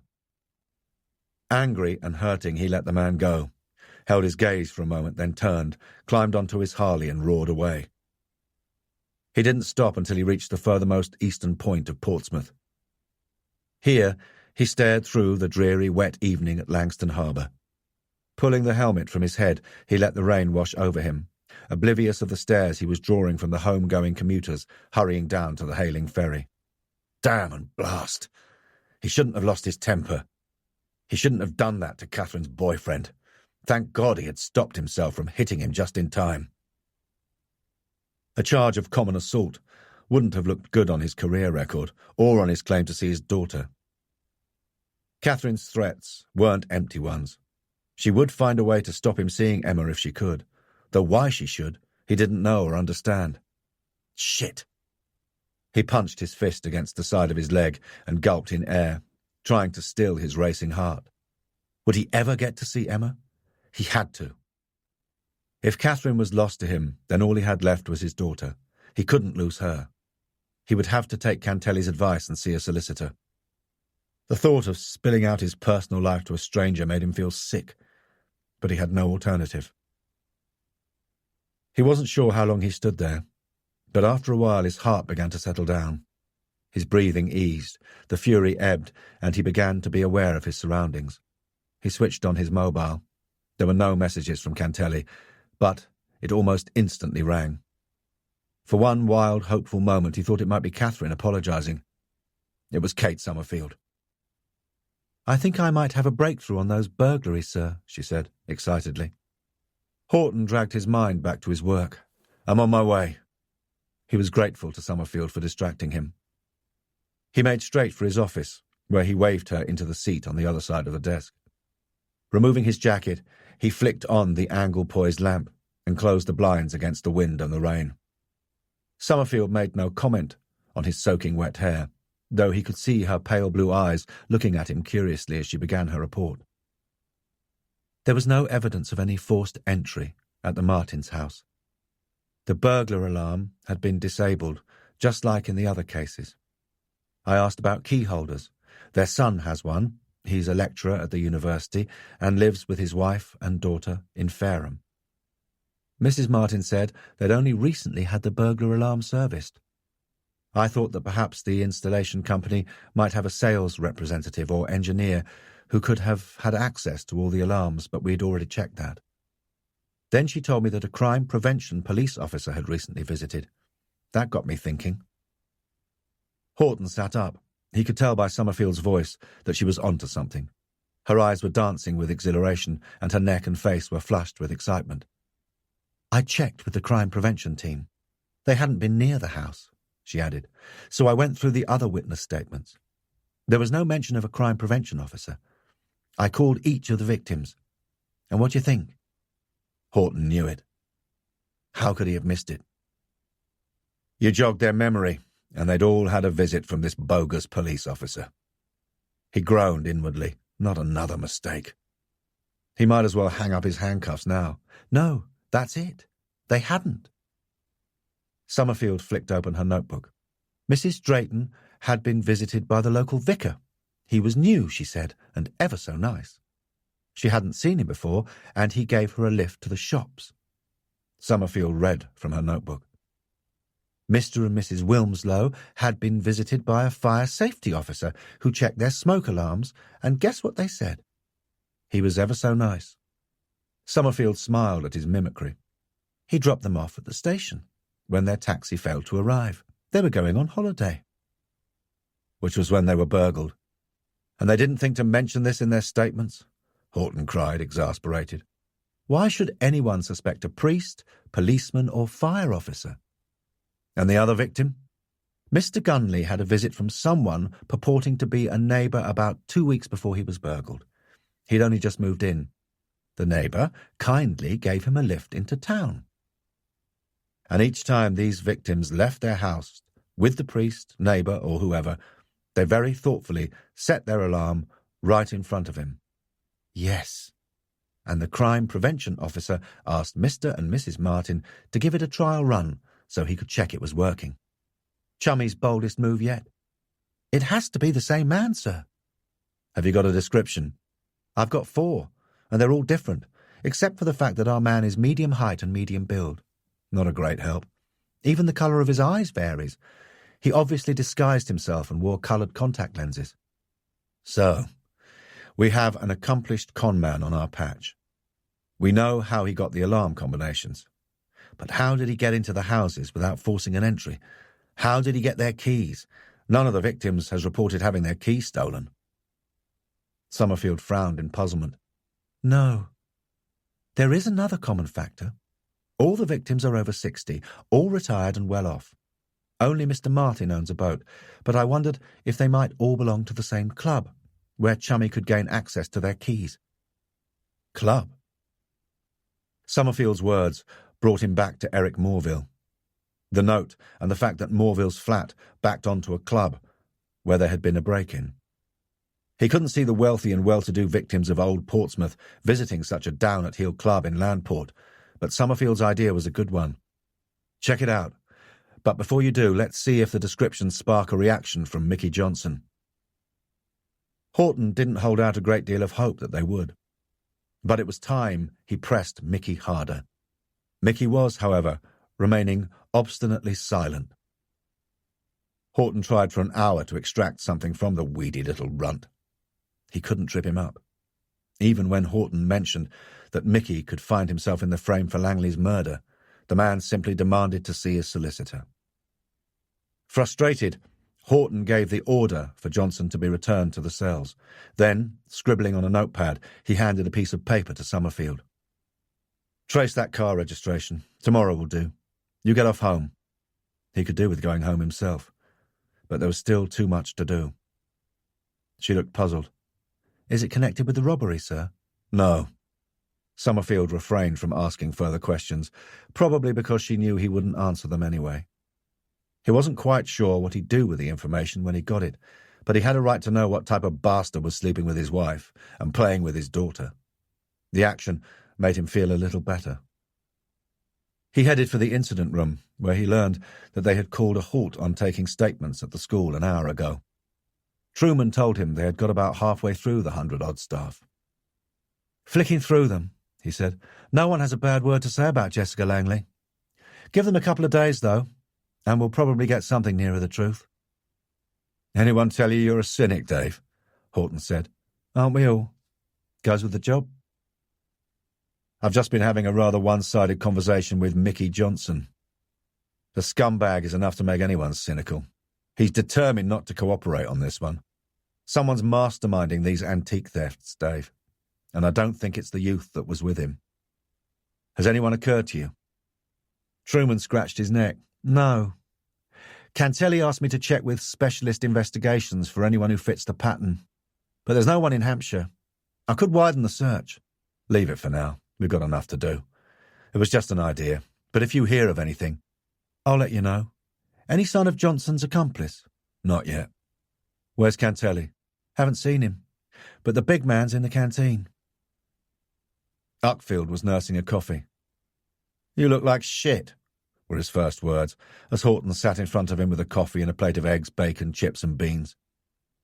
"So would you if you'd been up for 36 hours. You're no good to me half dead." "It seems I'm no good to you alive." Uckfield's head came up. Horton saw that he had scored a point. Uckfield glowered. "Go home, Inspector." "Is that an order?" "Yes, I've sent Cantelli home too. His mouth was open more often than it was closed. Looking at him was enough to make us all long for our beds, or visit a dentist. He told me what had happened at the school. Nothing's come to light so far. Just what a bloody great head teacher she was." "That's not what Tom Edney says." "Sour grapes?" "Possibly." Horton stabbed at a chip and conveyed it to his mouth. "Anything from the lab?" "Langley's fingerprints have checked out, and the lab has confirmed it was honey on that bundle of notes found stuffed in her knickers. No fingerprints on them." "What about on the bedding slip?" "Not come in yet. I'll chase them up." Horton glanced up at the clock on the canteen wall and saw it was too late. It was after 7:30. It would have to wait until the morning. "What's the background on Langley so far?" He dipped a chip into his fried egg. "She was an only child. Her parents died when she was 12. They were killed in a motor collision on the M1. Her father was a lorry driver and her mother was with him. Nasty one. It was a multiple pile-up. Closed the motorway for hours. 7 people dead. The Langleys, a husband and wife in the car in front. Langley's lorry careered into the back of them, almost through them and out the other side. A man, woman, and child behind Langley in a sports car. 5 others were injured too seriously. Langley's lorry caught fire. Their bodies were badly burned. They were identified from their dental records. Where was Jessica? At school here in Portsmouth. It was a small girls' school in Milton. It's now a junior school. We haven't yet traced anyone from school who knew her. Her A-level qualifications were gained at Chippenham Technical College, so we're searching there for a connection, a relative or friend. Was she born in Portsmouth? Horton cleared his plate and felt better for having eaten. The canteen was warm and he was incredibly tired. Maybe he would go home. Her birth certificate says Cardiff, and so far records show that she didn't come to Portsmouth until she was 12. We're also checking her contacts and background in Cardiff. Uckfield looked over Horton's shoulder and frowned with annoyance. Sergeant Cantelli, I thought I told you to bugger off home. Doesn't anybody do as they're told around here? Langley's car has been found, Cantelli said as he reached their table. Where? Horton sat up. Sparks Yacht Harbour, Hayling Island. That was at the opposite end of Hayling Island from where Langley's body was discovered. I thought D.I. Bliss's team at Hayling were checking the marinas, Horton said, frowning, wondering why they hadn't found it sooner. Uckfield glowered at the implied criticism. They are. That's why they found the car. It's taken them a long time. It would have been one of the first places he would have visited. Come on. He was already striding across the canteen, with Cantelli in tow. Uckfield shouted, You're off duty, Inspector! Horton spun round and held Uckfield's angry stare. After I've seen the car. Chapter 9. Friday, 8:15 p.m. Horton could see D.I. Lorraine Bliss's lean figure on the far side of the marina car park as Cantelli swung into it from the residential street. She was scouring the ground with a deep frown, as though she'd lost a diamond earring and her life depended on her finding it. Maybe she was just looking for clues, though he doubted she'd find any after this time in the appalling weather. He could see the red TVR and beside it the police vehicle recovery truck. Her head shot up as Cantelli drew the car to a halt. Horton had only met her once, at a conference before his suspension, and then not to talk to. Nevertheless, he recalled her sharp-featured face and intense expression. Most of all, he remembered her as the woman who had asked intelligent and incisive questions of the speaker, a senior police officer from the Met, which had him fumbling for the answers. She hadn't mixed with the other delegates. He didn't know whether that was because she lacked the skill to make small talk, or if she just preferred it that way. Her reputation was certainly that she didn't suffer fools gladly, a considerable handicap as a police officer, he thought wryly, and that she was a woman of few words. He'd also heard that she was very ambitious. He saw instantly that she wasn't pleased to see him. Was that because she considered his appearance interference, or because she didn't like what she had recalled about him either at the conference or since? It made no difference to him, he thought, heading towards her. There's nothing to see, she said, preempting him, and brushing back a strand of hair with an impatient gesture, tucking it into her scraped-back ponytail. Maybe not, but he still wanted to see it. It was raining heavily, and her long raincoat was soaked like her hair. He hadn't asked her to stand about in the rain waiting for him. It irritated him as he strode towards the TVR. The car was facing onto the marina. Beyond it were rows of motorboats and yachts. And across the black expanse of water he could see the small pinpricks of light at North Hayling, and further away to the east, those of the waterside village of Emsworth. In less than 2 hours it would be low tide. To his right, just past the main harbour office, were the lights of Marina Jack's, the restaurant. The wind was whistling and roaring through the masts. Not a night to be out to sea, thought Horton, with some sympathy for the fishermen. He peered inside the car. There was nothing on the back seat or on the passenger seat. Anything in the boot? He asked. Spare tyres and tools, D.I. Bliss replied shortly. He could feel the energy and anger radiating from her. No suit jacket, laptop or briefcase. I would have said if there were. He locked eyes with her. There was a slight tilt of her chin and a determined set to her mouth that told him Lorraine Bliss was a fighter. She would get to the top, no matter whom she had to walk over to reach it. Uckfield had better watch out, he thought, smiling to himself. "It looks as though everything personal has been stripped from the car," he said, straightening up from opening the glove compartment. Either that or she was very tidy. And he knew she wasn't by the state of her office and her apartment. Bliss said, "Most of the boat owners seem to live in London, but there are some local ones. My officers are interviewing them, as well as residents and the holiday makers near Langston Harbour, but it will take time. I haven't got the manpower." Horton detected a note of defensiveness and resentment in her crisp tone.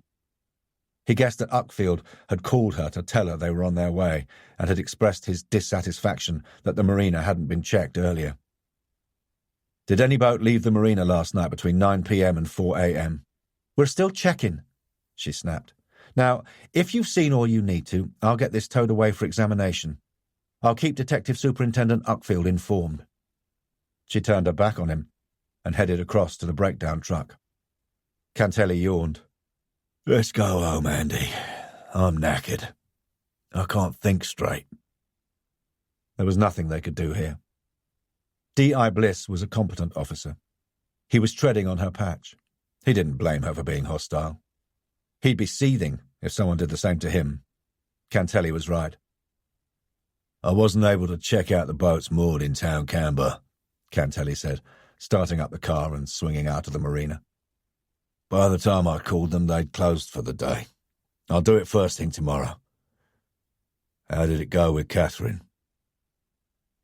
There had been two people Horton could talk to about Catherine, Steve Uckfield and Barney Cantelli. Now, there was only one. "She brought the boyfriend along." Cantelli's mouth fell open. He threw a glance at Horton. "She didn't." Well, he was in the car outside, waiting for her, and she ran straight into his arms. "Bit insensitive, that." "You know Catherine?" "So, it's over between you?" "Looks like it." The memory of that kiss now made him feel sad rather than angry. "But she's not going to stop me from seeing Emma. I'll have to go to a solicitor." "About time," Cantelli muttered. "You got anyone in mind?" "I'll find someone. Did you question Neil Cyrus?" "He claims that no one saw him on the school premises after Langley left, and at 10 p.m. he went straight home to his bedsit in Southsea. He lives alone and he didn't speak to anyone. He doesn't own a boat, can't stand being on the water, and hardly ever spoke to Langley, so he doesn't have any feelings about her one way or the other." "You believe him?" "Yes." "Anything from Janet Downton?" "The only people she saw going into Langley's office yesterday were Tom Edney, Susan Pentlow, and that architect fellow, Leo Ranson. But as Downton says," Cantelli mimicked her, "I am not chained to my desk, Sergeant. Someone could easily have gone in when I was out of my office." "Times?" "Edney went in just on the morning break at 11:20 a.m. Pentlow at about 3 p.m. and Ranson shortly after at 3:30 p.m. But I did discover that Langley left her office at 12:30 p.m. and didn't return until just after 2 p.m. A couple of teachers saw her drive off in her car, and Neil Cyrus saw her return. No one seems to know where she went, though." Horton doubted it had anything to do with her death, but the information that Edney had gone to see her was interesting. She could have disciplined him, hence the dark suit, and if she had done so formally, then it would be on the deputy head teacher's file. Horton made a mental note to check. But perhaps Langley had torn him off a strip, unofficially, or warned him about conducting his affair with Janet Downton. That could have been the proverbial straw that had broken the camel's back and made Edney flip. He'd deal with that tomorrow.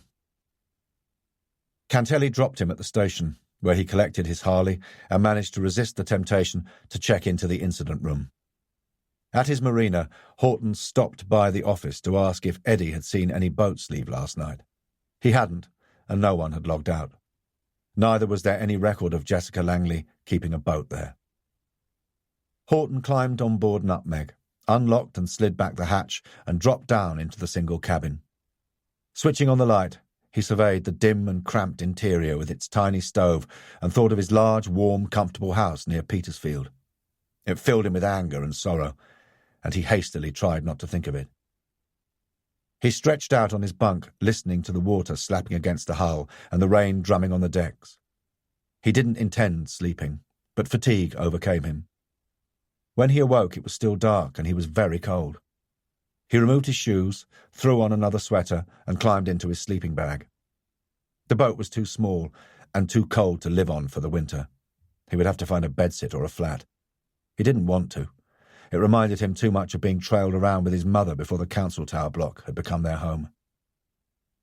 He closed his eyes, and despite trying not to, he once again saw his lovely detached house just outside of Petersfield, where he should have been now with his wife and daughter. Was that bastard in bed with Catherine? In his bed? He leapt up and flicked on the light. It was 12:30 a.m. He knew then he wouldn't be able to return to sleep. He pulled on his leathers and set out for Petersfield, wondering what the devil he was going to do when he got there. A light was on in the front bedroom, his and Catherine's. His stomach knotted at the sight of the red BMW on the driveway. He tried not to let his mind conjure up the vision of their naked bodies intertwined. He didn't succeed. Why was he tormenting himself like this? He was mad. Yet he couldn't stop. The front door opened, and Catherine was kissing goodbye to Loverboy. Horton stepped back behind the cover of the bushes on the opposite side of the road. The man climbed into his car and drove off. Horton hesitated. Should he follow him and then beat him to a pulp? But what would that achieve? It would only alienate Catherine further and get him on a charge of aggravated assault. Besides, he'd know soon enough where Loverboy lived, when Summerfield had checked him out. The light in Catherine's bedroom went off. There was nothing more to see. It was 1:45 a.m. It would be best to go home and get some sleep, yet he stayed. He was cold and wet, but his physical discomfort was nothing to the pain he felt inside as he gazed at what had once been his home. He felt like the child once again, being left out in the cold, looking in on other people's happiness, never to be a part of it. It was then that he decided what to do. No matter what Catherine said, he had to see Emma. He'd been patient long enough. He turned away and found an all-night cafe where he drank several cups of coffee and ate another plate of egg, chips and bacon, not tasting it. He splashed his face in the gents and returned to Catherine's house. It was now 5:30 in the morning, and it was Saturday. In 2 hours' time he would be able to knock on the door and demand to see his daughter. He felt a flutter of excitement inside him, then panic. What if Emma rejected him? He steeled himself. Catherine's light came on, then Emma's. It was time. He'd almost called it off several times as he had waited through the long, cold hours of the early morning, but the thought of holding his little girl in his arms had kept him there. He walked steadily forward. These were some of the most frightening steps he'd ever taken. He pressed a finger on the bell and drew himself up. The door opened, and there, staring up at him, in her pink pyjamas, was his beautiful, bright-eyed little girl, with her shining dark hair and laughing face. She was clutching a doll under her right arm. God, he thought he was going to die. His whole body was swamped with a love so strong that it made him ill. He couldn't breathe. His world spun. He felt dizzy. He thought his heart had stopped beating. Then recognition dawned in her face, and a great beam of a smile filled her tiny being. She shot into his arms, shouting, "Daddy! Daddy! Daddy!" He lifted her up and swung her round. Holding her tightly, he buried his face in her hair as he fought back the tears. He smelt her shampoo, felt the smoothness of her cheek against his own rough skin. Jesus! How could he have left her for so long? How could he go through the rest of his life not being a part of hers? After a while, he became aware that she was struggling a little. Smiling, he put her down and crouched down beside her, ruffling her hair. "I hope I haven't made you all wet, Pumpkin." She grabbed his hand and pulled him into the house. "Mummy, Mummy, Daddy's come home." Oh, what sweet, agonizing words. If only they were true. If only he could turn back the clock and forget the last year of his life. Catherine stepped out of the kitchen with a face like thunder. Emma turned to look at her mother and then back at Horton. Her small face contorted with confusion. Horton would like to have bawled Catherine out for being so insensitive. Instead, he said, deliberately keeping his voice light, "It's all right, darling. I surprised Mummy, that's all." Emma still looked uncertain, but at a forced smile from Catherine she brightened up. Horton stooped down on his haunches so that he was the same level as Emma. "Did you miss me?" "Lots and lots. When are you coming home, Daddy?" He dashed a glance up at Catherine. He'd like to have said soon or now, but the look on his wife's face told him a very different story. Nothing could ever be the same again. He felt a dull ache inside him, a hollowness as though someone had scooped out his heart and left a gaping hole in his chest. Forcing himself to sound bright for his daughter's sake, he said, "I don't know, darling, but that doesn't mean I won't see you." Her slate-grey eyes, so like his, were gazing up at him, shrewd and intelligent. Catherine grabbed Emma's hand. "Go and clean your teeth, Emma. You'll be late for ballet classes." "I don't want to go." Emma snatched her hand away and turned to her father. "Daddy, I want you to come home." She looked as though she was about to cry. Horton thought he might join her if she did. Catherine gave him a look that said, "Now see what you've done. Didn't I tell you that you'd upset her?" Instead she said, "Daddy's been very busy lately." "I want to stay with Daddy." Emma began to cry. It tore at Horton's heart. He steeled himself and took hold of his daughter's hands. "Go and get ready for ballet, there's a good girl, and then I can come and see you again." She looked dubious. He heard Catherine suck in her breath. He went on, "We'll go out together soon, just the two of us for a special treat. Would you like that?" "Andy, would you?" Horton said more firmly, looking at his daughter. Her eyes shone this time with pleasure, not tears. "Can we go to the fair?"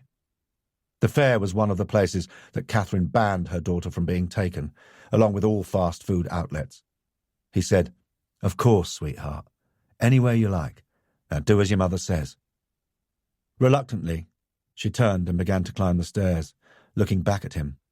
With every step she took, Horton felt as if a part of him was being wrenched away. When she disappeared from sight, Catherine rounded on him. "What the hell do you think you're doing?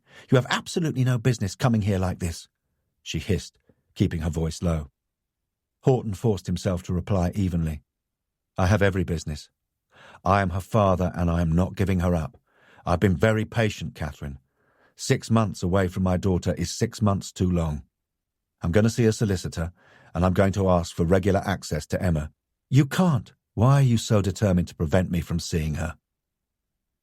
It was all he could do to keep control of his temper.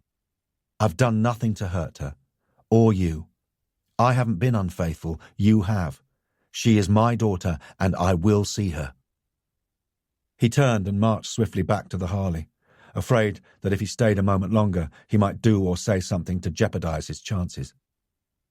He climbed on, but before donning his helmet, he glanced up at his daughter's bedroom. With a jolt, he saw her sad little face staring at him.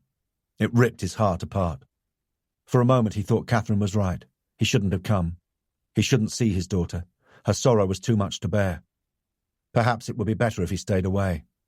But the thought lasted just a second. He forced a smile from his lips, blew her a kiss, and got a beaming smile back. He swiveled his eyes to Catherine, still at the door. She turned on her heel and slammed the door. He started the bike. Emma was still waving at him. Then Catherine appeared and persuaded her daughter to leave the window. Horton let out a breath, swung the bike round, and headed back to Portsmouth. Chapter 10. Saturday, 9 a.m. Showered, shaved, and changed, Horton tried to concentrate on Uckfield's briefing, but his mind kept returning to the picture of Emma waving to him from her bedroom window, and with it came the raw emotions the reunion with his daughter had conjured up. With an effort he pushed them aside. His eyes fell on Cantelli. He'd spoken to him briefly this morning, but hadn't told him about his nocturnal trip to Petersfield. But then Cantelli looked as if he had problems of his own.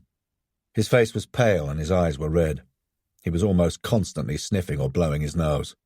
The cold he had mentioned earlier now seemed to be in full flow. As Uckfield summarised the case, Horton surveyed the rest of the group. How many of them now knew that Dennings would be taking over from him on Friday? He guessed the majority. The station rumour grapevine was remarkably swift, and he had heard mutterings on his arrival this morning. That, and the sidelong glances and sudden silence as he entered the CID office, told him the news had spread. Horton never for a moment doubted Cantelli's loyalty. Rather, he guessed that Dennings himself had been heavy-handed with innuendo, and soon the announcement would be displayed on the station notice board. "Inspector Horton?" Uckfield's sharp command jolted Horton back to the case. He stepped to the front of the room and said crisply, "I want the house-to-house around Langley's flat stepped up. Did anyone see Langley's car parked outside her apartment block that evening? The forensic team have said that her flat is clean, so did anyone see her or anyone else drive a red TVR away? Did they see her arrive home from school, and if so, at what time?" "She might never have reached home," P.C. Seaton ventured.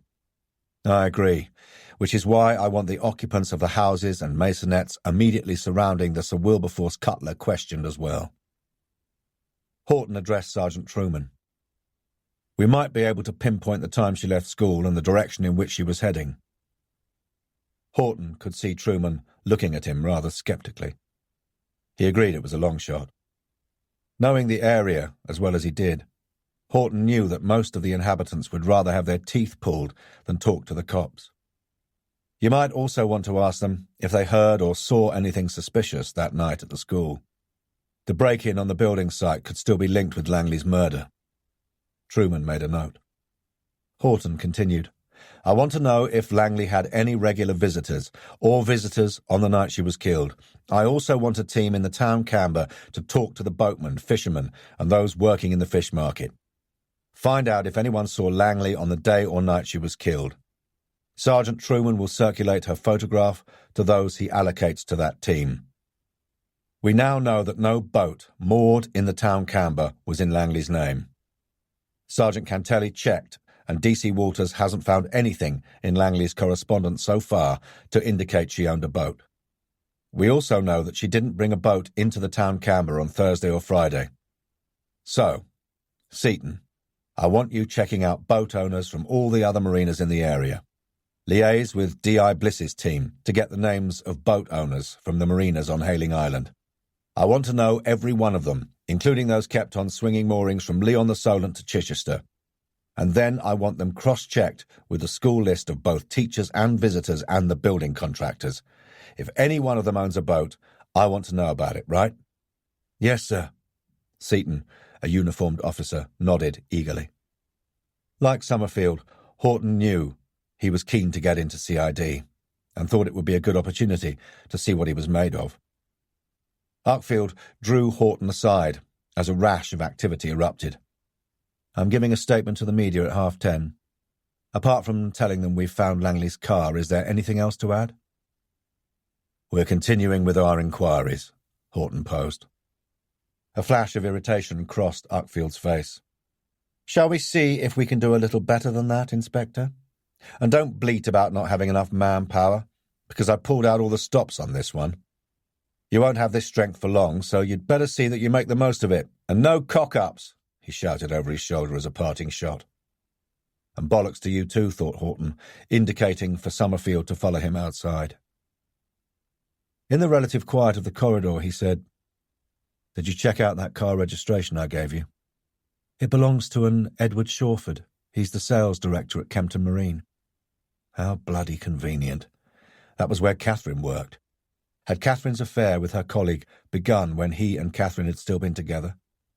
Had Horton's suspension given Catherine the perfect excuse to throw him out and assuage her own guilt over her adulterous behaviour?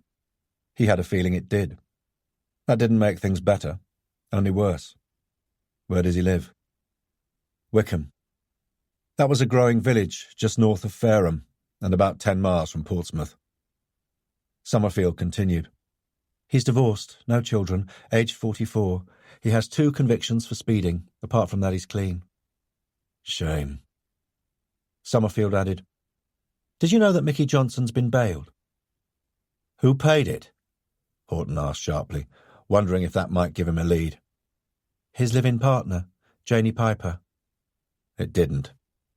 He wondered, though, where Janie, who had borne 2 of Mickey's 4 children and was on benefit, had got the money. Okay, leave him for now. I want you to talk to Elaine Tolley at the bedding shop in Commercial Road. See what you can get out of her about that note we found on Langley's body. He hadn't forgotten that. Uckfield seemed keen to dismiss the note as just one of those things, but Horton knew that in a murder investigation nothing was insignificant. Uckfield ought to know it too, but his was always a bull-in-a-china-shop approach. Horton had a feeling that this information was somehow important. Uckfield would have scoffed at that. Only fictional detectives could afford feelings. Horton could hear the big man carping. Well, sod it. No one else was following up the note. Find out if she had an affair with Morville, he continued, and keep looking for connections between our robbery victims. Horton returned to his office, where he stared down at Edward Shawford's details. He couldn't bear to think of Emma being cuddled by that man. He tortured himself with visions of Edward Shawford tickling Emma and making her giggle. If a solicitor's office had been open, he would have called that instant. Instead, he had to wait until Monday. He pulled back the blinds and opened the window, letting in an angry, wet wind. He took a couple of deep breaths, then spun round and played his voicemail. It was the lab, promising to get in the results of the test on the betting slip by midday. The report on Langley's car would also be in later. He sat down, feeling edgy and pent up. Pictures of Emma's excited and delighted face as she greeted him kept flashing before his eyes. He could feel her arms around his neck. Concentrate on the case, damn you, he silently urged himself, picking up a file and flinging it open. But the words merged in a blur of black print as he thought of Emma at ballet classes. Was she upset, or had she already dismissed him from her child's mind? His door swung open and he was glad to see Cantelli, cold and all, ambling in, clutching a plastic cup of coffee. Bloody hell. It's like the North Pole in here. You'll catch your death sitting there in a howling gale. And judging by the state of you, I'd say you've been up all night. You don't look so hot yourself. I'll survive. Horton sat back as Cantelli plonked himself into the seat opposite. Suddenly, Horton was filled with the urge to confide. I saw Emma this morning, he announced abruptly. Cantelli sat up with a concerned frown on his lean, dark face. And? And what? Horton ran a hand over his head and stood up. I had to leave her. Barney, why is Catherine doing this to me? Jealousy, Cantelli answered so promptly that Horton started. Why? Maybe Emma is fonder of her daddy than her mummy. And well, let's face it, Catherine always did like to be the centre of attention. You should only have had eyes for her. Perhaps your daughter stole your heart from Catherine and she didn't like it. Horton considered his words. You think I neglected Catherine? I didn't say that. A woman like Catherine needs to be worshipped. Maybe you didn't worship her enough, or stopped doing so when you started paying homage to your daughter. I didn't know you were a psychiatrist, Horton said sarcastically. There's a lot of things people don't know about me.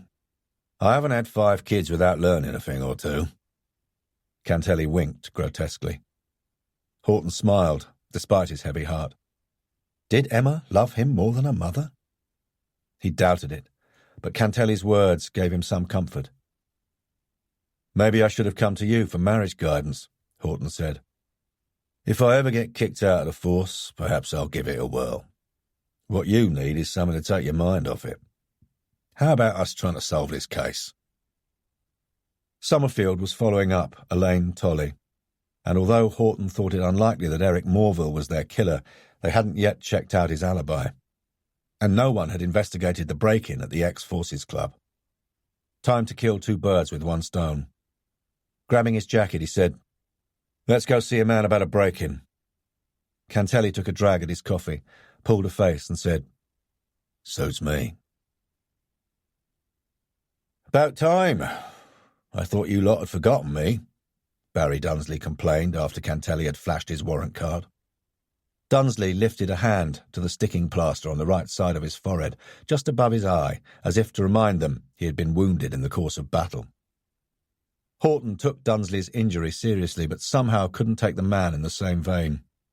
There was a comic element to the steward's performance, as though he was a good actor hamming it up. There was dandruff on Dunsley's shoulders, and his round, nondescript, flabby face blended into a double chin. He was also clearly a man who liked sampling his wares as much as he liked pulling them, judging by the size of his beer gut. How old was he? Late 30s or early 40s? Horton couldn't quite tell. Before Horton or Cantelli could reply to Dunsley's rather peeved accusation, a clatter of buckets announced the cleaning lady. Horton saw the steward's pale blue eyes flicker with irritation. "Clean the toilets first, please, Mrs. Watrow," he commanded. "Suit yourself," she muttered, collecting her bucket and mop and leaving with the maximum amount of noise possible. No love lost there, Horton guessed. Dunsley wasn't the likeable type. "Tell us what happened, sir," Cantelli said. "After working in the bar all evening, I cleared away and went to bed just on midnight. I'm staying in the flat on the top floor while I'm looking after the club." "You're not the usual steward, then?" asked Cantelli. "No. He had to go into hospital for open-heart surgery. He won't be back for about 3 months. Anyway, I was just falling asleep when I heard this noise. I came down to investigate and found the little bleeders in the storeroom behind the bar here. I said something like, 'What are you doing?' and they ran out. The next thing I know, one of them is taking a swing at me. I pulled at his head, tugged off his balaclava, and then he struck me with something. I can't say what it was, and then they were running away." "How many were there?" Horton knew already from the statement, but it was always best to ask again. "2. "And you think you can identify one of them?" "You just catch him." Cantelli said, "Perhaps we could arrange for you to come down to the station and look at some photographs." "My pleasure." Horton said, "Can you show us where they broke in?" Dunsley lifted the flap of the bar and they followed him into a small room that led off from it. There was a door leading to the yard where Cantelli had parked the car and where the intruders had entered the premises. The room was stacked with crates of beer, a few barrels, some bottles and boxes of crisps and other savouries. It smelled of damp and stale alcohol. Even Cantelli's potent cough and cold lozenge seemed better than this to Horton. "Where's the blood?" "What? Oh, they hit me outside. The rain will have washed it away by now." Horton left a second or two's pause as Cantelli crossed to examine the rear door. Then he said, "Did you see in which direction they ran?" "No. I was a bit dizzy by then." "You say this attack took place at 1 a.m., so why did you wait until 4 a.m. to report it?" "I wasn't thinking straight." "Well, you don't when you've been knocked on the head," Dunsley said belligerently. "I called a taxi to take me to the hospital, and it was only when I got back that I realised I hadn't reported it." There was a ring of truth to the statement, yet Horton didn't believe it. It was too slick, and Dunsley was too defensive. "Have you any idea who might have done this?" "Kids from the Wilberforce Cutler, I expect. I heard on the radio that their head teacher has been murdered. Is it true she was found in Langston Harbour?" "Did you know her?" "I knew of her." Horton picked up an undertone of disapproval. "What did you know?" "Only what I read in the newspapers." He was lying. Horton pushed. "And the gossip that you've heard the other side of the bar?" Dunsley smiled. "That they'd given the job to the wrong person. It should have been Tom Edney's, the deputy head. He'd been acting head for nearly a year before Ms. Langley arrived. The existing head had been on long-term sick leave with stress. No one had told him that. So Edney had even more of a reason to feel bitter and resentful towards Langley. That didn't necessarily make him a murderer, though, but it was beginning to stack up against him. Dunsley said, "I felt sorry for Mr. Edney. He took over the duties of head on the promise that he'd get it. Then they brought her in."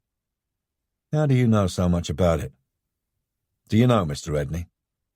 "A lot of our members have kids and grandchildren at the school. Maybe he will get the job now that she's dead." And was that motive enough for Edney to have killed her? Again, Horton wondered. Thwarted ambition can do strange things to a man. He considered his own attitude towards Dennings's appointment. At least Dennings hadn't leapfrogged over him to become a DCI yet, and if he did... Cantelli, who had finished his examination of the door, said, "Is that where the burglars entered, sir?" He pointed to the plasterboard across the broken window pane. "Yes. They must have reached in and flicked the catch on the door." "Why wasn't it bolted?" At the top and bottom were sturdy black metal bolts. "I forgot." Dunsley blushed, shuffled his feet and looked uncomfortable. Horton didn't think the insurance company would like that very much. "Too much to drink the night before, was it, sir?" Cantelli joked with a sneer in his voice. Dunsley's head came up. His pale eyes flashed anger. "What about the alarm?" Horton asked. "We've been having trouble with it. It's a new system. Bailey's installed it about a week ago." "You're not from Portsmouth, are you, sir?" Horton saw Dunsley blink at Cantelli's sudden switch of question. "No, Plymouth. Why?" The hostility and wariness was back in full force. "What did you do before you came here?" "I worked on the cross-channel ferry. Though what that's got to do with the break-in?" "Nothing whatsoever," Cantelli answered brightly. "I was just interested." Horton could tell Dunsley was thinking a policeman was never just interested. "How long have you worked here?" Cantelli asked. "A month." Horton thought that Dunsley had learned a great deal about the Sir Wilberforce Cutler School and Tom Edney in that time. "Thank you, sir." Cantelli smiled, and after a brief hesitation, Dunsley returned it. "Can I get you a drink?" he asked, in a manner of "we're all pals together." They both refused. Horton knew that drinks on the house could lead to small favours returned, like tearing up a speeding ticket or letting someone off a minor misdemeanour, and he didn't want to be in any kind of debt to this man. Horton didn't trust Dunsley as far as he could spit. In true police officer style, Horton waited until he was just leaving before turning back and saying, "You were serving in the bar all Thursday evening, Mr. Dunsley. Did you see Eric Morville in here?" "Yes, I think so." Dunsley couldn't disguise his surprise at the question. Horton raised his eyebrows. "Was it that crowded?" "Thursdays are always busy. Yes, Eric was here. When isn't he?" Dunsley laughed. Horton didn't join in, and Cantelli remained po-faced. "He left about closing time." "Why do you want to know?" "Let us know when you're able to come down to the station and look through some photographs." Dunsley mumbled a reply. As Horton climbed in the car, he said, "What made you ask where he was from?" His accent was slightly West Country, but not quite as strong as Dr. Clayton's. I haven't come across him before, and I don't believe a word he said. "Neither do I." Horton recalled those pale, shifty eyes. "Inside job. Smells like it. There's another thing." "Yeah, I noticed. He's left-handed. Nice to see your cold hasn't affected your sharp eye. Run a check on him, as well as Morville and that caretaker, Neil Cyrus." "We're building quite a list, aren't we?" Cantelli said brightly. "Better safe than sorry." Horton's phone rang. He listened before saying, "Get the report over to Superintendent Uckfield." He rang off. To Cantelli, he said, "That was the lab. They found 2 sets of fingerprints on that betting slip. One set belongs to Jessica Langley, which means that she either picked it up and stuffed it in her pocket, or that someone handed it to her." "If she picked it up, thinking it was rubbish, wouldn't she have thrown it away?" "You would have thought so." Horton rang the station. The other prints must be Morville's. He asked Marsden to check them against those they held on the database and to call him with the results. Then he said, "Head for the school, Barney. I'd like another word with Edney." Cantelli had to toot his horn several times to get through the throng of journalists camped outside the gates. Officers were still questioning staff, and Cantelli, sniffing and blowing his nose, headed off to the hall, which had been set aside for the task, whilst Horton made his way to Edney's office. He pushed open the door without knocking, and was surprised to find Edney with his head in his hands. Startled, Edney's head shot up. "You could have knocked," he protested, struggling to compose himself. There were dark circles under Edney's bloodshot eyes, and his face was haggard. His dark suit seemed to hang off him, as if he'd lost weight since yesterday. Horton knew that a man under stress could snap. Maybe Edney had cracked up the night before last and killed Jessica Langley. "How did your meeting go last night? Have they appointed you as head?" Horton sat down. Edney's lips curled in a bitter smile. "It wasn't thought appropriate. They've given the job to a local head teacher on a part-time, temporary basis to see the school through its troubles." He paraphrased with bitterness. "They consider me too involved. For goodness sake, Inspector, they practically accused me of killing the blessed woman." "And did you?" Horton asked quietly. Edney looked appalled, angry, and then deflated in turn. Horton remained silent. If he hoped for a confession, he was disappointed. Finally, when it was clear that Edney wasn't going to break the silence, Horton said, "Do you own a boat?" Edney snapped out of his reverie. His eyes focused on Horton. Alarm was reflected in them. "No." "Can you handle a boat?" "I've been on a couple of sailing courses," Edney admitted reluctantly. His hands clutching his spectacles were shaking. "Where were you Thursday between 7 p.m. and 7 a.m.? pressed Horton. Edney put his glasses on his desk, took a handkerchief from the pocket of his trousers, and blew his nose. "At home," he said eventually. "All night." With an effort, Edney pulled himself up. "For heaven's sake, you can't really suspect me of having anything to do with Ms. Langley's death. I don't know why you're hounding me when her killer is out there somewhere." It was bluster. Edney was covering up something. Horton was becoming increasingly convinced that he was looking at someone who was involved in the death of Jessica Langley. He didn't think Edney had the bottle to do it on his own. Maybe his lover, Janet Downton, had helped him. Now there was a thought. "You haven't answered my question." Tight-lipped, Edney replied, "I had a community board meeting at 7:15. I left here just on 7 o'clock and went straight to it." "Where?" "Jensen House. It's one of the nearby tower blocks." Horton knew that. It was where he had lived with his mother on the 23rd floor. Edney explained wearily, "One of the conditions of getting our money from the government for the new building is that we involve the community. Jessica Langley wasn't interested in that sort of thing, not high-powered enough for her," he added with bitterness. "Our community board meeting was in the residence room on the ground floor. I arrived home at 8:45 that evening and didn't go out again until I came to school the next morning at 7:30. Horton rose. "We'll need to check with the community board and speak with your wife." Edney's expression turned to one of horror. He shifted position as if he had piles. "I don't want you disturbing her." A stab at defiance. Perhaps the last, thought Horton. "I don't think you've got much choice." Edney looked as if he was about to faint. "Is there something you'd like to tell me about Ms. Langley's death?" Edney licked his lips, cleared his throat, and clearly with an effort forced himself to hold Horton's stare. After a moment he said, "No." It was a lie.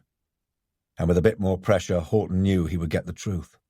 For now, though, he decided to let Edney stew.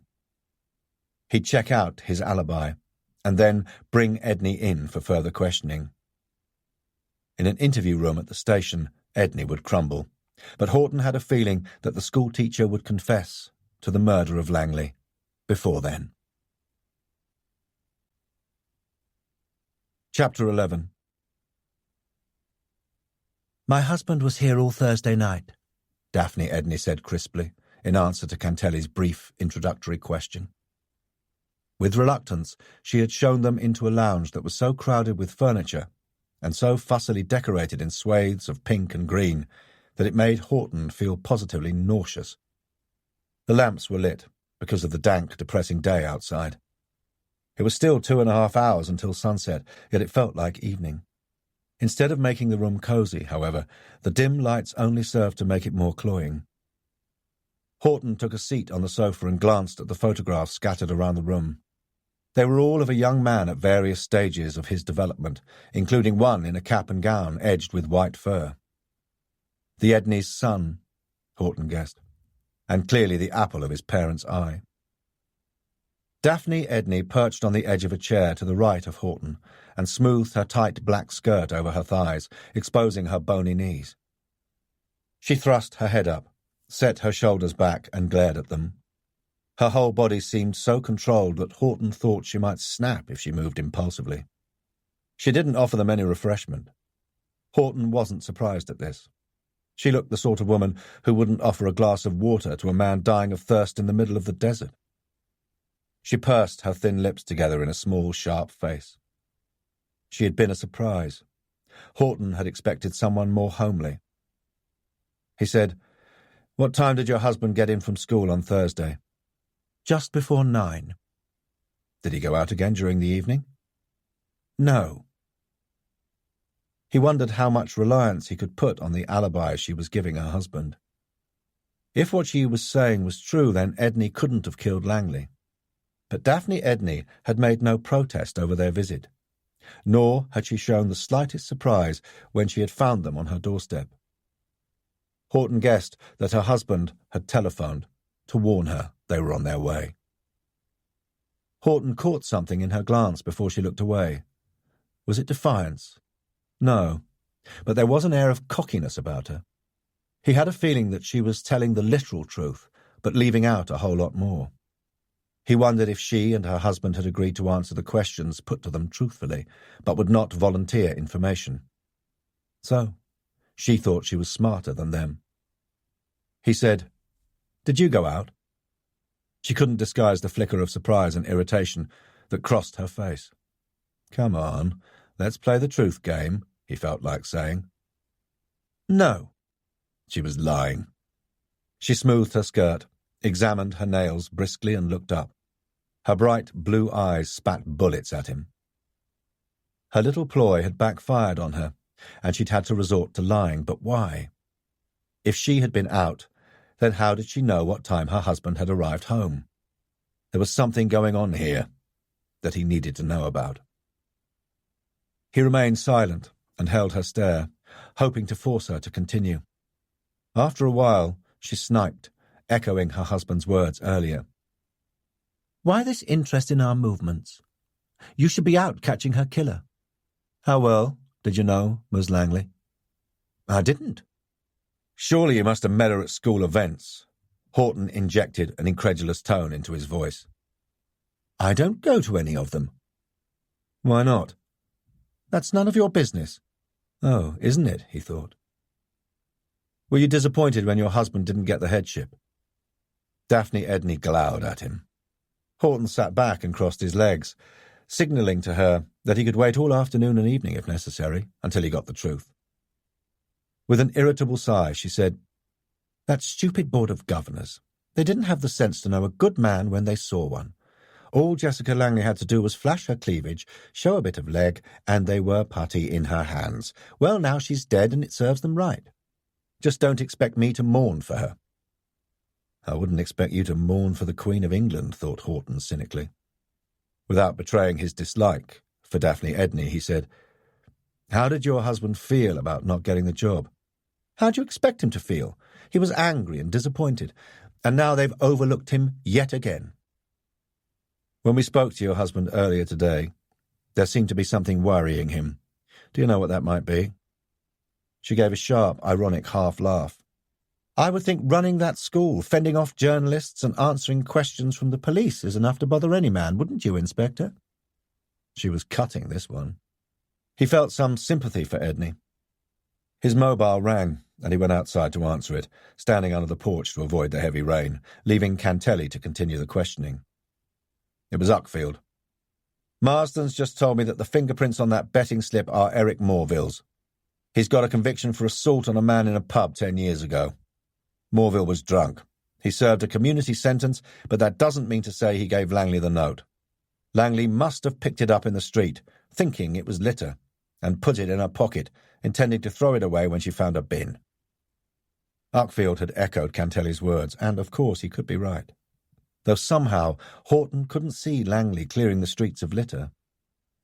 It could have blown inside the school gates, he supposed. Morville could easily have walked that way home from the betting shop in Commercial Road. Uckfield continued, "What is more important is that we've had a report of a woman seen going into the victim's apartment block at about 7:40 p.m. on Thursday night, and a neighbour of Langley's has just confirmed that she saw the same woman leaving Langley's apartment a few minutes later. Medium height, very slim, blonde hair, a sharp, pointed face, about mid-50s. Horton's pulse quickened. That's why she had lied about going out. Was Langley's car there? The woman can't remember. She only saw Langley's visitor inside the building. So they still don't know if Langley was there. But now he had someone who could tell them. Horton said, "The description fits Tom Edney's wife, Daphne. We're with her now. She claims that she was at home all night and that her husband came in just before 9. When I saw Edney earlier, he was a very worried man. It could be because of his wife's visit to the victim's house. That didn't mean that Daphne Edney had killed Langley, though she and her husband could have done so together. It was beginning to look possible. I'll bring her and her husband in for further questioning." Horton called Sergeant Truman. "Have they finished taking statements at the school?" "About an hour ago." So why hadn't Edney returned home? Perhaps he had other school matters to attend to, but on a Saturday, the week before half-term, and when he'd once again been overlooked for promotion? Horton couldn't really see why he would want to stay on. He gave instructions for a unit to bring him in, if they found him at the Sir Wilberforce Cutler. As Horton entered the lounge, Daphne Edney rose. "If there's nothing else, where were you Thursday night, Mrs. Edney?" "Between 7:30 and 9 p.m?" Horton asked in a harsher tone. "I've told you," Daphne Edney replied, then paused. She obviously read something in Horton's expression, because after a moment she capitulated. "All right, if you must know, I went to see her." At last, perhaps now he'd start getting the truth. Why? She hesitated for a moment, looking as though she wanted to tell him to mind his own business. Then she said, "Jessica Langley was evil. Oh, everyone thought that the sun shone out of her backside. They thought she was so dynamic, so charming, and she could be when she wanted to be. She had the Board of Governors eating out of her hand. The press loved her too. But I'm telling you, Inspector Horton, underneath all that she was a bully. And worse, a bully with a smile and a soft voice. She'd wear Tom down with her incessant demands, cut him with her cruel, sarcastic tongue. She was a horrid woman." Her words stirred some vague memory in the back of Horton's mind. Maybe he was simply reminded of what Cantelli had said after his and Charlotte's visit to the school. Charlotte had thought Langley false. Daphne Edney continued, "She made Tom's life a misery. The bitch. I could have killed—" "And did you kill her?" Horton asked softly. Her eyes blazed defiantly. "Of course not. But I'm glad someone did." The tone of her voice would peel the varnish off wood. He saw a woman who would be quite capable of murder, but of grabbing Langley with both arms, shaking her and then punching her? No. Even from what he'd seen of Jessica Langley, he thought she would have got the better of Daphne Edney in any fight. Langley had been taller, heavier built, and had looked tougher. "Your husband, perhaps?" She gave a half laugh. "Tom is incapable of murder. He's too weak. That's half his trouble. He wouldn't stand up to that woman. She was making him ill. He was doing all the work and she was taking all the glory. Then she'd delight in putting him down in front of the staff and governors." Even more reason, then, for Edney to have killed her. He'd simply come to the end of his tether. Perhaps he had physically assaulted Langley, and then Daphne Edney had suffocated her. Horton asked, "What happened when you saw her?" "The bitch laughed in my face and told me that if Tom had a problem dealing with her, then he should tell her himself and not let his wife do his dirty work for him. I told her I would complain to the local education authority and the Board of Governors. She said, go ahead. I left." "Just like that?" Horton asked incredulously. That didn't sound like the actions of an angry woman. "Yes." I could see there was no point reasoning with her. She didn't look as if she was lying, but then maybe she was an accomplished actress. "What time did you get home?" She shrugged. About 8:30. And was your husband at home? I've already told you, Tom got in just before 9. Dr. Clayton said Langley had been killed between 9 and 11 p.m, so Edney couldn't have done it if he was at home. But was Daphne Edney lying? The Edneys could have concocted the times of their movements between them. Horton would check with the community board to see if Edney really was there. "Do you own a boat?" he asked sharply, repeating the question he'd asked her husband. He might get a different answer. He didn't. She looked at him as if he was mad. "Of course we don't." She had to be telling the truth, because they could easily check. Perhaps, though, the Edneys knew someone who did own one. Horton said, "I'd like you to come to the station with us, where you can make your statement." "You're arresting me?" Daphne Edney cried. "We would like to have the events of Thursday night quite clear in our minds." "Then you'd better ask him what he was doing at her flat." Horton stared at her. "Who?" "That architect, Leo Ranson." Horton hadn't expected that. He recalled the supercilious architect and the fact that he'd had a meeting with Langley on the afternoon she died. So why, then, would he need to visit her apartment in the evening? Perhaps there was something more personal to their relationship than that of business associates. "How do you know Leo Ranson was there?" he asked, watching Daphne Edney closely. Maybe she was just trying to take the focus off herself and her husband. "I saw him go into the building. He was inside her flat when I was talking to her. It's why she wouldn't let me in." "That's who you should be arresting, Inspector. Leo Ranson's her killer, and if you ask me, he deserves a medal for it." Cantelli coughed. Maybe he was choking on his throat lozenge. Horton wanted to believe her, but he said, "How do you know it was Ms. Langley he was visiting? He could have been calling on someone else." "Because they're having an affair," she said spitefully and triumphantly. "You didn't know?" He thought he hadn't shown any surprise, but maybe he had. Daphne Edney was sharp enough to cut herself. She was pulling on her coat. "Who told you that?" "It's obvious," she dismissed airily. Horton could see that she was stalling. He wouldn't mind betting that Tom Edney had discovered it and told her. "For someone who claims not to have had much contact with Ms. Langley, you seem to know a great deal about her private life." "I made it my business to know." "You intended to threaten her with exposure over her affair if she didn't leave your husband alone." He said it as a statement. She had locked the front door and climbed into the car before she answered. "I was going to tell the newspapers. I would have made them see that little Miss Perfect wasn't so damn perfect after all. Tom doesn't know I went to see her, and I'd rather you didn't tell him." "I don't think we've got any choice." "We must," Horton said, winning a scowl from her. They put Daphne Edney in an interview room and checked into the incident suite. The unit that had gone for Tom Edney reported that he wasn't at school. The caretaker hadn't seen Edney leave, and none of the officers taking the statements recalled seeing him either. So where had he gone? "Perhaps he went for a walk to think things through," suggested Cantelli. Horton had another idea. First, though, he asked Cantelli to call the community board and check Edney's movements for Thursday night. No one had seen hide or hair of him, and there had been no meeting.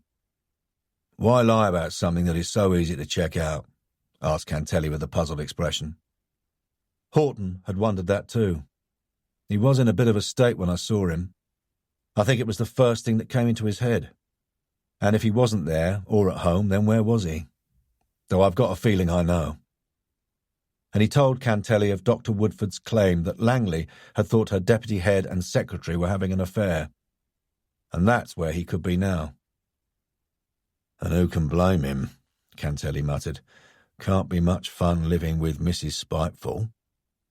No, and if Edney was in the habit of seeking comfort from Janet Downton, then he had chosen another dominant female whose manner was just as unforgiving as his wife's.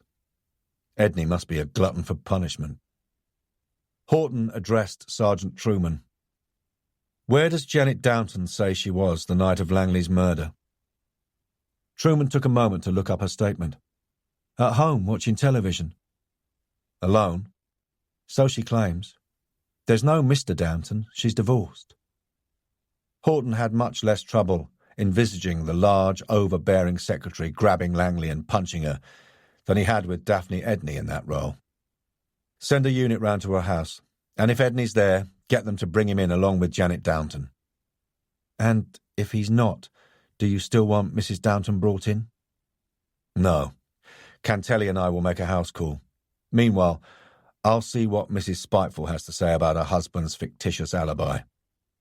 Cantelli, check with P.C. Seaton to see if Leo Ranson owns a boat. Daphne Edney didn't seem surprised when Horton told her that her husband had lied to them about his whereabouts. He'd been drinking, she said. I could smell it on his breath, despite the fact that he tried to disguise it with mints. Was that usual? Tom isn't a drinker. Leaning forward and fixing his eyes on her, Horton said, But he was drinking that night. Why? Did he need Dutch courage for some reason? Perhaps to kill his head teacher? Daphne Edney scoffed.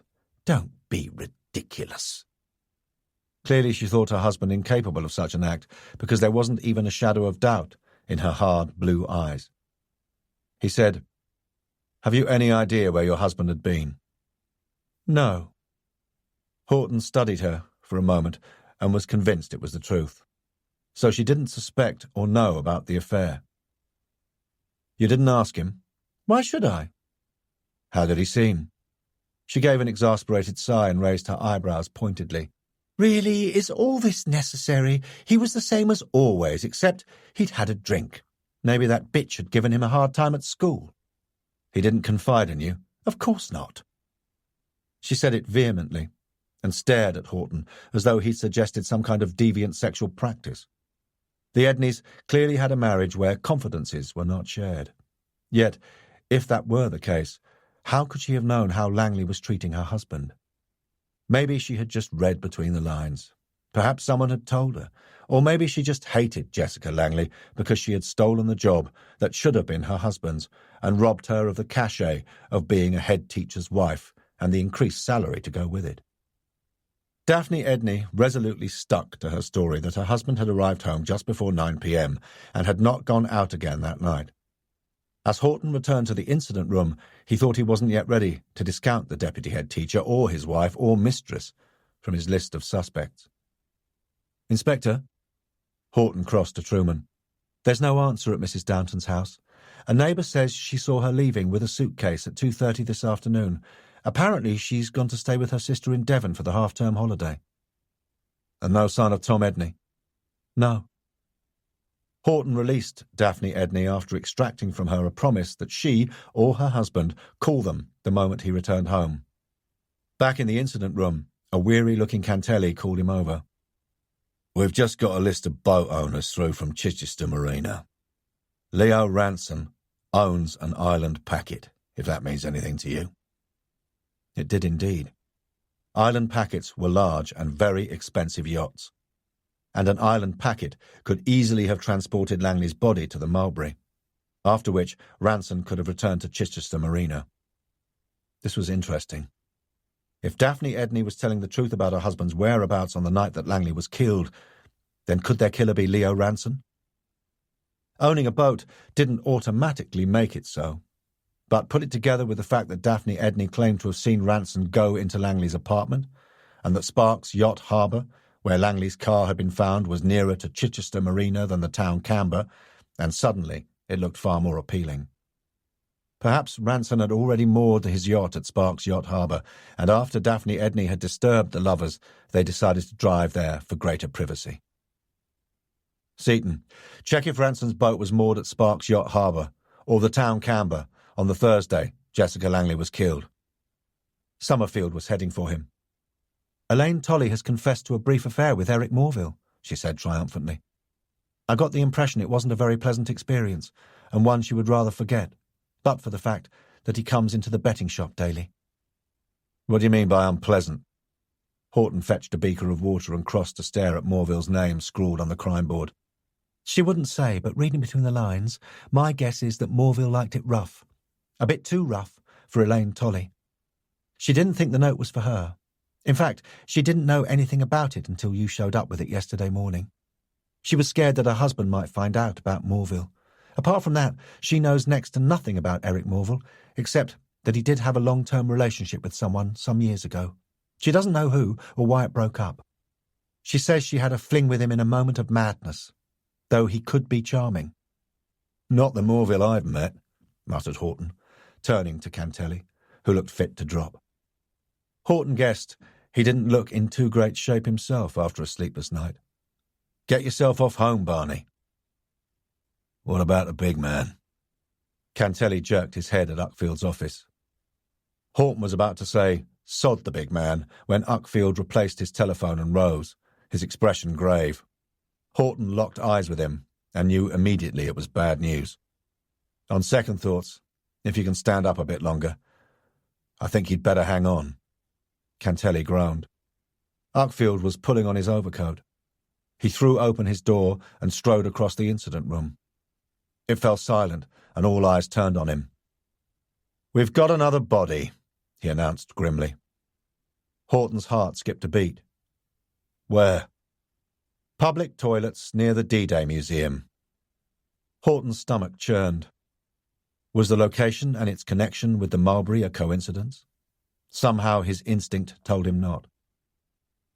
He threw Cantelli a glance and read in his expression what he was feeling in the pit of his stomach, that they might have just found the deputy head teacher from the Sir Wilberforce Cutler School. Chapter 12. Saturday, 7 p.m. Horton stared at the body lying face down in the pool of crimson water and knew immediately from the build and the dark suit that it was Tom Edney. His breath caught in his throat, and he felt a mixture of dismay, anger, and guilt. Oh, the stupid man. Why hadn't Edney told him what was troubling him? He might have been able to save him. Why hadn't Horton pressed him harder or taken him in for questioning? But Horton knew that ruminating on what might have been wouldn't get him his killer. It had to be Ranson. He was the only one left in the frame, except for Morville, and though Horton disliked the alcoholic, he didn't think Morville was the killer. But could Ranson really have done this? Horton wondered, surveying the scene.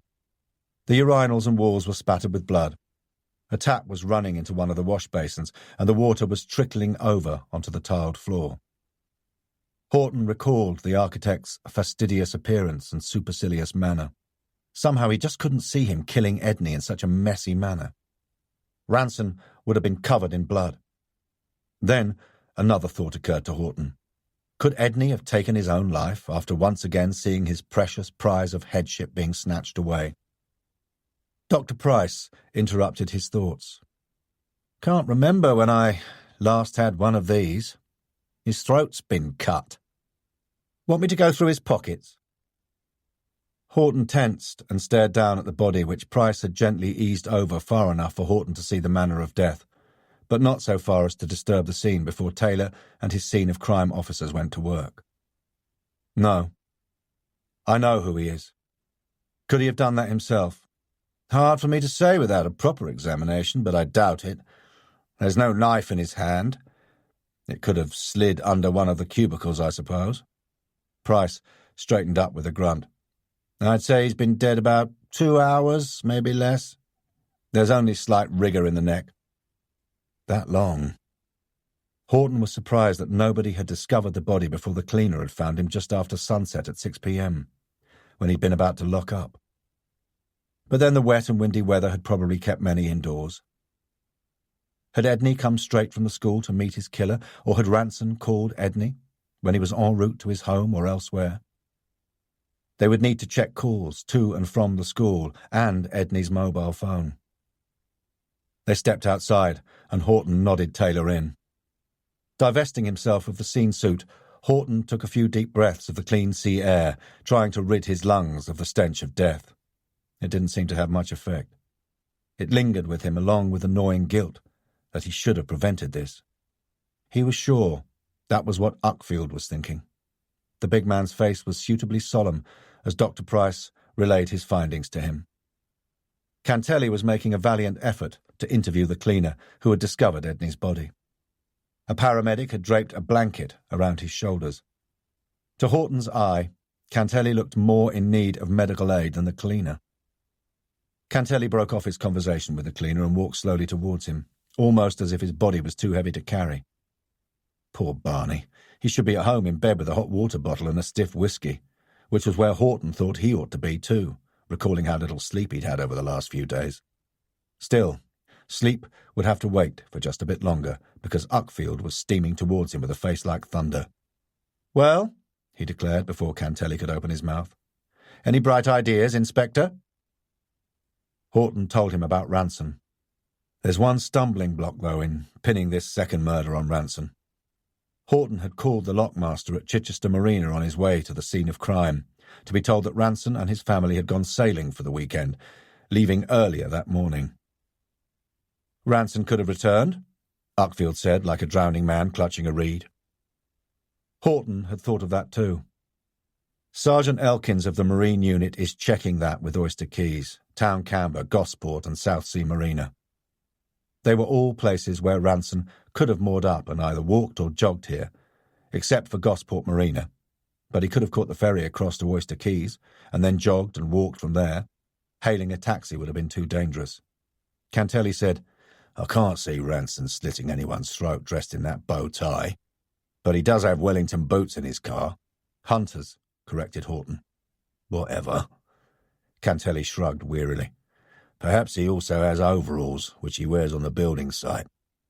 No one would have looked twice at him, going into the toilets wearing overalls and a hard hat. He kills Edney, steps out of the blood-spattered overalls and leaves in his smart suit." Cantelli had a point. Horton said, "Ranson's not the only one with overalls and a hard hat. There are the builders at the school, and that caretaker, Neil Cyrus." "Cyrus is clean," Cantelli said, just managing to stifle a yawn. "I checked. He's got no previous. I haven't managed to speak to his last school yet about any break-ins." "Forget the bloody break-ins. We've got a homicidal maniac on the loose, and the chief constable wants to know when we're going to catch the bugger," roared Uckfield. There was a slight hiatus in activity around them at Uckfield's outburst. Horton remained silent, forcing Uckfield to continue in a calmer tone. "Okay, so what would he have done with these overalls?" Horton said, "Dumped them in a bin, put them in his car to get rid of them later, threw them into the sea along with the murder weapon. After all, he'd only have to run across this field." Horton gestured at the expanse of green behind the toilets. "Then it's over that slope, and he'd be on the promenade, and down onto the beach. And on a night like this, there wouldn't be many dog walkers or joggers about to see him." Uckfield groaned. "So he gets clean away, unless the CCTV cameras along the seafront have picked him up." "Right, get a team to search the field and all the bins along the seafront from Eastney to Old Portsmouth tomorrow, and get me the CCTV tapes now. We'll view them in my office in," Uckfield consulted his watch, "half an hour's time." "The chief's put a rocket up his backside," Cantelli said, watching Uckfield climb into his car and drive away. "Uckfield needs to prove himself to his daddy-in-law," Horton said without sympathy. "You get off home, Barney. No, I insist. You're no good to anyone like this, and Charlotte will kill me if I let you work hard through the night in your state. I've got one death on my conscience already. I don't need another one." "Andy, you weren't to know about this." "Yeah. I'll see you when you're fit." Cantelli was too tired and too ill to protest. Horton phoned the instruction through regarding the CCTV tapes and stayed at the scene until Dr. Clayton arrived. There was little she could add to Price's information except to confirm that she believed Edney had been killed rather than had taken his own life, and that she would do the post-mortem tomorrow morning. Taylor told him that there was no knife in the toilets. A uniformed constable and a WPC had broken the news to Daphne Edney. They told Horton back at the station that she hadn't exactly appeared heartbroken, but she had been very angry with her husband for being so stupid. Horton couldn't blame her for that. Also, he knew it was the shock. Later, the full impact of her loss would hit her, and then her grieving would start. She was a sharp-tongued, frustrated woman, and he didn't much like her, but that didn't mean he wasn't sorry for her. An officer had volunteered to stay with her, but she wasn't having it. Horton wasn't surprised at that. He hoped her son would provide some comfort for her when he returned from America, where, she had said, he was a doctor. It was the early hours of the morning when Horton at last went home. He had viewed the tapes with Uckfield and Truman in Uckfield's office. They told them little. There had been no sight of any blood-spattered individual climbing into a car. A few vehicles had been parked outside and near the public toilets during the afternoon. Truman would get officers checking out the car owners tomorrow, or rather today, Horton thought, with a yawn, as he climbed off his Harley at Southsea Marina. He was exhausted. It had been a long and emotionally charged day. For a moment, Edney's death had blotted out the anguish of seeing Emma again. He had been glad of the distraction. That seemed heartless, but he didn't mean it to be. He hadn't wanted Edney killed. Indeed, he hadn't expected it, though he should have done after seeing the man in such a state at the school. Perhaps his personal problems had clouded his judgment. He asked Eddie in the office if Ranson's island packet yacht had moored up in the marina or on the pontoon outside, and got the same answer that Elkins had received from Oyster Keys, Gosport Marina, and the town Camber. There had been no sign of him. He showered and changed and lay on his bunk. Ranson could have caught a train to Portsmouth from wherever it was he was staying, for example Brighton, Southampton, or the Hamble. There were so many marinas around the coast. He could have sailed into Cowes on the Isle of Wight and caught the ferry and train.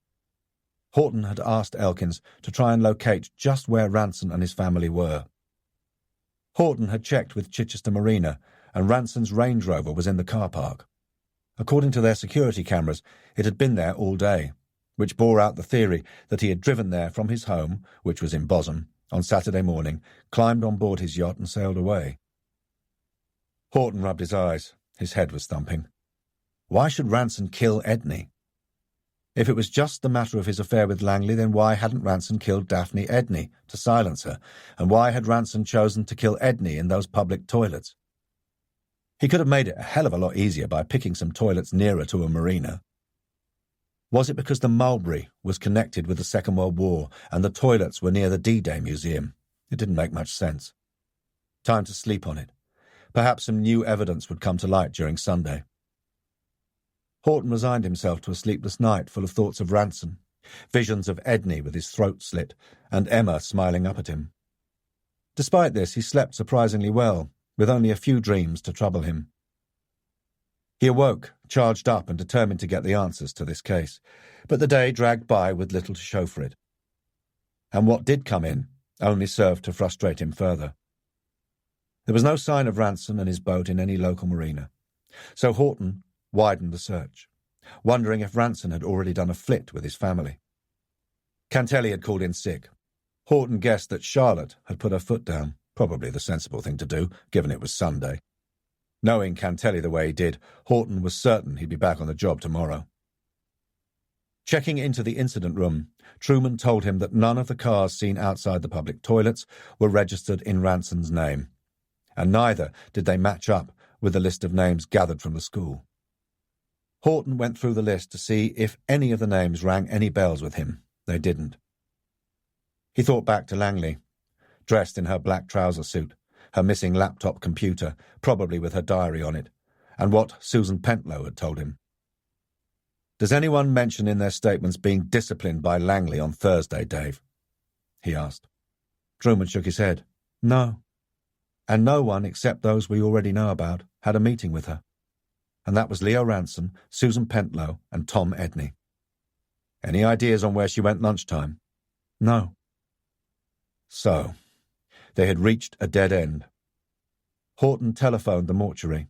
Gay Clayton must have completed the autopsy on Edney by now. She had.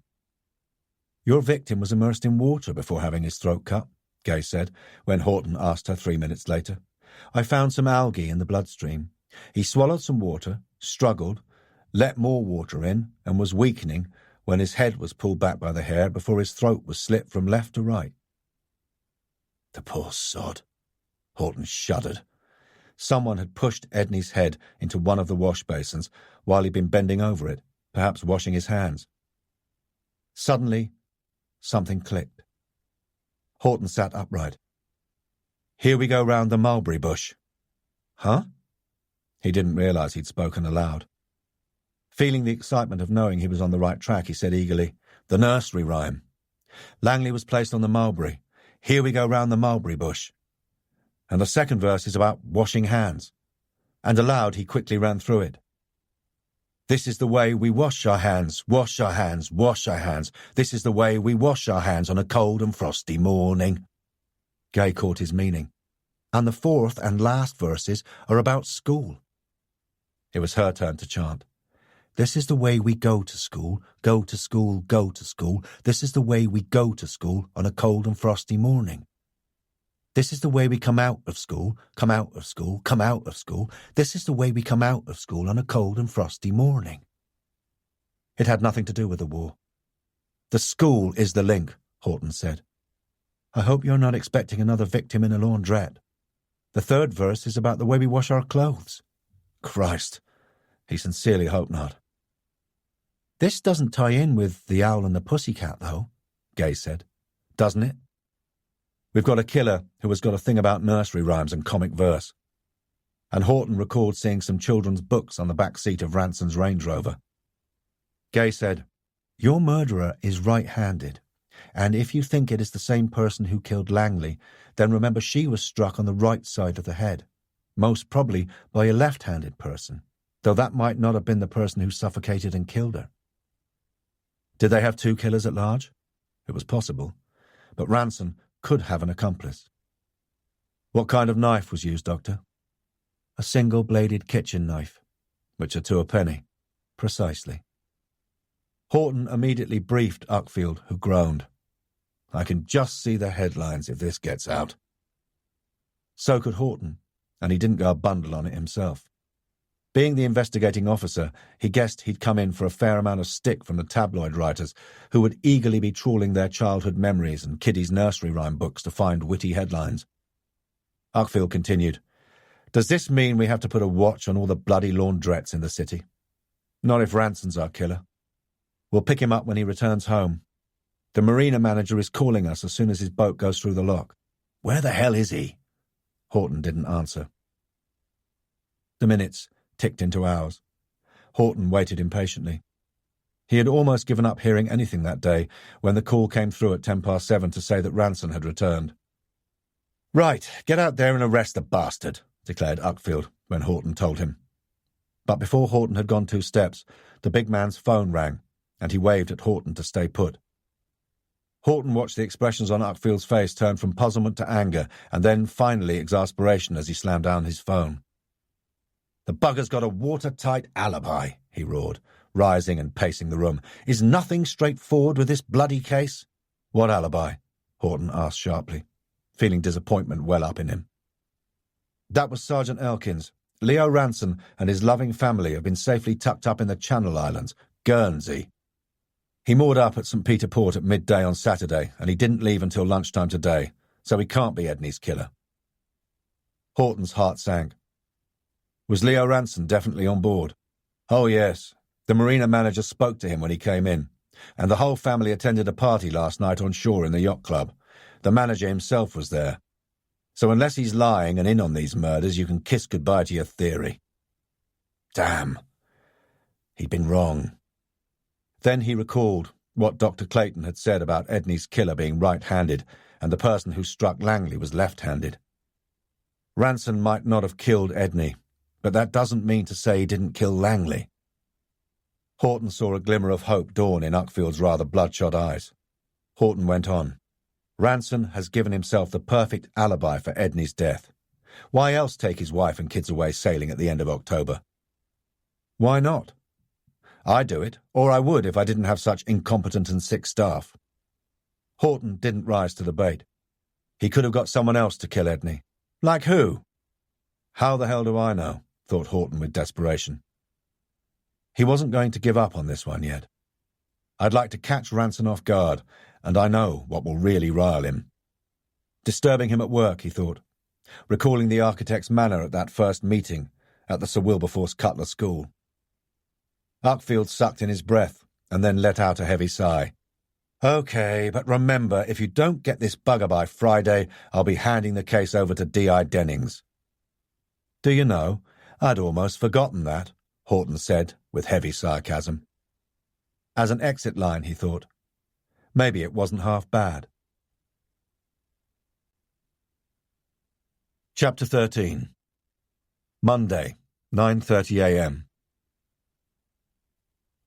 Horton took PC Seaton and WPC Kate Summerfield out of uniform and set them to keep a watch on Ranson's house. He didn't want the bugger slipping out and killing anyone else, and he didn't want him doing a moonlight flip. Summerfield reported the next morning that Ranson hadn't gone anywhere except to his office in Southsea at 8 a.m.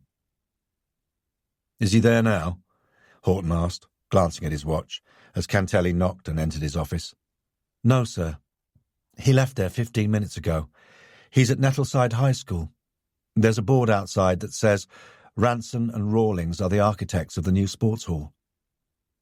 Ranson seemed to specialise in schools. Another factor which slotted in with his choice of nursery rhyme. "Right. We're on our way. Call me if he leaves." "Glad to see you back, Sergeant. You're just in time for school." "The Sir Wilberforce Cutler." "No. The high school in Old Portsmouth. It's where we might find our killer. I'll brief you on our way there." 20 minutes later, Horton and Cantelli walked into reception. It wasn't half-term in the private sector.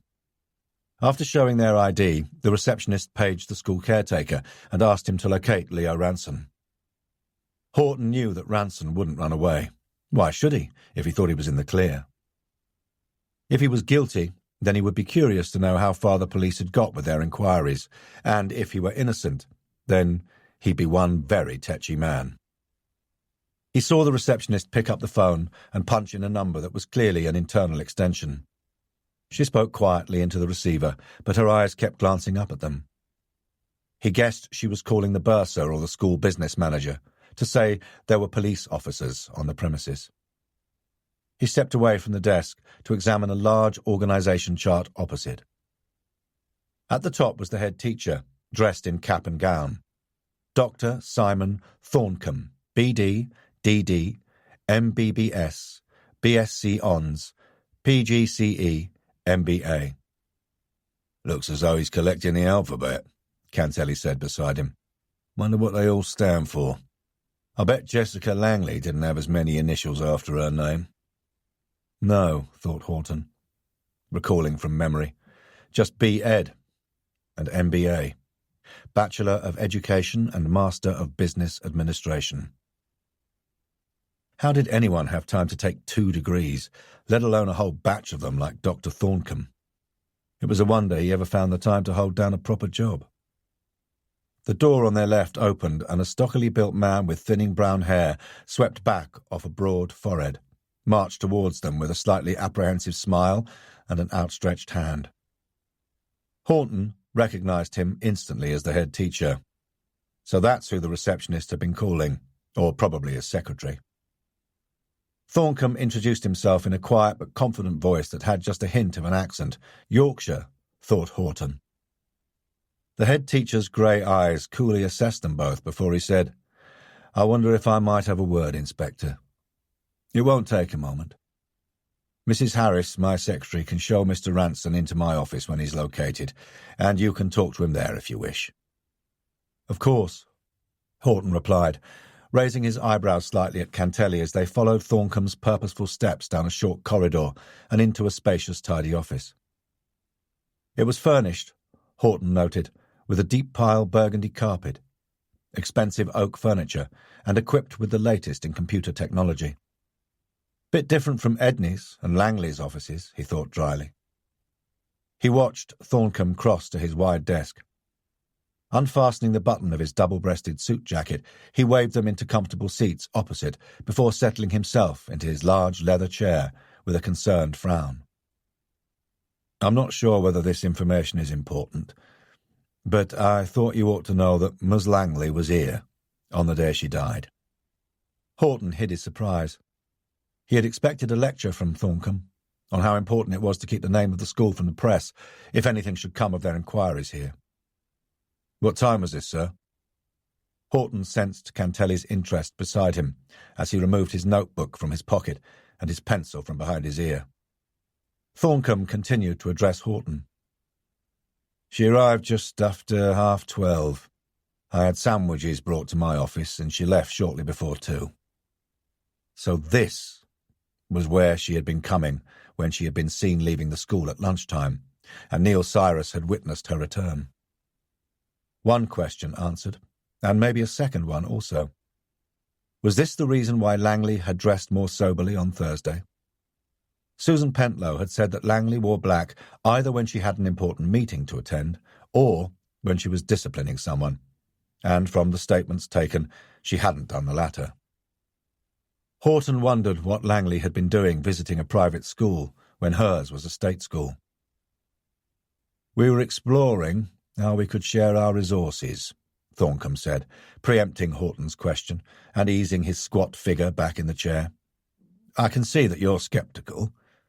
He smiled knowingly. And I don't blame you. But it's not improbable for private and state education to work together. Let me explain. I first met Ms. Langley at a head teachers' conference in May. She struck me then as a forceful, vibrant personality who would be able to push through the changes that the Sir Wilberforce Cutler badly needed. Being popular wasn't important to her. Oh, it's nice to be liked, but leaders can't always be popular. One has to be thick-skinned. Horton thought of Uckfield. The superintendent was in the rhinoceros class when it came to the density of skin. We struck up a professional friendship almost immediately and began to explore how we could work together, especially once our new buildings are complete. The Wilberforce will have superb facilities for drama and media studies, whilst we will have a swimming pool, gymnasium, tennis and squash courts. We both saw it as a pioneering project of cooperation between the state and private sector. Wouldn't your parents have questioned that? I wouldn't have thought they'd like their children mixing with state school kids, Horton said, raising his eyebrows. It's a good point, Inspector, and no doubt I would have had quite a job winning over some of the parents. But my reasoning is that our pupils will need to mix with all sorts of people in this world, and it is wise to prepare them for that. Horton thought he should have brought Jake Marsden with him. He'd been privately educated, and now mixed with all sorts of lowlives. And that was just the coppers. Maybe you can start again with a new head. I hope so. It would be a pity to lose that vision. Mr. Edney's an excellent deputy, good at the detail, just what you need in a deputy. I can assure you of that. I'm just not sure he will have Ms. Langley's drive and energy. People like Jessica Langley are rare. So he hadn't heard the news, which was surprising when it had been reported on the radio and television this morning. I'm sorry to have to tell you, sir, that Mr. Edney is dead. We are also treating his death as suspicious. Dead? Good God! When? How? I don't believe it. Thorncombe looked genuinely shocked. He sprang forward in his chair and stared at them. But this is dreadful. What is going on? That's what we're trying to ascertain, sir. Horton saw from Thorncombe's expression that he was very rapidly making the connection between Langley's death and their request to see the architect. Thorncombe, clearly horrified, said, You can't think that Mr. Ranson has anything to do with it. Horton didn't answer him. Instead he said, Mr. Edney was killed on Saturday evening. You obviously didn't hear this news then. The slight pucker of Thorncombe's eyebrows and a flicker in his grey eyes told Horton that the head teacher was not used to having his questions ignored. Nevertheless, he said evenly, My wife and I have been away for the weekend, and I had an early morning meeting with prospective parents. I am appalled at this. And worried, thought Horton, that his architect and therefore his school might be dragged into it. Do you know of anyone who might have had a vendetta against both Ms. Langley and Mr. Edney? A vendetta? Thorncombe stared, aghast at him. That's a strong word. Murder is a very nasty business, sir. Murder? Yes, of course. I suppose it has to be that. Good grief. I can't imagine anyone doing such a dreadful thing. Unfortunately, we have to imagine, sir, and the worst-case scenario, too. Thorncombe was interrupted by a timid knock on the door. Come in, he barked. A harassed-looking woman poked her head into the room. Mr. Ranson, sir, she announced hesitantly. Show him in, Joan. Thorncombe rose, made to say something, then thought better of it as Ranson swept in with a face like thunder. Thorncombe didn't even look at the architect as he left the room. As soon as the door closed, Ranson rounded on Horton. "Just what the hell do you think you're doing?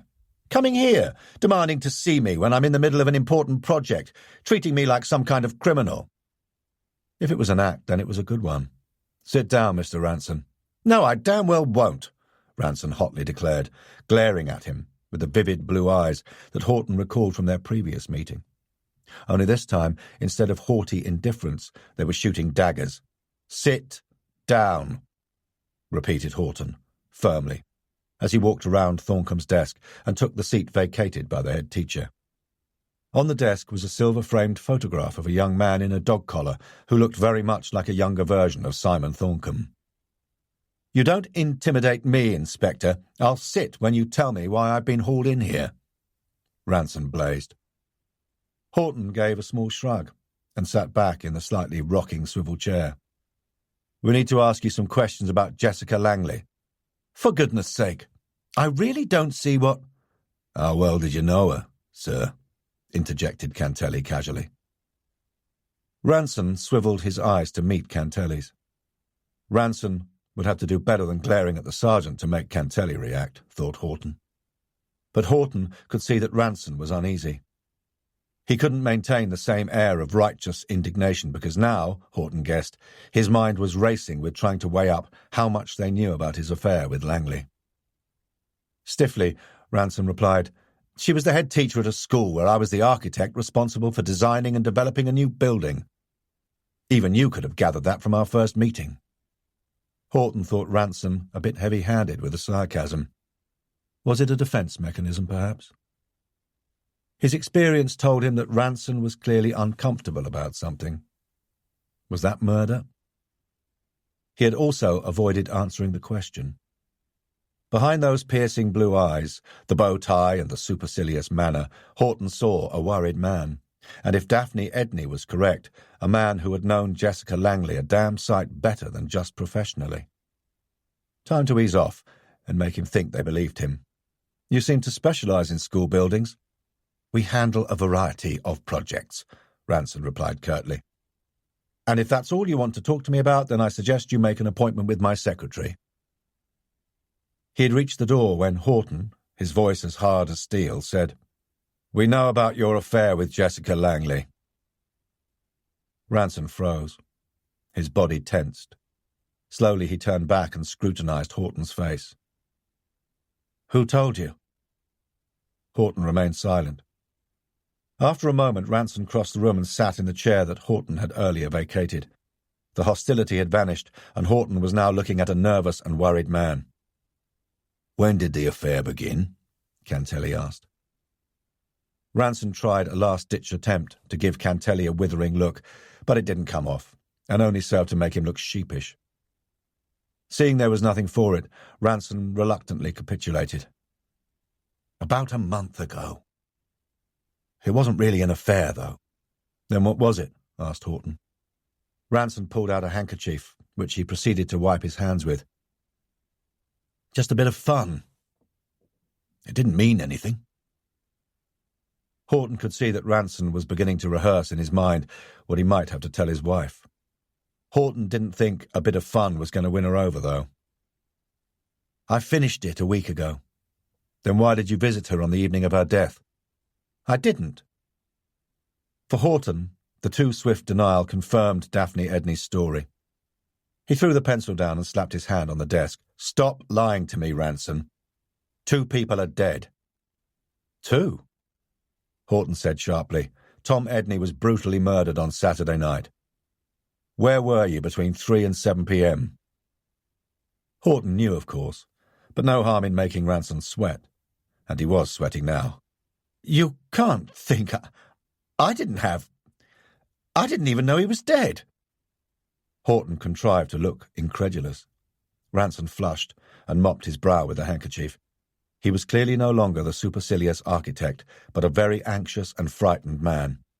"I went sailing for the weekend with my family to Guernsey. I have witnesses," he cried with a note of desperation. "And for Langley's murder?" rapped Horton. "I was at home," With my wife. Oh, yeah, thought Horton. Pull the other one. It's got bells on. He said, Not according to our witness, you weren't. Did you kill her? Of course I didn't, Ranson declared vehemently. Did Horton believe him? It didn't look like an act, and the man had gone quite pale, but then Horton had seen some Oscar-winning performances before from murderers. You asked Jessica Langley to meet you on your boat at Sparks Yacht Harbour, and once on it you killed her. Why? I haven't killed anyone. Ranson sat forward. Look, I did go to her apartment on Thursday evening, but I was only there a few minutes. I left her there, alive and well. I didn't ask her to meet me anywhere. You had sex, and then left her. From the post-mortem report, Horton knew he hadn't, but he wanted to see Ranson's reaction. The man looked horrified. No. I arrived at her flat just after 7:30. I had hardly been there a few minutes when the doorbell rang and Daphne Edney was hurling abuse at Jessica on the doorstep. Jessica slammed the door on her. She seemed to find it exciting and amusing. I thought things between us were going to be, well, all right. Then her mobile phone rang and everything changed. No, hang on, she had 2 calls. The first one made her cross. Horton was immediately aware that this new information was important, if the architect could be believed. He hoped to God it would give them a lead, because if Ranson wasn't Langley's killer, then apart from that betting slip found in Langley's pocket, he had sod all left. Who was it? He asked sharply. I don't know. I just heard her say, You'll get nothing from me, now piss off. Then almost immediately her phone rang again. She must have thought it was the same caller, but her expression changed. How? It sort of lit up. She rang off and told me something had come up. She couldn't get rid of me quick enough. Horton studied the architect. Ranson's eyes were pleading with him to be believed. Who was on the phone the second time? I don't know, and she didn't say. Male or female voice. I couldn't hear. Jessica moved away. I just heard her say, Great. So you were angry at being rejected. You lay in wait for her, and then attacked and killed her. No! Ranson was out of his chair, shouting. I went home. Ask my wife. She'll tell you what time I got in. And that was? Asked Cantelli. Just after 8:30. I left Jessica alive and well at 8 o'clock. Horton studied him closely. He believed him. Ranson hadn't killed Langley or Edney. Did you go out again? Asked Cantelli. No, why should I? Horton suddenly had an idea about Edney's death. Maybe he had been killed because he'd seen Langley's murderer. Did you see Tom Edney anywhere in that vicinity on Thursday evening? No. Shame. You looked surprised that he could have been there. He was hardly her favourite person. She used to laugh at how she tormented him. She wasn't always a very nice woman. In fact, she could be horrid. But she was kind of addictive and stimulating to be with. Horton didn't think Ranson's wife was going to be very pleased to hear that. But Ranson's words had finally unlocked that small, niggling thing that had been in the back of his mind since he'd first set eyes on Jessica Langley on the Mulberry and then again in the mortuary. It had been the way her hair had been curled onto her forehead on the Mulberry. It hadn't been like that in any of the photographs he'd seen of her. The Owl and the Pussycat, and Here We Go Round the Mulberry Bush weren't the only rhymes their killer had been having fun with. When she was bad, she was horrid. Did you ever go sailing with her? He asked. Ranson looked surprised at the question. A couple of times. She was a very competent sailor. Horton took the photograph from his pocket. Did you take this of Jessica Langley? Ranson studied it. No. Do you know if she owned a boat? She never said. Did she wear foul-weather sailing clothes when she was on your boat? Like these in the photograph, leggings, jacket? A couple of times when the weather was rough. They were my wife's, he said. Please don't tell my wife about Jessica. She won't understand. I bet she won't, Cantelli said with feeling, when Ranson had left and they were in the car. Horton had asked Ranson to call into the station at 2:30 that afternoon and make a statement. He had agreed with alacrity, in the vain hope that they wouldn't check his movements with his wife. They would, of course. Our killer's a real joker, Barney, and it's not Leo Ranson. Langley's body had been arranged on the mulberry, with her dark hair curling onto her forehead. Picking up on our nursery rhyme theme, does anything strike you about that? No. Cantelli looked blank. Can't say I blame you for not getting it. It's taken me long enough. And Horton chanted, "There was a little girl who wore a little curl right in the middle of her forehead. When she was good, she was very, very good." Cantelli finished, "And when she was bad, she was horrid." Our killer knew her well. Yes, and a woman like Langley would have as many enemies as she would admirers. But who could have killed her if Ransom was in the clear for murder? Horton had to go back to the beginning. Or did he? There was still that matter of the betting slip. Why had the killer left it in Langley's pocket? What did the message on it mean? "Have you forgotten me?" Did it have any significance to the case? Perhaps Morville was telling the truth when he said it had been intended for Elaine Tolley. But what if he was lying, and Jessica Langley had been the intended recipient? That meant Morville knew her. Morville's alibi had checked out. He'd been drinking in the club. But there was something he wasn't telling them, and with one trail cold, it was time to follow another one. He also hadn't forgotten about Mickey Johnson and those antiques thefts, and Johnson's missing accomplice, who hadn't yet been found. But that would have to wait, just like the break-in at the ex-Forces Club and the school building site robbery. Though he'd keep the latter in mind, in case he was back to his theory that Langley had surprised the robbers at her school and been killed because of it. After Leo Ranson had left her apartment, perhaps, she had returned to the school to collect something. Or perhaps this second caller had asked her to meet him there. Though that was more unlikely. Her caller could have asked Langley to meet him on his boat. But first, Eric Morville. Horton glanced at the clock on the dashboard. It was just after midday, and there were 3 places that Morville could be: the betting shop, the ex-Forces Club, or at home. "Drop me off on the corner of Court and Court, Barney. I'm going to see if I can get some sense out of Morville. You follow up Ranson's alibi." If Morville wasn't there, then Horton could easily walk to the other 2 destinations. But he was lucky. Morville was in. Chapter 14. Unshaved and bleary-eyed, Morville looked as though he'd had a heavy night on the tiles.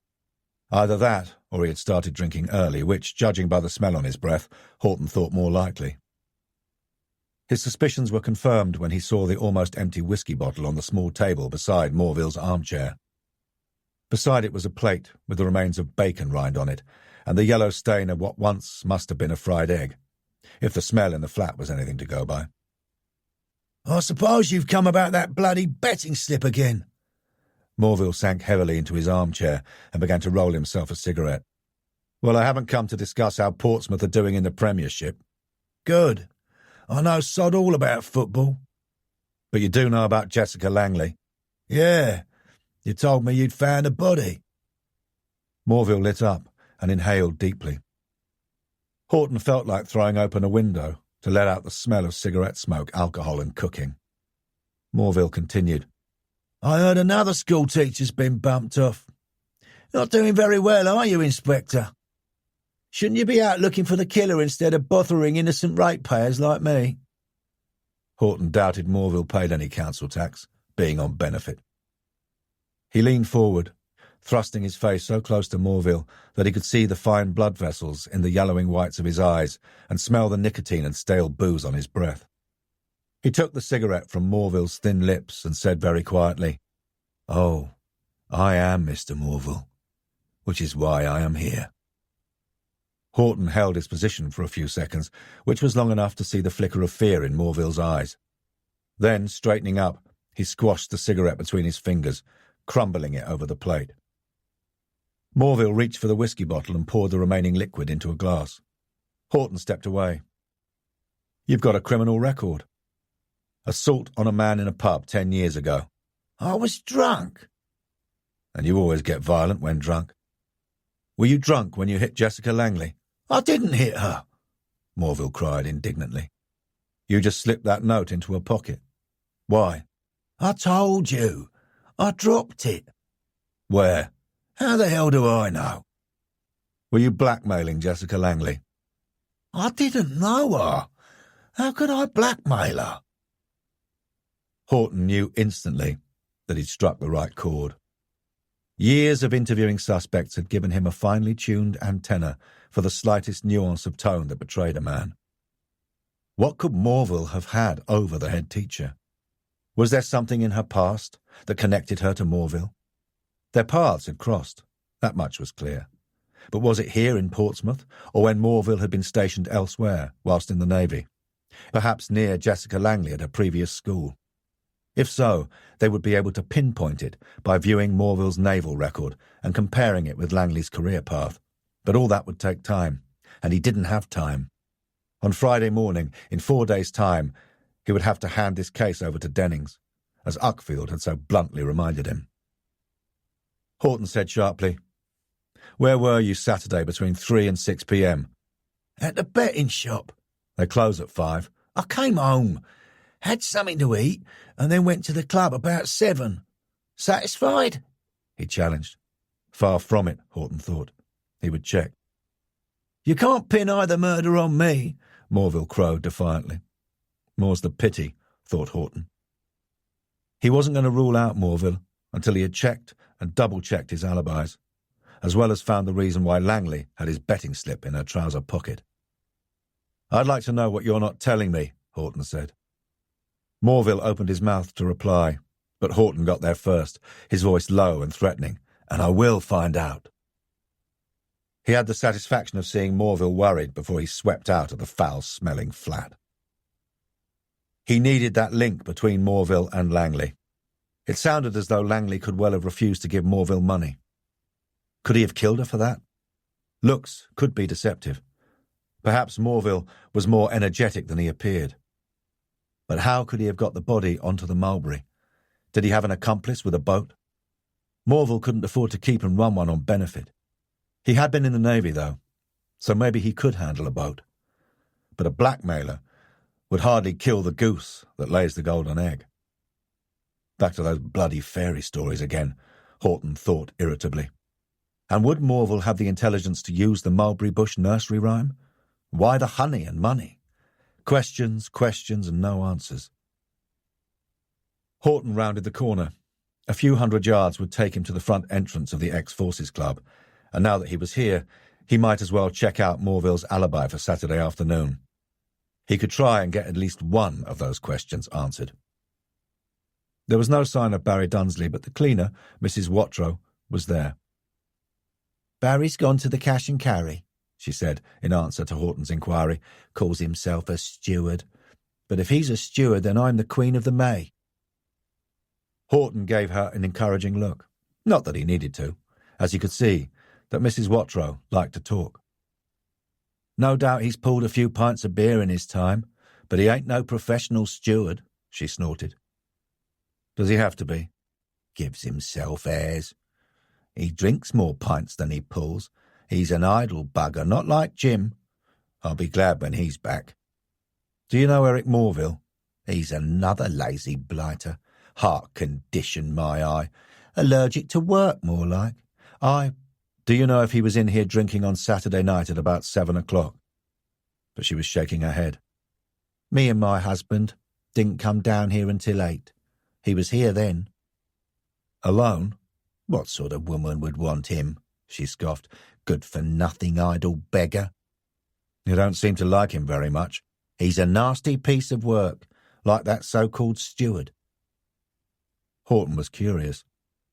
He hadn't taken to Barry Dunsley either, and had his suspicions about the break-in being an inside job, but he was curious to know why Mrs. Watrow didn't like him, apart, that was, from him not being a professional or competent steward. He asked her. He's always listening into people's conversations and making snide remarks.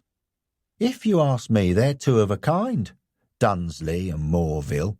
and the pair of them have got their hands in the till." Now, Horton's interest heightened. "Do you have any evidence to back this up?" "Stands to reason, don't it? They are always in a huddle, up to no good if you ask me. And he told you a lie when you were here before asking about the break-in." Horton's ears pricked up. He studied her closely. How much of this was spiteful gossip, and how much the truth?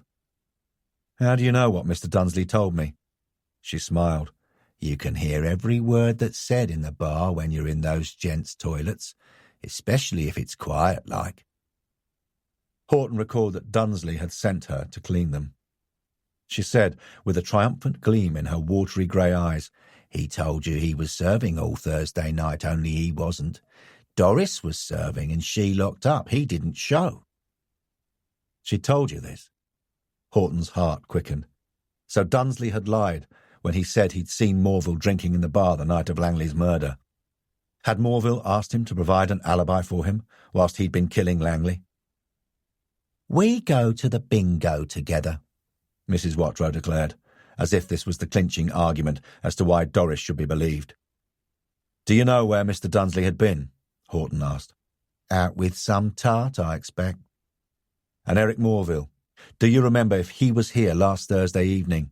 "He was, propping up the bar as always." Pity. Morville had a cast-iron alibi. He thought Mrs. Watrow was reliable enough. If she said Morville was here, then he was.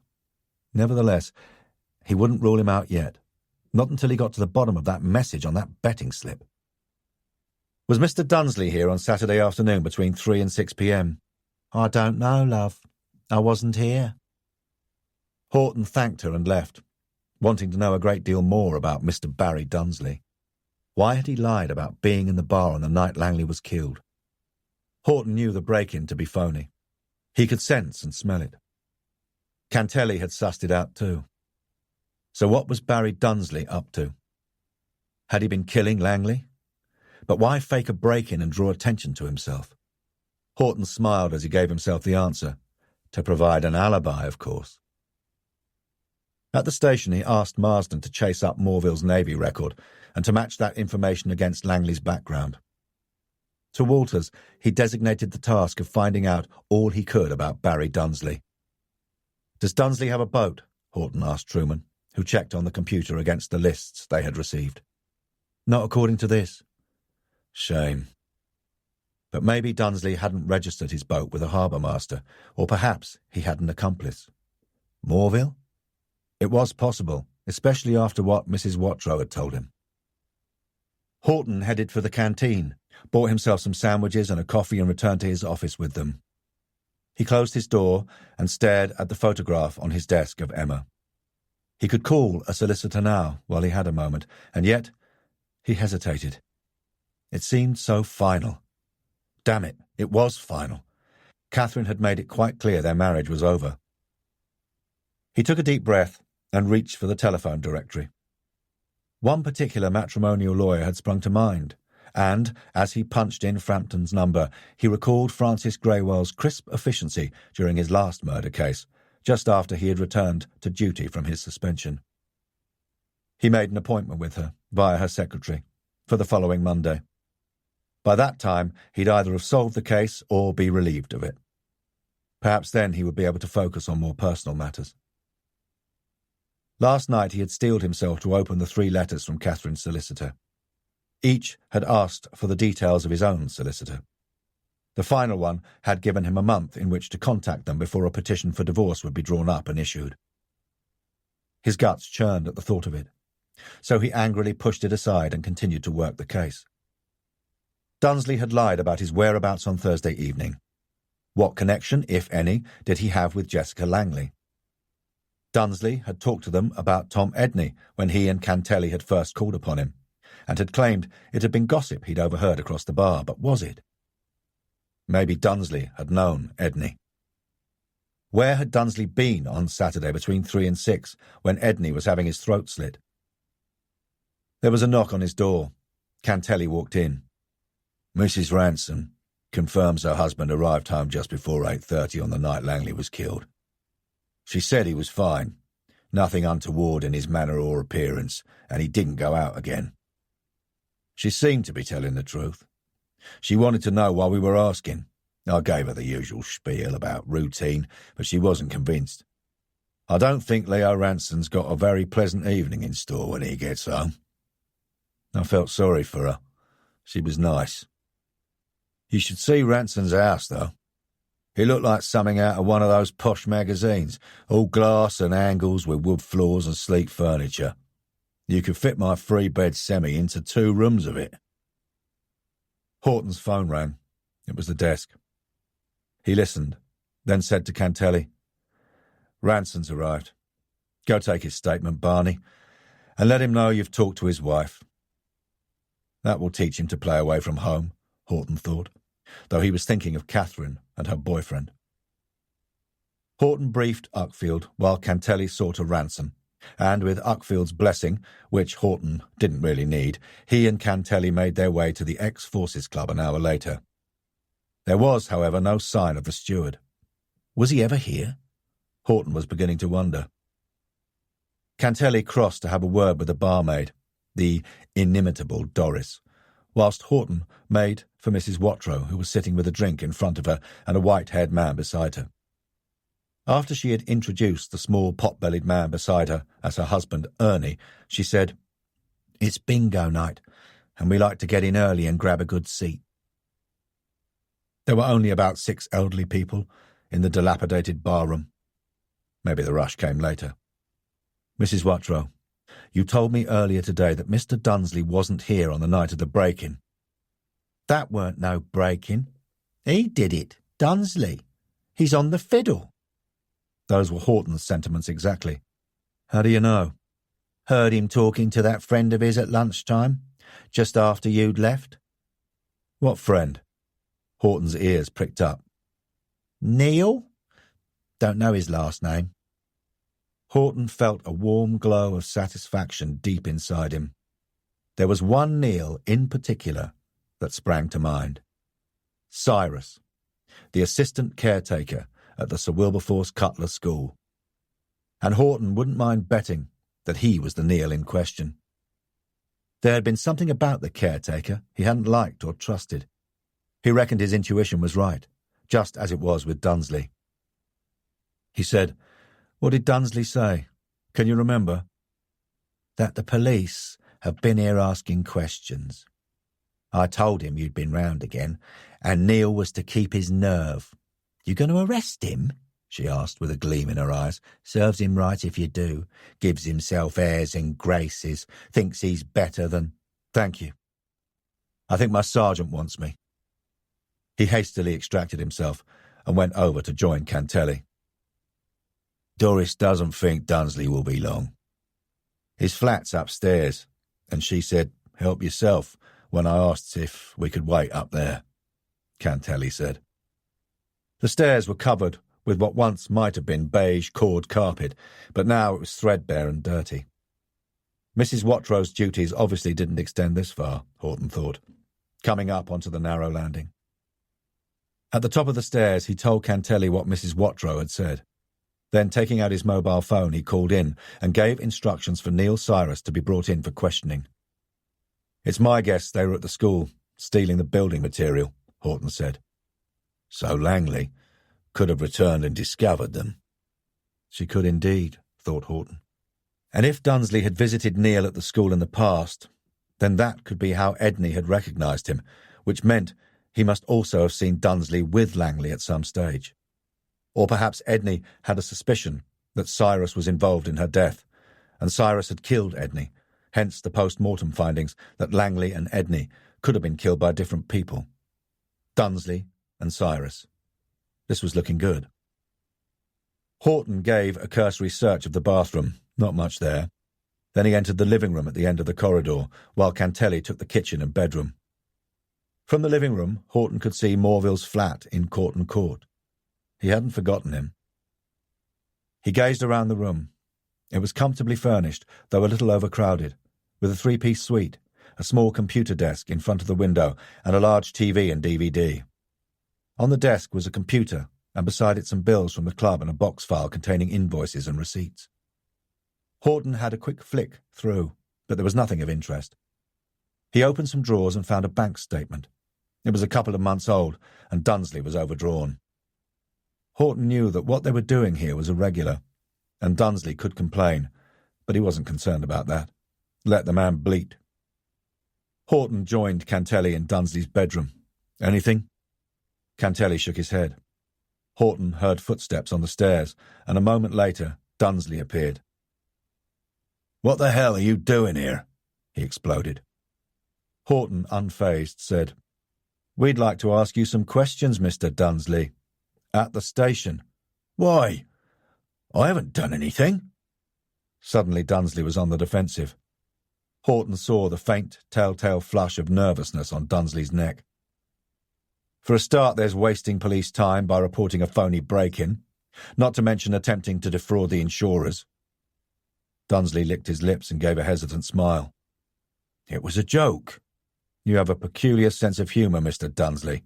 Shall we discuss it down at the station?" Horton gave an ushering movement as Cantelli eased himself behind Dunsley. Dunsley said, "You can't really be taking me in just for that. Shall we go?" Horton didn't leave Dunsley much choice. The stairs were narrow, but Cantelli still managed to squeeze himself beside Dunsley and put a restraining arm on the steward. Horton brought up the rear. "It's only a small matter of theft. The insurance company can afford it," Dunsley said tetchily, after climbing into Cantelli's car. Horton got in beside him. So Dunsley was going to bluff it out, or rather he was going to admit to the lesser crime of theft in the hope they'd not discover he was a murderer. At the station, Cantelli took Dunsley to an interview room, while Horton checked in with Sergeant Truman. "Did you get Cyrus?" "He's in interview room 3. Claims he hasn't done anything." "Don't they all?" "We'll let him stew for a while. Let's see what his mate comes up with first." Horton ran through the preliminaries with Dunsley. When he had finished, Dunsley said, "OK, so you've charged me and I admit faking the break-in. I'll make my statement and then can I go?" Horton left a silence that was just beginning to get uncomfortable when he spoke. "Where were you between 9 and midnight on Thursday night?" He looked up from the file he had been studying to see Dunsley's wary expression. "In the bar, working, and then in my flat." "We have a witness who says you were out all evening." "Who?" Dunsley declared cockily, but Horton could smell a worried man. "Do you want me to repeat the question?" he asked in an icy tone. Dunsley pursed his lips together. After a moment, Horton continued. "I think you were with Neil Cyrus at the Sir Wilberforce Cutler School, helping yourself to building material." Dunsley's eyes flickered minutely from side to side. His lips twitched but remained firmly shut. Horton went on in the same even tone. "Did Jessica Langley discover you stealing, and that's why you killed her?" "What?" Dunsley was suddenly alert. He shot out of his seat. Cantelli said, "Sit down, Mr. Dunsley." "You must be mad." Dunsley eyed each of them in turn. Silence greeted him. After a moment he sat. His body was twitching nervously, and he'd begun to sweat. Horton said, "What else can we think unless you start telling the truth?" "I didn't kill her." "I think you did, Barry. She returned to the school when you and Neil were stealing the building material. She threatened to call the police. You hit her. Or perhaps it wasn't you, perhaps it was Neil." "Neither of us killed her." Dunsley looked as if he was about to burst into tears. Horton could see it wouldn't take long now to crack him and get to the truth. He left a silence into which dropped the sounds of the station beyond the closed door. A ringing telephone raised voices, running feet. As he hoped, Dunsley obviously couldn't bear it. "I wasn't anywhere near that school, I swear it." Horton laughed scornfully and was pleased to see Dunsley flush. "Oh, come on. You can do better than that. At this moment, Neil is probably telling one of my officers how you engineered a break-in at the Sir Wilberforce and how you struck Jessica Langley." "Neil's here." Dunsley looked horrified. "I didn't kill her. You have to believe me." "Convince me." And Horton needed convincing. If Dunsley wasn't their killer, then it had to be Cyrus. Dunsley licked his lips. His eyes darted about the room. Horton waited. The ticking clock and the rain drumming against the darkened windows seemed abnormally loud to him. Cantelli sat casually back in his seat, yet Horton could sense his tension. Finally, Dunsley exhaled and said, "OK, so I was with Neil at the Sir Wilberforce Cutler School on Thursday night. He's got this builder friend who doesn't much care where he gets his materials from. And you supplied him. Is that when Langley returned to the school and saw you, so you had to kill her?" "She never came anywhere near us, I swear it," Dunsley cried in exasperation. Horton contrived to look sceptical. Dunsley hurriedly continued, "I met Neil at the school just after 10 o'clock. We loaded the gear into Neil's van and delivered it to the builder." "Name?" barked Horton, making Dunsley start. "Sam. I don't know his last name or his address. I'm telling the truth." He appealed to Horton. "He's Neil's contact. Ask him." "We will. Go on." "When we were unloading, I tripped and fell. I gashed my head on a bit of piping. There was blood everywhere, so I had to leave Neil and drive to the hospital, clutching my head with a bit of rag. I didn't get out of there until just after 3 in the morning." "Which was why you were in the accident and emergency unit between midnight and 3:15 a.m. Horton consulted the paperwork in front of him. An officer had checked with the hospital, and Dunsley had been booked in at 12:15 a.m. and had left at 3:20 a.m. And although the Times could put Dunsley in the clear of dumping Langley's body on the Mulberry, he could still have killed her and left Neil Cyrus to take her body to Langston Harbour. He put this to Dunsley, who vehemently denied it. Horton said, "So where were you between 8 and 10 p.m? "Having a drink in the Three Crowns. You can ask the landlord, he served me." They would, and Horton guessed there would be enough witnesses to confirm it. He studied Dunsley a moment longer and didn't much like what he saw. A weak, stupid and idle man who thought he was clever and above the law. Horton was sick of him and his type. He was also growing rather sick of this case. This wasn't his killer after all, and he doubted Cyrus was either. They were just a pair of stupid, greedy crooks. Horton felt frustration well up inside him, but he restrained it. It was just a matter of tying up the loose ends of the club break-in and the theft at the school, and he wanted it over with as quickly as possible so that he could get back to the real case in hand, Langley and Edney's murders. "When did the idea about the phony break-in at the club come to you?" he asked, wishing fervently that Dunsley had been their man. Dunsley couldn't talk quickly enough, which only reinforced Horton's opinion of him. "I should have got back to the club by 11:30 in time to cash up and lock up, but I was stuck in the hospital, so I called Doris and told her to lock up and leave the money in the till, but the silly cow forgot to lock the back door. It gave me an idea. I thought I could make some extra money if I said there had been a break-in, what with being in the hospital with a cut head. I loaded the car with some booze, cigarettes and crisps, and drove it to Neil's place." "Time?" Horton snapped. He wanted out of here. "About 4 a.m. Had to wake him up. Neil didn't mind. He can always find someone to sell stuff onto, if only to the kids. I went back to the club, cut my finger so that there would be blood on the ground, and reported the break-in. At 4:30 a.m. Horton's eyes flicked down to the report. "And a unit responded at 5 a.m.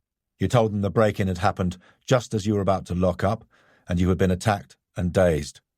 Had gone to the hospital, and hadn't thought to report it until you got back," Horton read out. Dunsley nodded. "That's right. You can check it with Neil. We didn't kill anyone, I swear it." Horton scraped back his chair. "What happens now?" Dunsley asked nervously. "We talk to Cyrus and we check out your story. That would take the rest of the evening and night, and they would still be no nearer to catching this blasted killer." Horton adopted the same tactics with Cyrus, who was ready to hold his hands up for the break-in at the school in order to be cleared of committing murder. Later that night, to Uckfield, Horton wearily said, "The landlord of the Three Crowns has confirmed that Dunsley was in there drinking, and watching football on the big television screen from 7 until just before 10 p.m. They each give the other as their alibi for after 10 p.m. And Dr. Clayton says that Langley was killed sometime between 9 and 11 p.m. Langley could have returned to the school after receiving that second telephone call and after ditching Ranson at 8 p.m. But Horton didn't really think so. Could Cyrus be her lover? Not her type. Still, Horton thought, there was no accounting for taste. Horton would hardly have said that Edward Shawford was Catherine's type, but he was almost sure that Cyrus couldn't be Langley's lover. Cyrus was on duty alone as assistant caretaker until 10 p.m.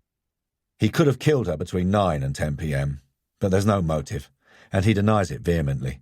He also says Langley never returned to the school. And if he did kill her, how did he and Dunsley get the body onto a boat, which neither of them has, and take her to the Mulberry? It doesn't add up, and both Cyrus and Dunsley have an alibi for Edney's death. They were at Fratton Park watching Pompey play Manchester United. Which means we've still got a killer out there. Back to square one. Are you sure this architect didn't do it? His alibi checks out. So who the devil is it? Uckfield stomped across to the crime board and picked up a felt pen. Horton didn't blame him for being frustrated. We can cross off Dunsley, Cyrus, and Ranson. He struck the names through with a large cross. Tom Edney gets himself killed, so he's already gone. What about his wife? Could she have returned and killed Langley? I doubt it. And she couldn't have killed her husband, because she was with us at the time. Horton stared at the board. There's still Eric Morville, he pointed out, and that betting slip. Yes, and there's still those 2 calls Langley received at her flat, according to Ranson. Are we any nearer to finding out who they were from? Marsden is waiting for the mobile phone company to get back to us. The second caller must be the person that Langley went to meet. It could be a lover who hasn't yet come forward, but there's nothing in her life, belongings or background to suggest one, and Ranson swears there wasn't anyone else. I'd also like to know who the first caller is and why she was so short with him or her. Maybe tomorrow those questions would be answered. They still hadn't found Langley's laptop or her mobile phone. Have Jessica Langley's medical records come in? There's nothing of any interest in them. No dark secrets, abortions, or illegitimate babies. She was very healthy, hardly ever saw a doctor, except to get her prescription for the pill and her regular cervical smear, and that's it. Horton hadn't really expected anything else. He left Uckfield in the incident room grumbling and growling like a bear with a hangover and returned to his office. He pushed open the window and let the wind tear in. It caught him in his chest, and he leaned into it and let its chill, damp edge cleanse him after the disappointment of yet another of his theories about Langley's killer being proved false. 2 cases cleared off the books, the club break-in and the school theft, but there was another case outstanding, that of double murder. Who could those callers have been? Did they have anything to do with Langley's death? Why the devil was she killed and dumped on the Mulberry, and what did the Lear poem have to do with it? What was he missing, for Christ's sake? A hell of a lot, it seemed. His head was throbbing and he was tired. He closed the window and turned back to his desk. Perhaps it would come to him if he tried to clear his mind of it for a while. Summerfield had put her latest report on the antiques thefts on his desk, and he began to read through it. Damn Mickey Johnson. He should have cracked under questioning, but he hadn't. Maybe if Horton had another go at him, he'd get something, like the name of his accomplice.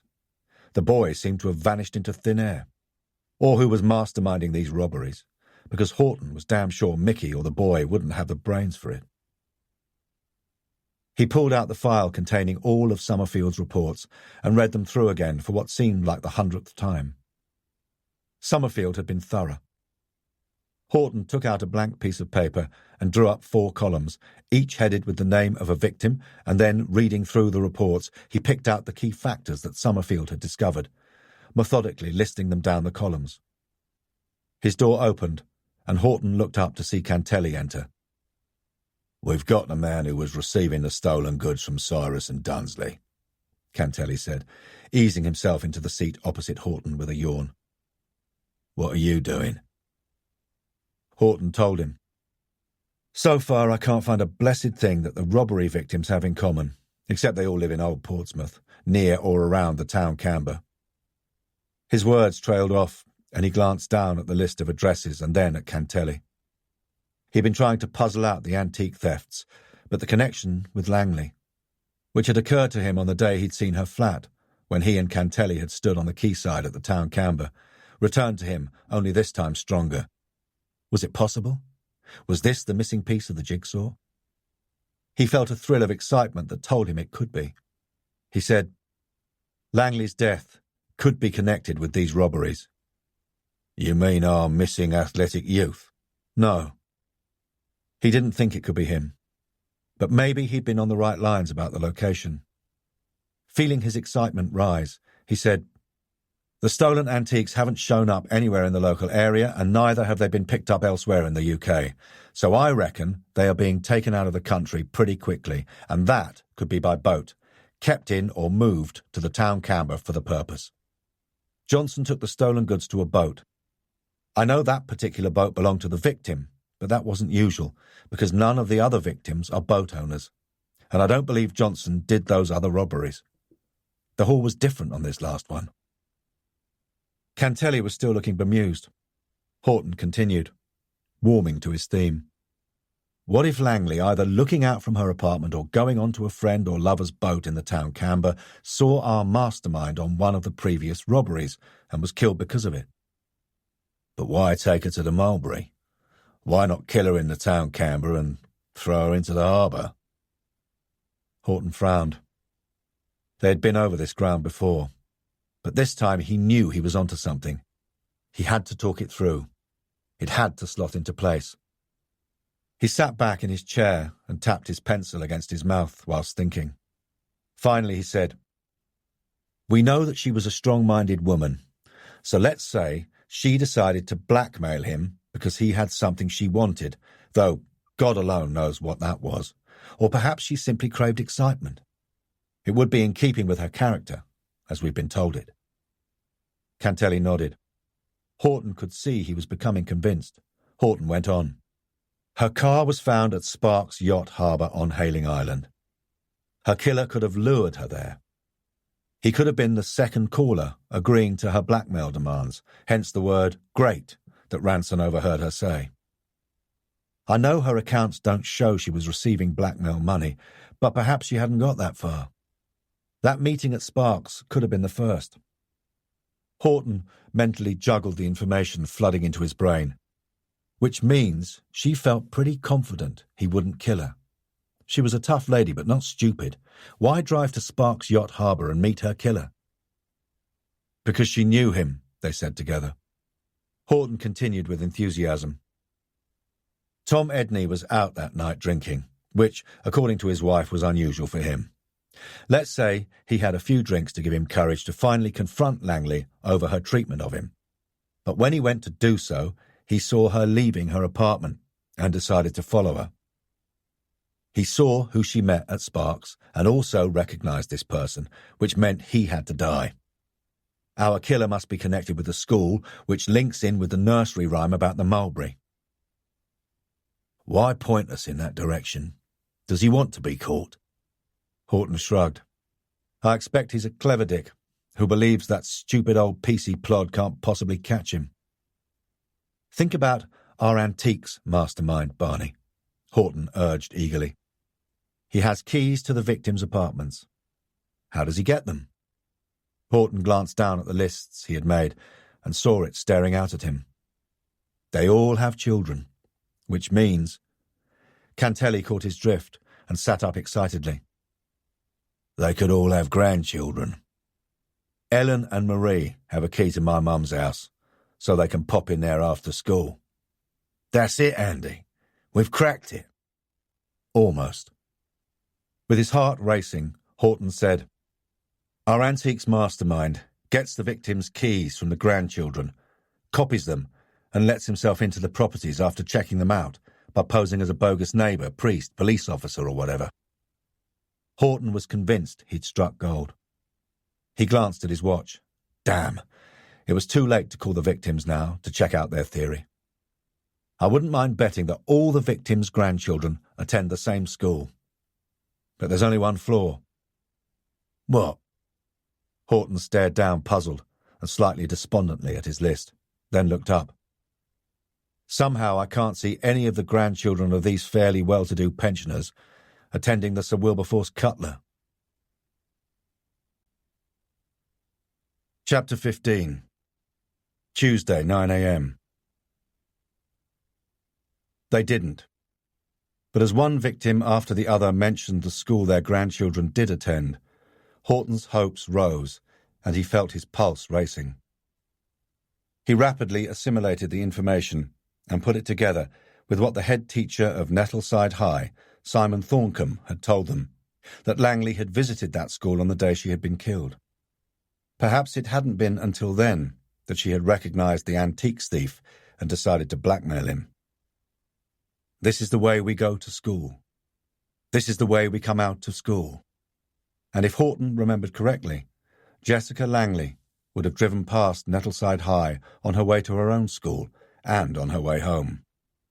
Oh, they had a joker killer on their hands all right. And that wasn't all Horton learned from his phone calls. In the car, as they headed towards Nettleside High, he said to Cantelli, "Not only do all the grandchildren have keys to their grandparents' flats, but they all attend after-school drama classes, and who better to impersonate a police officer, fire safety officer, priest and a neighbour, but a drama teacher?" Cantelli let out a low whistle. He's smart, this one. And wicked, thought Horton. As the image of Langley's body, abandoned on the mulberry with her flesh covered by the small crabs, assailed him, not to mention poor Tom Edney lying in that pool of blood with his throat slit. The poor man hadn't deserved that, and Horton still felt some responsibility for his death, even though he knew that he shouldn't do. He desperately wanted to catch this smart Alec killer and wipe the smirk from his face. He realised that this was now nothing to do with finding the killer before Tony Dennings took control of the case, or proving himself to Uckfield. It was simply a case of bringing an evil killer to justice. He said, a drama teacher or coach would know how to disguise himself and put on an act. He could chat to the kids about their grandparents, take an impression of the keys whilst the little darlings are on stage, and if he doesn't get it right first time, he can always try again the following week, or maybe when they're in another class. All we have to do now is find out who teaches drama at Nettleside High, and we've got him. Sounds simple, I know, and that's what makes me nervous. Horton had learned a long time ago that nothing in this life was ever simple or straightforward. And you reckon this drama teacher used Mickey Johnson and his mate to carry out the robberies? The last one, anyway. Johnson had to take the stolen goods to the victim's boat because our man was killing Langley on his boat and taking her to the Mulberry that night. It's bad luck for Johnson, then, that the drunk stumbled onto the boat and gave him away. Horton stiffened. Cantelli's words, uttered so casually, were like a dousing in icy cold water. They stole the breath from him. It couldn't be. But he was instantly sure that he was right. At last he was getting inside the mind of this killer. My God, Barney, this gets more complicated by the minute. I think that was deliberate. Cantelli threw him a puzzled glance before putting his eyes back on the road. Horton continued. We got an anonymous tip-off that something was going down at the town camber that night. We were even told which row of boats to keep under surveillance. That drunk appeared out of nowhere and knew exactly whose boat to stumble on, and we know it wasn't his own boat. I think Johnson and his mate were set up by this drunk, and he has to be our antiques mastermind and our killer. He took a hell of a risk. Did he, though? What happened to him in the mad panic after Johnson was rumbled? I don't know. I grabbed Johnson, you went after the boy, and Elkins jumped on the boat and got the hold all of stolen goods. The drunk sort of got shoved out of the way. And did you get a name and address? No, Cantelli groaned. Horton knew it. It confirmed his theory. Don't worry. It would probably have been false. We might have recognised him, though. Not this man. He's a master at disguise. But why go to all that trouble? Cantelli asked, swinging into the car park at Nettleside High School. We'll ask him, but I wouldn't mind betting it was for the hell of it, the thrill of the thing, or because he thought it would be a good joke to play on us. He's quite a card. Can't wait to meet him. Neither could Horton, and soon they would. They were ushered quickly into the head's office by Thorncombe's anxious secretary. Horton didn't waste any time with the preliminaries, but came straight to the point. He was too eager to get this killer. I'm sorry, Inspector, but we don't have a drama teacher. It's not on our curriculum.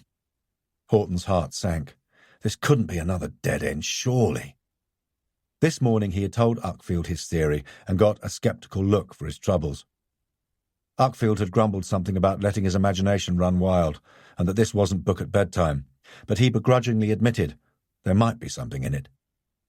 Those telephone calls to the victims had surely proved he and Cantelli were right. Horton persisted. But you do hold after-school drama classes? Yes, on Tuesdays. Thank heavens for that. Who takes them? Horton asked eagerly.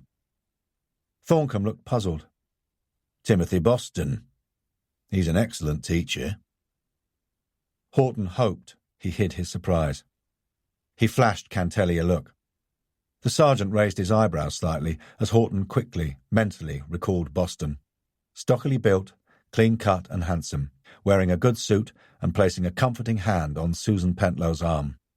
A pompous man who had been concerned about delaying the building of the new drama suite, and who had also admitted to mention that he taught performing arts. Of course, Boston had a foot in both camps. Cantelli said, But Mr. Boston teaches at the Sir Wilberforce Cutler School. We share resources. I mentioned that before, Thorncombe replied. It was one of Ms. Langley's ideas. It explained why she would willingly have gone to meet Boston. Horton heard Cantelli ask, How long has Mr. Boston taught drama here? Thorncombe addressed Horton. What is this about, Inspector? I can't tell you yet, sir. If it reflects on the reputation of my school, then I have a right to know, Thorncombe bristled. Horton said firmly, Can you just answer the question, sir? How long has Mr. Boston taught drama here? Thorncombe looked as though he wanted to explode. Horton saw it was an effort for him to hold on to his temper.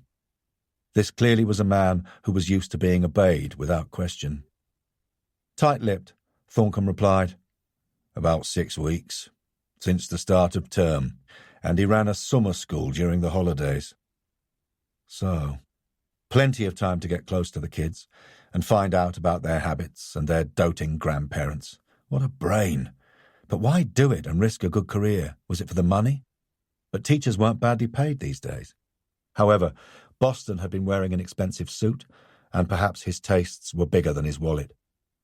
Thorncombe said, Mr. Boston has been cleared by the police and has impeccable references. Horton asked, Is he here? It was Tuesday, after all, and half-term at the Sir Wilberforce. He will be later for the classes. They start at 4 p.m. Am I expected to cancel them? Only at short notice. Carry on as usual, Dr. Thorncombe. If they didn't find Boston by then, at least Horton knew where he'd be later that day. There would be no reason for him not to turn up. Boston couldn't know they were onto him. The head teacher wouldn't be pleased at the disruption an arrest would cause him, but that was too bad. After extracting a promise that Thorncombe wouldn't say anything to Boston about their visit, if he saw him before they did, Horton and Cantelli left him looking worried and very cross. Cantelli zapped open the car. Boston never said he taught here. At least, I don't think it's in his statement. Why should it be? He wasn't asked that question. Only where he was when Langley was killed. Which if I remember correctly, was at home watching the Maltese Falcon, and I thought, here's a man with taste. Yes, the kind that needed robberies to fund that taste. And they were clever robberies at that. So was Boston the drunk on the pontoon? The build was right. Had Boston been the anonymous caller to CID on the morning of the last robbery, and by doing so shopped Johnson and his mate? Horton guessed so. He had decided to silence Langley and put an end to his antiques jaunts by shifting the focus to Johnson and his accomplice. Horton called Sergeant Truman as Cantelli pulled out of the school. He got Boston's address and told Cantelli to head along the seafront to Fort Cumberland Road. Boston lived just a stone's throw from Horton's marina. He stared at the foaming green sea as it broke onto the pebbled beach in a flash of white. The wind was getting up strength, ready to fulfill the prophecy of gale warnings later in the week. Ahead, Horton could see the distant shores of Hayling Island. There were still so many gaps in this complex case.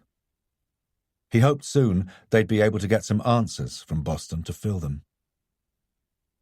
Cantelli turned into a cul-de-sac that was lined with 3-story houses and apartments, and pulled up halfway down, outside a block of flats. Climbing out, Horton scrutinized the line of bell pushes on the wall, found the one he wanted and pressed his finger on the buzzer. There was no answer. "Looks as though we'll have to come back with a warrant," he said, disappointed. Then the front door opened. A thin man in his early 50s wearing a smart suit stepped out.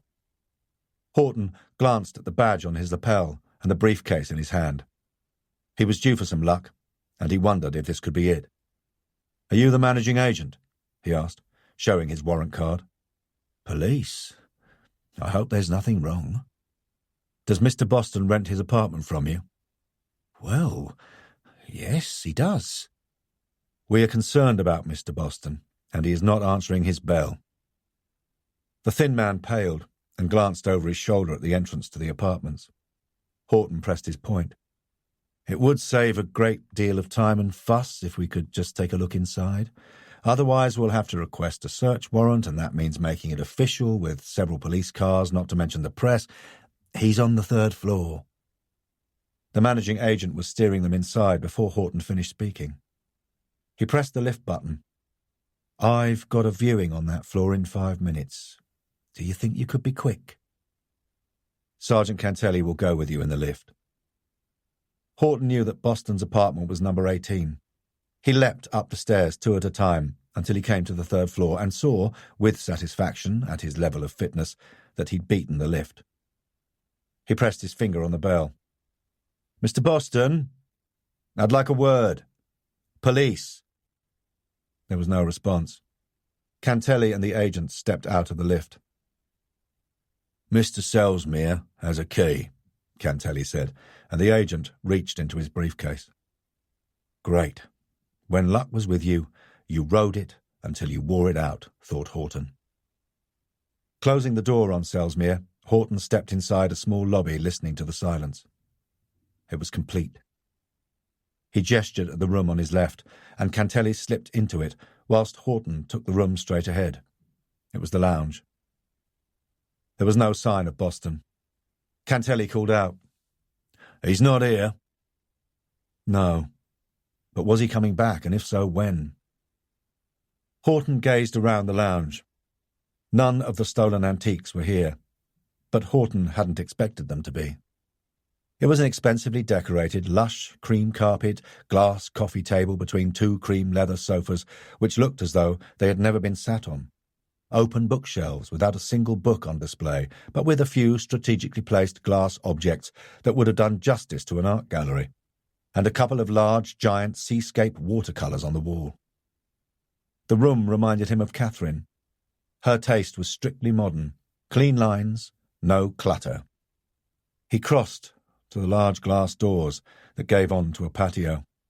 Beyond, he could see the boats in the marina, and there was the wooden mast of Nutmeg, his gaff rigged Winkle Brig. Old, cramped, untidy, lived in and much loved. His. He didn't want to give her up, but he'd have to, if he was to stand any chance of Emma staying with him for the weekend or holidays.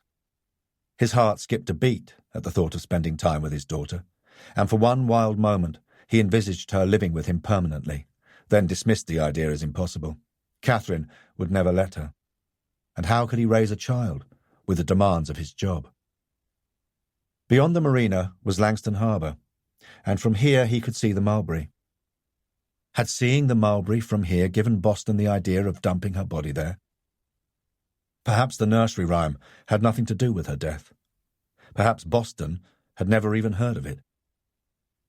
He turned away as Cantelli called out, "Bed's made up, and he's got some nice suits in the wardrobe, designer stuff. How would you know? Most of your clothes are bought from the chain stores. Hey, nothing wrong with that." Horton smiled and made his way into a second bedroom, which Boston had made his study, and promptly stopped in his tracks.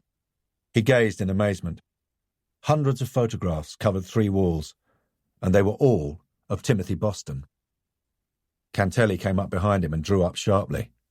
"Wow." Horton couldn't have put it better himself. In the pictures, Timothy Boston appeared in various guises and with a variety of actors. These were obviously stills taken from film and television programs. And there were photographs of Boston as himself, alongside actors whom Horton recognized, which was quite a feat for him because he rarely watched television and never had time to go to the pictures or theatre. "Is Boston famous? Should we know him?" asked Horton. "I wouldn't, unless he was acting in the 30s and 40s.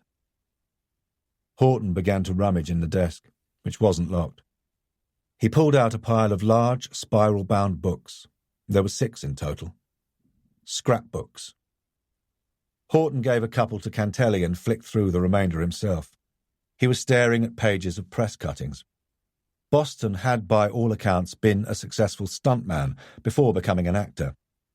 Only he wasn't called Boston, but Timothy Mellows. A headline caught Horton's attention. He quickly scanned the article to find Boston had once been tipped as a possible James Bond. And he'd ended up teaching drama. What had gone wrong? The press cuttings didn't say. But Horton was beginning to wonder if Timothy Boston's previous performances as Mellows had slipped through his security clearance at the school. Something registered in Horton's brain. He'd seen the name Mellows before. With a racing pulse, he pulled out his phone and called the station. "Dave, check the list of registered boat owners for a Tim Mellows." "No, I'll hold." Cantelli said, "There's an article here that says Mellows suffered multiple injuries whilst performing a stunt. Broke both legs, his pelvis and arm. After that, it says he turned to acting." "And didn't make it, according to what he's doing now," Horton rejoined, just as Dave Truman came back on the line. "There's a boat called Soap Opera, registered to Mr. Timothy Mellows and berthed at Gosport Marina." Yes! Horton wanted to punch the air with joy. Instead, he said, "Ask Elkins to check if it's in the marina, but not to alert Mellows. Call me back." Mr. Selsmere wasn't very happy when Cantelli asked to keep the keys and gave him a receipt, but he seemed a little mollified when he heard that an unmarked police car with 2 plainclothes officers, rather than uniformed officers in a patrol car, would keep a watch on the apartment for Boston's return. Horton's phone rang. It was Truman. "Mellows' boat is in the marina. Sergeant Elkins thinks there might be someone on board." "He's to do nothing. We're on our way. Get Elkins to pick us up at the town camber."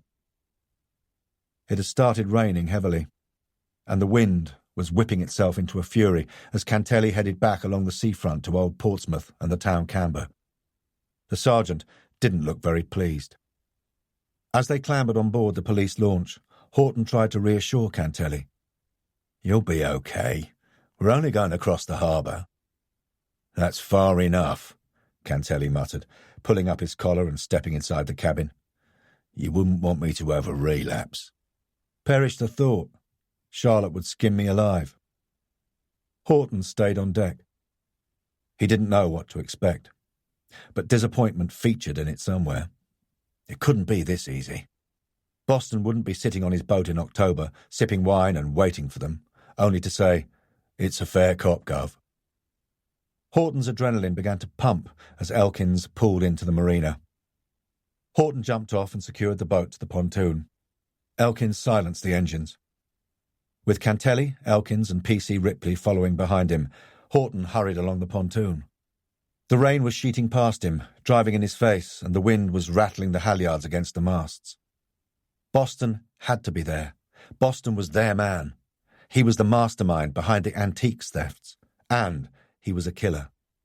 He'd killed Langley, perhaps. It now occurred to Horton, because he was sick of her cruel taunts about how he'd failed as an actor. Both Ranson and Daphne Edney had said how cutting she could be, and he'd killed Edney because the poor man had suspected him. This couldn't be another blind alley. As soon as he turned onto the pontoon, Horton could see a light in the cabin. He guessed this was how Boston had taken the stolen antiques out of the country, and he wouldn't mind betting that on his other robberies he had moored soap opera in Town Camber for a quick getaway. Gesturing Elkins to the aft, Ripley at the bow, and Cantelli amidships, with his heart beating fast and furious, Horton climbed carefully into the cockpit. The large glass door leading into the cabin was open. There was no sign of Boston, but he wouldn't fail to feel the boat rock to Horton's tread. Horton waited to be hailed, but no one stirred. The hatch was open. He could see no shadows, and there was no sign of any movement. There was a coffee cup on the table to Horton's left, and a used plate in the small sink to his right. A kettle was on the hob next to it. Horton tensed. He felt the boat move gently as someone came on board behind him. It was Cantelli. "Police! It's over, Boston. We know all about the robberies," Horton shouted. Silence greeted him. Horton tensed. "We're coming down." He heard Cantelli suck in his breath and knew what he was thinking. He hoped Boston wasn't waiting with a knife or even a gun in his hand. He wasn't. In fact, Boston wasn't waiting at all. "Empty," Horton called up, disappointed. "Must have got wind we were after him," Cantelli said. Horton frowned, puzzled. If he's gone, why not take his car? Elkins had told him it was in the marina car park. Horton gazed around the interior. There wasn't much to see, just one main cabin and a cubicle with a toilet and wash basin. The boat wasn't designed for a long stay away. It was more suited for one-day or weekend fishing excursions. Ideal for Boston, who just needed a boat with a powerful engine that could get him across to Guernsey, Jersey or France so that he could pass on his stolen antiques. There was a navy blue holdall on the bunk. Delving into it, Horton retrieved a passport. He won't get far without this. Perhaps he's got another one. Cantelli could be right. Horton opened it. This is in the name of Timothy Boston. Perhaps he also has a passport in the name of Tim Mellows. Come on, there's nothing here for us. Horton climbed back on deck. Elkins, keep watch for him and call for backup the moment he shows.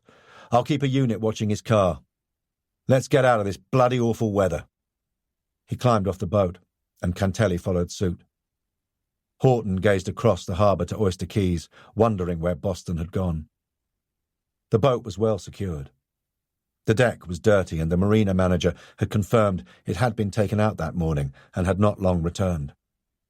If Boston had been warned that the police were on his trail, then why come back here? Why return to Portsmouth at all? Why not take his passport and his car and drive to the airport? Irritation mingled with his frustration. Once again they were going round that sodding mulberry bush. He glanced down as he made to turn away, and a movement in the water caught his eye. He could have sworn he had seen something in the murky depths swirling around the edge of the pontoon. Yes, there it was again. It looked like an old piece of rag, except it was too large for that. His heart leapt into his throat. "The boat hook," he commanded sharply. Ripley grabbed it from Boston's boat and handed it to Horton. "What is it?" Cantelli asked, leaning over and looking into the black pool of swirling water. "There's something caught under the pontoon." Horton threw himself onto the wet wooden decking and, with the rain beating down upon him, twisted his body round so that he could stretch the pole under the pontoon. "Yes, here it is," he grunted, as he got a hook on something. "It's heavy. Ripley, Elkins, give me a hand. Cantelli, stay there." "Not likely." Cantelli threw himself down beside Horton and stuck his arms in the water. "It's freezing." "What do you expect in October?" Horton replied through gritted teeth. Elkins, with another pole, had come up beside them. "I'll push it from the other side of the pontoon," he shouted above the roar of the wind. "It's probably a dead dog." "Sarge!" Ripley shouted indignantly at Cantelli's remark. But Horton didn't think it was a dead animal. His heart hammered, and a cold sweat trickled off his brow. He plunged his arms deeper into the icy cold water. Gradually, with Elkins prodding from one end and him pulling from the other, and with Cantelli's assistance, they managed to dislodge it. "My God, it's a body," cried Cantelli, almost losing his grip. Yes, thought Horton, his heartbeat quickening. Had Boston done it again? Was this victim number 3? He struggled to keep hold of the body.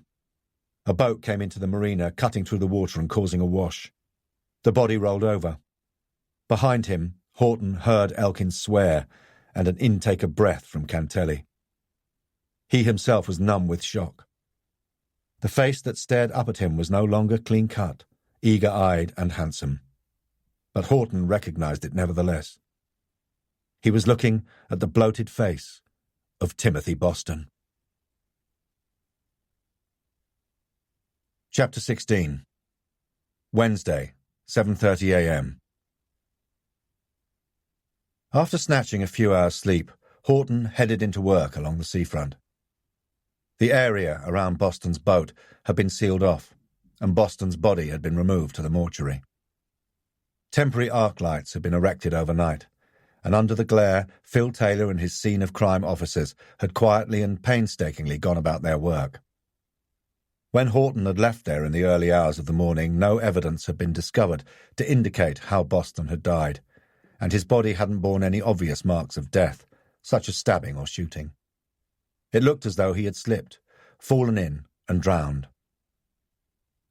Dr. Clayton had been called out to examine the body after Price had certified him dead. She couldn't say how Boston had been killed, not until she had him undressed on the mortuary slab and had conducted the post-mortem. Horton smiled to himself at the memory of Uckfield trying to bully her into making an educated guess. Her frosty reply had been, "I'm a scientist, not a clairvoyant. But if you would rather use the services of Mystic Meg, please go ahead. I'm sure she'll be a lot cheaper and quicker. She might even throw in a horoscope or two." Uckfield had grunted, and after Gay had left them, said, "Touchy, isn't she?" No one replied. Horton was very interested to see what the results of the post-mortem would bring, especially as Uckfield had expressed 2 opinions as to the cause of death. The first was that Boston, having killed Jessica Langley and Tom Edney, had been overcome with remorse and had decided to end his life by drowning himself. Horton had asked, why wait until he'd moored up when he could have thrown himself overboard anywhere in the Solent? And as far as Horton could see, he didn't think Boston was the type to suffer from remorse. The second of Uckfield's theories was that Boston had killed Langley and Edney, had gone on a jaunt to flog his stolen antiques, and on his return had slipped on the pontoon and fallen into the water. With no buoyancy aid, he'd got sucked under. His clothes had caught on something, and that was it. It was convenient. Too bloody convenient, thought Horton. He pulled into a parking bay by the pitch and putt and stared out to sea. It was still dark, but the morning had a fresh, crisp feel about it. There was a lull in the wind, but yesterday's gales had left a swollen sea and large waves crashed onto the pebbled beach and exploded in a foaming white mass. He thought back to his conversation with Uckfield the previous night. There was no evidence yet that Boston was their antiques thief, but Horton instinctively felt he was.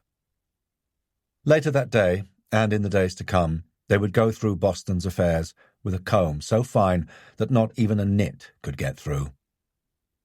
In the meantime, however, Uckfield had adopted the idea that Horton had originally espoused that Langley had recognized Boston when he was on one of his antiques raids.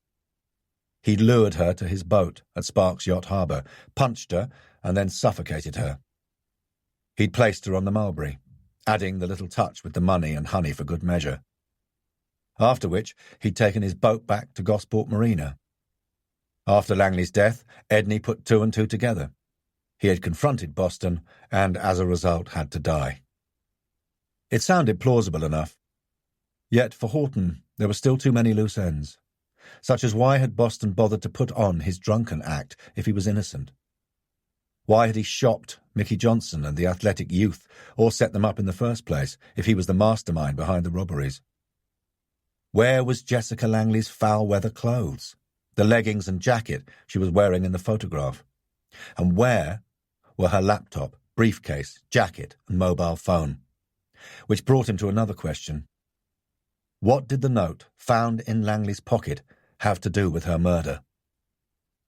Uckfield had said, "It doesn't figure in the case at all. She just picked up a piece of paper and absent-mindedly stuffed it in her trouser pocket." Horton had disagreed. Why would Langley do that? And why had Boston, if he was the killer, stripped her of all other means of identification, but left that note in her trouser pocket and put the money coated in honey in her knickers? Uckfield clearly wasn't interested. He wanted the case wound up. Horton watched the thin wafers of little black clouds drift in an otherwise clear sky that was growing red with the rising sun. He thought of the weather prophecy. Red sky in the morning, shepherd's warning. Well, there weren't any shepherds in Portsmouth anymore, but he'd heed their advice, he thought, as he throttled back the Harley and headed for the station. By evening, it could be blowing a gale and pouring with rain. October was as unpredictable as March or April, or, come to that, as any month of the year in Britain. Still, the weather was the least of his concerns. Boston's death was top of the list, and despite what Uckfield said, Horton wanted those questions answered. He asked Marsden to speed up the checks on Morville's background. He was sure there was still something that Morville wasn't telling them. And although he wanted to bring Morville in for questioning, he curbed his impatience and decided to wait until Marsden came up with more information. Horton returned to his office with an uneasy feeling in the pit of his stomach. The sounds of the main CID office filtered through to him even though his door was closed. The ringing telephone, the hum of computers, Walters talking to Kate Summerfield. All night he had thought through the case, but he still had more questions than answers. One in particular was bugging him. Why had Boston set up Mickey Johnson and his mate and therefore exposed himself to the risk of being caught? It was time to shake Mickey Johnson's tree and see what fell out. And they might get some conclusive evidence that Boston was the mastermind behind the thefts. With Cantelli, he headed for a small terraced house in Fratton, where, after several stout knocks, the door was eventually opened by a skinny, dark-haired woman in her early 30s, wearing a tight pair of faded jeans, a body-hugging T-shirt, and balancing a crying, food-smeared baby on her bony hip, with an equally grubby child clutching her leg. "Hello, Janie," Horton greeted Johnson's partner. "I see Mickey's been keeping you busy since we last met. Is Loverboy awake?" "Mickey, it's the filth. Get your lazy arse down here and see what the buggers want," she bellowed up the stairs, which were directly behind her. Cantelli put a finger in his ear and waggled it, wincing. The toddler increased the volume of his screaming. Turning, she swore vehemently at him. Then, dragging him down the passageway, she stomped into a room on her left and slammed the door on them. "Poor little blighters," Cantelli said sorrowfully. Horton was inclined to agree. In about 8 to 10 years, they'd probably be hauling them up before the juvenile court. Mickey appeared at the top of the stairs, rubbing the sleep from his eyes. "I'm on bail," he grunted. Horton stared up at the scrawny man with his tousled ginger hair sticking up in tufts from his narrow head. He was wearing grey boxer shorts, and Horton thought he detected the emblem of Pompey Football Club on his grubby T-shirt, but he wouldn't swear to it. "Get your clothes on, Mickey. You're coming with us." "No, I bleedin' ain't." Horton sprang up the stairs. He thrust his face close to Mickey's, disguising his disgust at the smell from his unwashed and sleep-fogged body, and said quietly, Would you like me to put you in an arm lock and drag you out on the streets like that? You can't arrest me. I ain't done nothing. Tell him, Sergeant. They'd worked out their plan in the car on the way here. Now, Cantelli intoned, Last night, the body of a man was found in Gosport Marina. We believe it to be the man who masterminded the robbery that you committed. Where were you between 5 p.m. and midnight? Hang on. What are you accusing me of? Shut those brats up! He roared down the stairs as the crying rose to a crescendo. Dress, ordered Horton. I didn't even know the guy. Horton reached out an arm to grab Johnson, but he sprang back up a couple of stairs and in the process slipped. Crouched on his backside, he stared up at Horton. I was in the Shearer Arms, you can check, and then I was here. I'm sure your mates will vouch for you, even if you weren't there, and no doubt Janey will swear blind you were tucked up in bed with her, when in reality you were killing the man who set you up, not to mention the head teacher at the Sir Wilberforce Cutler School. He thought he'd throw that one in for good measure. I don't think any clever brief is going to get you off that, or get you bail, he bluffed. You're looking at a long stretch, Mickey. I swear, I didn't even know who he was. I never spoke to him. Wayne did. His threats had paid off. He'd finally loosened Mickey's tongue. Wayne?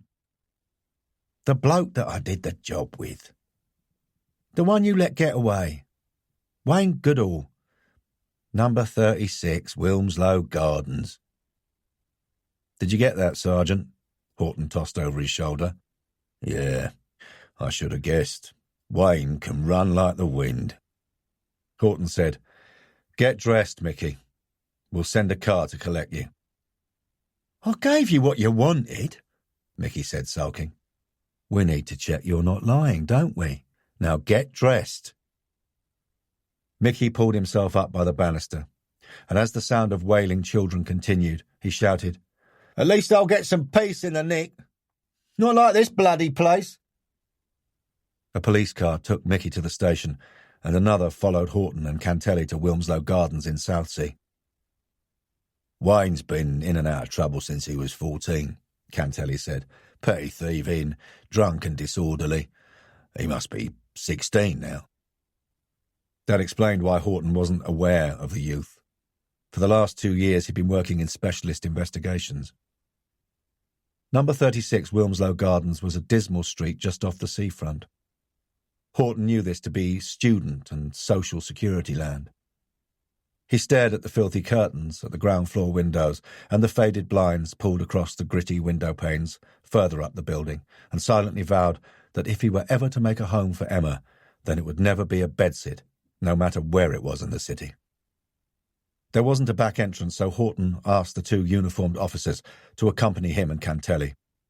He warned them of Wayne's athletic prowess. The youth wasn't going to escape him this time. Johnson hadn't said which flat Wayne lived in, but Horton found a letter on the stairs from the Social Security people, which told him it was on the top floor. Cantelli thumped on the door and shouted, Open up, Wayne. It's the police. There was no reply, and neither was there any sound from inside. Cantelli threw Horton a look. Probably asleep.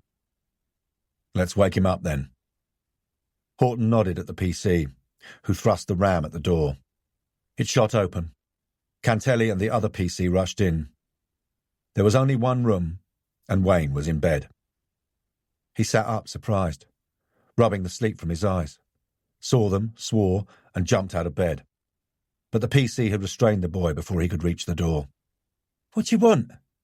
Wayne said angrily, trying to pull his arm away from the constable's grasp. Horton looked the lad over before replying. Wayne was tall and slender, with hunched shoulders and a surly expression on his otherwise good-looking face. He wore no T-shirt or pyjama top. His skin was smooth and white. I hope you're going to cooperate, Wayne. Horton walked slowly round the room, taking in the clothes strewn about the floor, the discarded takeaway food containers and empty lager cans. You see, Mickey Johnson's told us you were with him on the antiques thefts. Scumbag. And a man has been killed. the one who gave you your orders, and you are currently in the frame for it." "I haven't killed anyone," Wayne said, alarmed. "Then you'd better tell us all about your little antiques raiding jaunts, or you might find yourself going down for murder." After a few sniffs, Wayne grunted an agreement. Horton nodded at the officer to let him go. Wayne sat down on the bed and found a packet of cigarettes on the bedside table. He lit up and inhaled deeply before saying, "This man approached me in the amusement arcade and asked me if I'd like to earn some money. I thought he was gay at first, but he said he was straight. He wore nice suits and a Rolex, and I thought, yeah, why not? I could do with a bit of that." "What was his name?" "Bond." "You're kidding." "No. Why?" Wayne looked confused. "Nothing. It was Boston, all right. Just one of his little jokes." Horton said, "Did you know him?" "Nah. Never seen him before." "What school did you go to, Wayne?" "The Wilberforce. Why?" Boston had been working at the Sir Wilberforce for a year, according to his records, and Wayne would have left the school by the time Boston started there, so there was no reason for him to know Boston. Apart from the nice suit and Rolex, what did he look like? Wayne shrugged. "Dunno." Horton could see that he would be wasting his time trying to get a description from Wayne that matched Boston. Instead he asked, "How often did you meet?" "Only once. He called me on my mobile the rest of the time to tell me when a job was on. Didn't give us much notice. Just said, 'tonight.' And then he told me how." "Go on," Horton encouraged as Wayne paused. The youth inhaled, and then, dribbling the smoke out through his nostrils, he said, "He told me which house or flat to go to, how to switch off the alarm and what to take." "How did you get the key? The properties weren't broken into," Cantelli interjected. "He had this boat, see, down at the Camber. Soap opera, it was called. On board, I'd find the key to the house, the alarm code, and a list of things to steal. There was a description of them and a plan of where they were. Load of old junk, if you ask me, but he was willing to pay us for it. Mickey and I did the job, and then took the stuff back to Soap Opera, where we collect our money. He was never there, but the money always was." There was their confirmation that Boston was their antiques thief. But it meant his theory about Langley recognising Boston on a job was shot to pieces, unless, of course, she had come across him on Soap Opera, which was possible. "So why weren't you on Soap Opera on this last job, when we caught Mickey Johnson?" Horton asked. Wayne sniffed, stubbed out his cigarette, and instantly shook another from the packet. "Don't know. Bond just told me there'd been a change of plan. I should have guessed something was wrong. I was already jumpy because he put the job back. We usually did it at midnight, but he rang me to say it would be 1 o'clock. "What time did he call you?" Horton asked, feeling that this was important. "About 9 o'clock that night." Why had Boston done that? The anonymous caller to CID, who Horton guessed had been Boston, had said the police would catch their antiques thieves after midnight, but had given no specific time. Boston had changed his plans at 9 p.m. or just after. Was that because, by then, he had killed Jessica Langley, and he needed more time to dispose of her body? Horton scrutinised the youth. "Are you sure you didn't get pissed off when you discovered Bond had fitted you up and you killed him?" "I did a house, that's all," Wayne protested. "I was with me mates. You can ask them. I was in the pub all night, the Shearer Arms." "With Mickey Johnson?" "Yeah." If Wayne had pushed Boston off the pontoon, then Horton knew he would have run off with Boston's sailing bag and flogged the contents. They would check with the pub landlord, but Horton thought the boy was telling the truth. He hadn't killed anyone. "Get dressed, Wayne." "You arresting me?" "Too right we are. For theft." Wayne looked almost relieved. Back at the station, Horton checked Wayne in with the custody clerk and then decamped to the canteen with Cantelli. "Let him stew in a cell for a while," he said. "We've also got Mickey Johnson waiting to make his statement." "Then he can wait until we've had our lunch." "Sounds okay to me." "It looks as though Boston killed Langley before Wayne and Mickey did the antiques theft," Cantelli said, tucking into a shepherd's pie. Cantelli had come to the same conclusion as himself, yet Horton was uneasy with it. There was still too much unexplained. He poked at his lasagna, his mind mulling over the problem. Why had Boston decided at the last minute to put the job back? What had made Boston change his plans? Horton looked up to see Marsden hailing him. "Morville's Navy records just come through, sir." Horton pushed his thoughts of Boston aside and focused instead on the alcoholic in Corton Court. He waved Marsden into a seat at the table as Cantelli cleared his plate. Marsden continued. "Morville had a fairly straightforward career as an able seaman. He kept his nose clean. He was, however, given compassionate leave 27 years ago and sent home from Malta to Portsmouth because of a death in the family. That wasn't strictly true. It was his partner's daughter who killed herself, not Morville's. She was only 15. Her name was Michelle Egmont." 27 years ago, Jessica Langley would have been 15. The same age as Michelle Egmont. "What school did she attend?" Horton asked. Was this the missing link? He didn't see how it could be, and yet there was something here that niggled at the back of his mind. "I don't know, sir," was Marsden's rather disappointing answer. Horton had expected more of the bright young DC. "Then find out and get me Michelle's mother's address and a copy of the coroner's report on Michelle Egmont's death." Marsden hurried away. Horton scraped back his chair. "Barney, take Mickey and Wayne's statements." Horton returned to his office and tackled his ever-growing pile of paperwork. After a couple of hours, he considered he'd given Dr. Clayton enough time to complete the post-mortem on Boston. "Uckfield's made up his mind that Boston slipped and drowned," Horton said, as Gay came on the line. "What's your opinion, Doctor?" "I suppose Boston could have injected himself with an overdose and then slipped off the pontoon. He was certainly alive when he went into the water, but he wouldn't have been for long." "Hang on a minute." Horton was suddenly still, his mind and body like a pointer with a bird in sight and the scent of blood in his nostrils. "What's this about injections?" "It's in my report. Didn't you read it?" "Uckfield's not confiding in me. He thinks the case is closed." There was a pause. He could hear her thinking. "And you don't?" "No." Again a slight pause before she continued. "I found a small puncture mark in Boston's neck. I'm waiting for the blood analysis from histology. Mind you, it's a pretty weird place to stick a needle in yourself. Do we think he was a drug user?" Horton recalled Boston's apartment. There was nothing in it to suggest he had taken drugs. "Could someone have injected him with a drug and then pushed him over the pontoon?" "That's your province, Inspector, not mine." "Yes, and he thought it sounded far more plausible than him slipping off the pontoon, killing himself or injecting himself with a substance in the neck. A drug-related killing smacked of a professional killer. Could the stolen antiques have been financing a drug-running operation? God, he hoped not.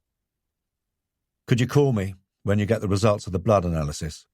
"Of course." Horton didn't confront Uckfield over his failure to tell him about the findings of Boston's post-mortem. He'd only be told it was none of his business now anyway.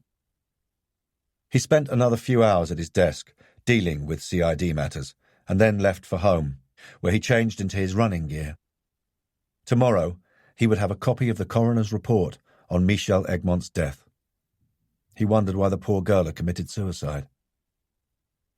As he ran along South Sea Promenade, he tried to dismiss the thought and let his mind run free. The patterns of the three deaths, Langley's, Edney's, and Boston's, slipped and faded into each other. Like a kaleidoscope, they materialized, joined, broke, and altered shape. His trainers pounded the promenade to the rhythm of his thoughts and the sound of the waves breaking onto the shore. He let the thoughts dance their way across his mind without analyzing them, knowing that presently they would throw up a pattern that he needed, and one which had been eluding him. That was the way his mind worked sometimes. He hoped it would give him results on this occasion. At the Round Tower, at old Portsmouth, nothing new had come to him. He paused to catch his breath.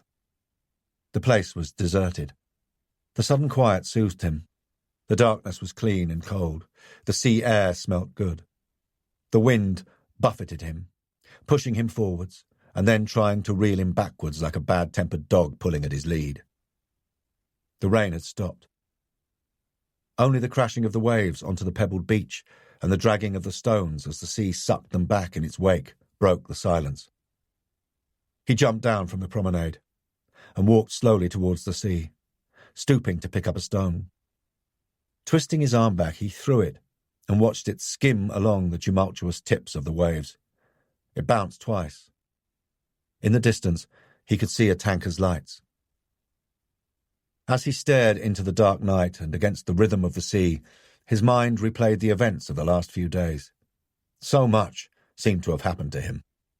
Sidelined out of the major crime team, Uckfield's treachery, Catherine's hostility, and reluctance to allow him to see Emma.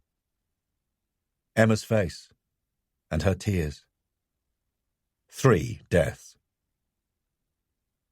He breathed in the night air slowly and evenly, and then turned and ran back. The message on that betting slip was running through his mind. Have you forgotten me? He swung into the marina and drew up sharply. There, staring at him, was the sign. Marina Entrance, designed with fancy capital letters that stood out, and suddenly it clicked. Me. Of course, what an idiot. Why hadn't he realized it sooner? Now it seemed so obvious. The scrawled note on that betting slip, have you forgotten me, meant, have you forgotten Michel Egmont? Horton walked on. His mind was spinning. Morville had slipped that betting note to Langley. Why? Because he wanted something from Langley, probably intended to blackmail her. So there had to be a connection between Langley and Michel Egmont, and he guessed that Marsden would discover they had attended the same school. Though he didn't know how that could lead to blackmail, or what it had to do with Langley's death, Tom Edney's and Boston's.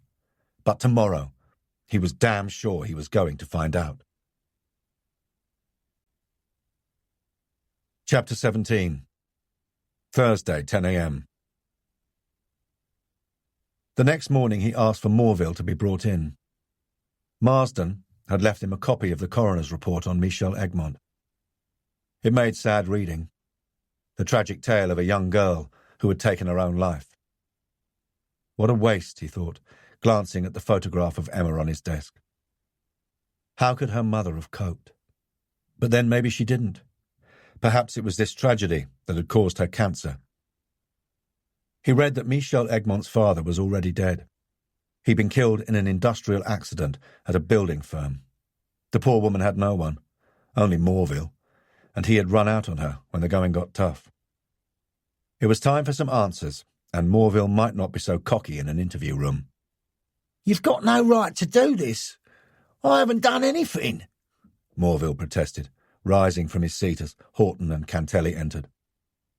Morville's narrow face was surly and unshaven. His clothes were creased, and Horton could smell his musty body odour mingling with tobacco and alcohol. Sit down, Horton commanded. I want a solicitor. I know how you bastards stitch people up. Sit down, roared Horton. Morville sat. That's better, Horton went on quietly, feeling disgust for this man, and not much caring if he showed it. You are not being charged with anything. You are here to help us with our inquiries. And if I don't want to? Morville said cockily. Horton picked up the evidence bag containing the betting slip and placed it in front of Morville. Have you forgotten me?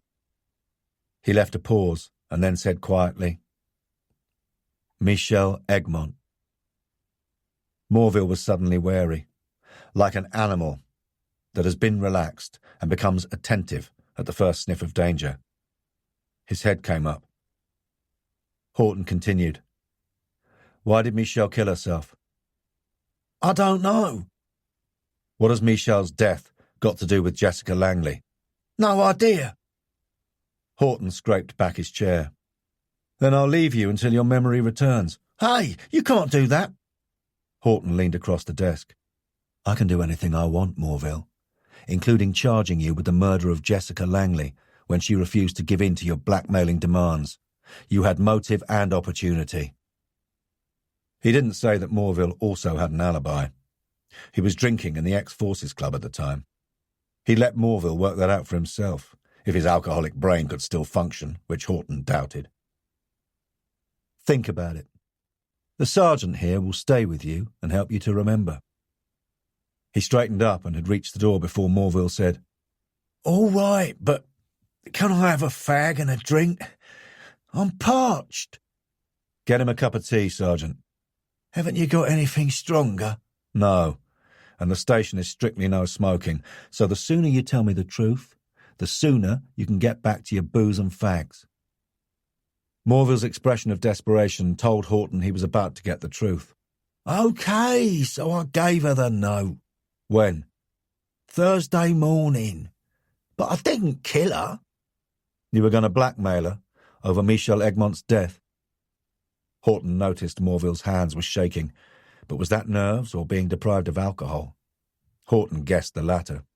"Why shouldn't I? She as good as killed the poor little cow, and she could afford to pay up." The door opened and Cantelli put a plastic cup of pale brown liquid in front of Morville, which he stared at with disgust. It seemed to hasten his confession, though. "Michelle and Jessica Langley went everywhere together. They slept over at each other's house, though Jessica was mainly at Michelle's, as Jessica's aunt didn't approve of such things. Her parents were killed in a road accident. They played records, giggled, washed each other's hair. You know, the sort of things girls do." He didn't. He thought of Emma, and his heart ached at the thought of missing out on a whole chunk of her life. Morville said, "Something came between them. A boy, I think. I don't really know, but Jessica Langley ditched Michelle. She didn't want to see or speak to her. It was as if Michelle had suddenly got the pox or the plague. Poor kid was in torment." Morville's eyes misted over. Horton saw that it wasn't an act. He had genuinely felt for her. Enough to kill Langley out of revenge, his copper's brain asked. Morville continued. "Next thing we know, Michelle topped herself. End of my relationship with her mother. I couldn't handle all that guilt and grief." Horton reverted to his original opinion of this man, selfish, stupid, and self-centred.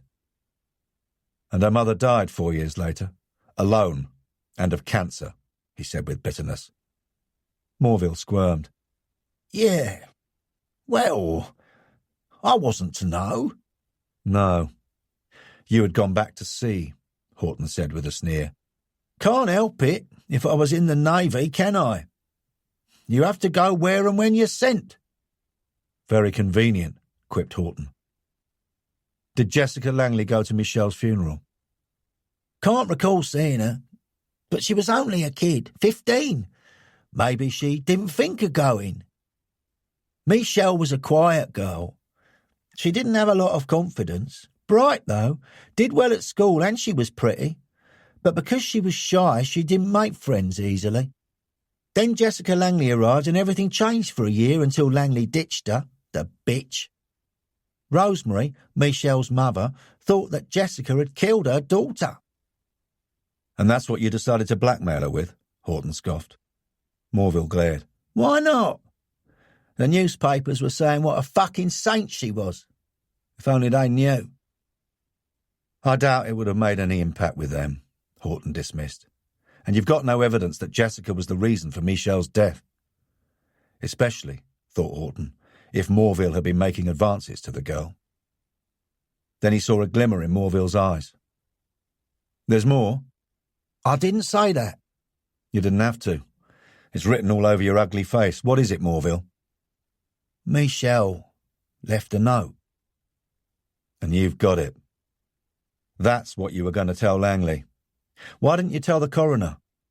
Horton's voice was harsher. "Didn't want to upset Rosemary. She'd already suffered enough."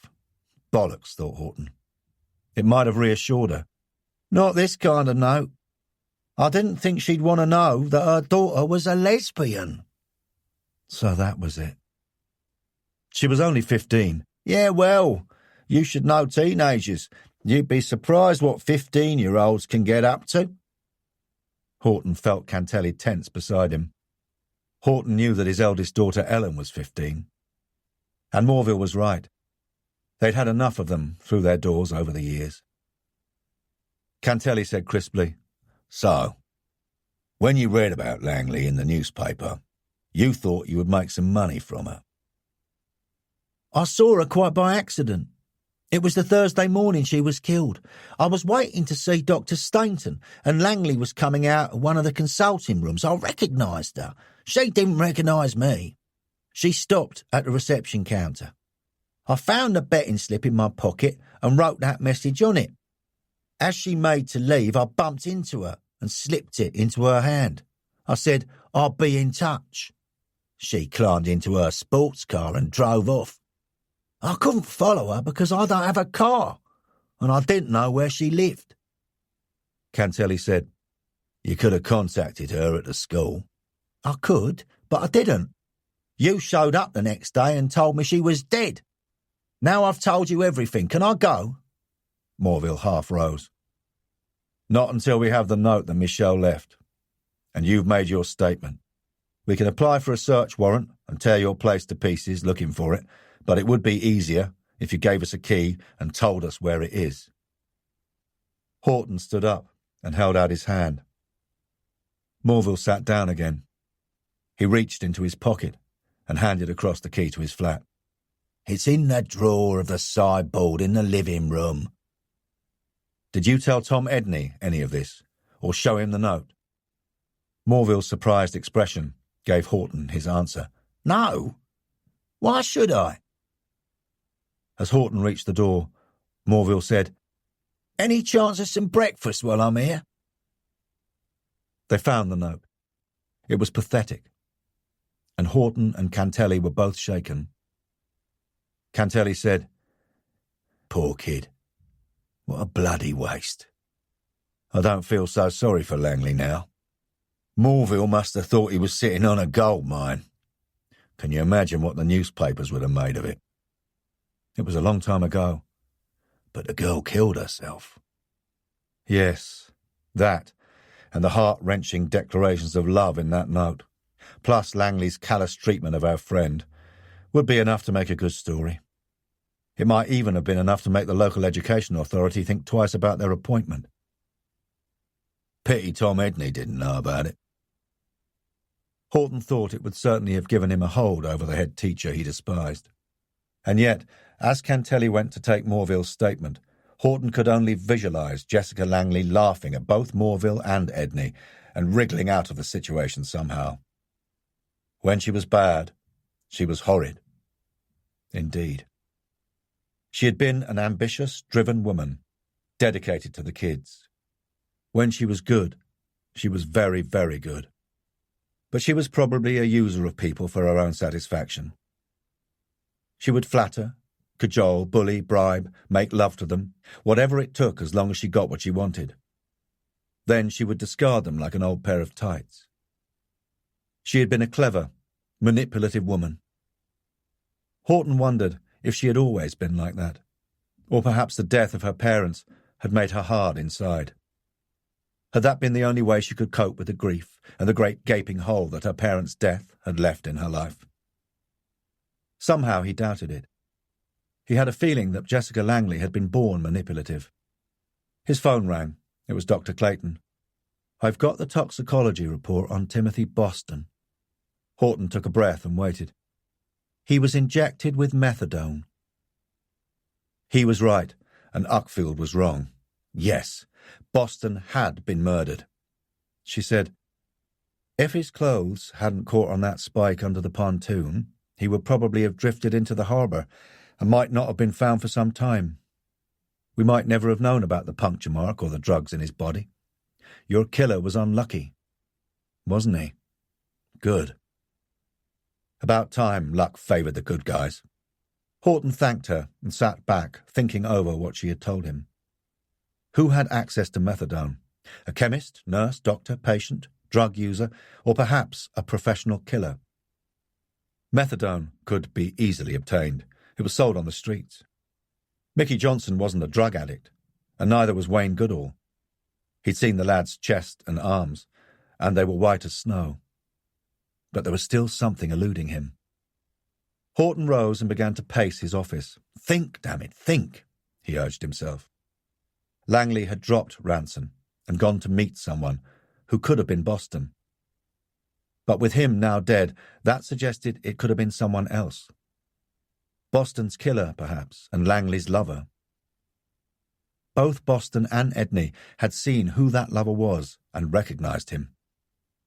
Leaving the pub, Edney must have seen Langley's killer outside her apartment, not at Sparks' yacht harbour on Hayling Island, where Langley's car had ended up. Langley had never gone to Hayling. Her killer had driven her car there after Langley was dead, which meant she had been killed in or near her apartment and then transported by boat. But no forensic evidence had been found in her flat, so perhaps she had been killed on her lover's boat, which had been moored in Town Camber. Horton began to put his new theory together. After Ranson had left Langley at 8 p.m., Langley had walked round to the quayside. Edney must have followed her. He'd seen her greet her lover as she climbed on board his boat. Unbeknown to Edney, Boston was also there, watching. Whoever had moored in Town Camber and taken the boat out had not radioed up to the Queen's harbour master. Why should he draw attention to himself? The rain hurled itself against the windows as Horton's mind raced. Had they interviewed all the fishermen in Town Camber? Had anyone working in the fish market seen a boat that wasn't normally kept there? The manager said not, but perhaps one had slipped in without his knowing. Horton recalled reading through the statements taken by the team who had interviewed people in Town Camber, and no one had mentioned seeing an unknown boat. So was he completely off beam? Horton felt as though his head was going to explode with all the information swirling around in it. He couldn't see his way through it. Time to clear it, and where better than the Town Camber? Maybe inspiration would come to him there. The fish market was still open when he reached the quayside, and there were people working on their boats. He walked slowly around the harbour. The seagulls were squawking noisily, dipping and dive-bombing as the wind was rising. The sky was grey and turbulent. The throb of the White Link ferry across the Town Camber carried to him on a stiffening wind full of salt and the smell of seaweed and fish. The air was chill and damp, yet the case still remained a muddle to him. The cathedral clock chimed 5. Horton knew that the only thing to do would be to re-interview everyone here, and his heart sank at the thought. Tomorrow it would no longer be his investigation. He hated to leave it unsolved, not just because he had wanted to prove to Uckfield he was a far better detective than Dennings, but because he had always disliked loose ends. He began to walk back to his Harley, knowing that there would be no re-interviewing because Uckfield would ignore the fact that methadone had been found in Boston's system. Or perhaps he'd claim that Boston must have bought it on the street for his own use. As far as Uckfield was concerned, the case was closed. But Boston hadn't injected himself. His killer had done that, and expertly. Horton stood stock still. How could he not have seen it? Bloody hell. And he called himself a detective. His mind raced, and his heart quickened as he recalled Morville's statement. He said he'd seen Langley coming out of the consulting room. Morville had been to see Dr. Stainton, and Horton knew that Dr. Stainton practised at the Canal Walk surgery, which was where Dr. Woodford was a GP. Yet Dr. Woodford had made no mention she'd seen Langley when he'd met her in Dr. Clayton's office at the mortuary. Why?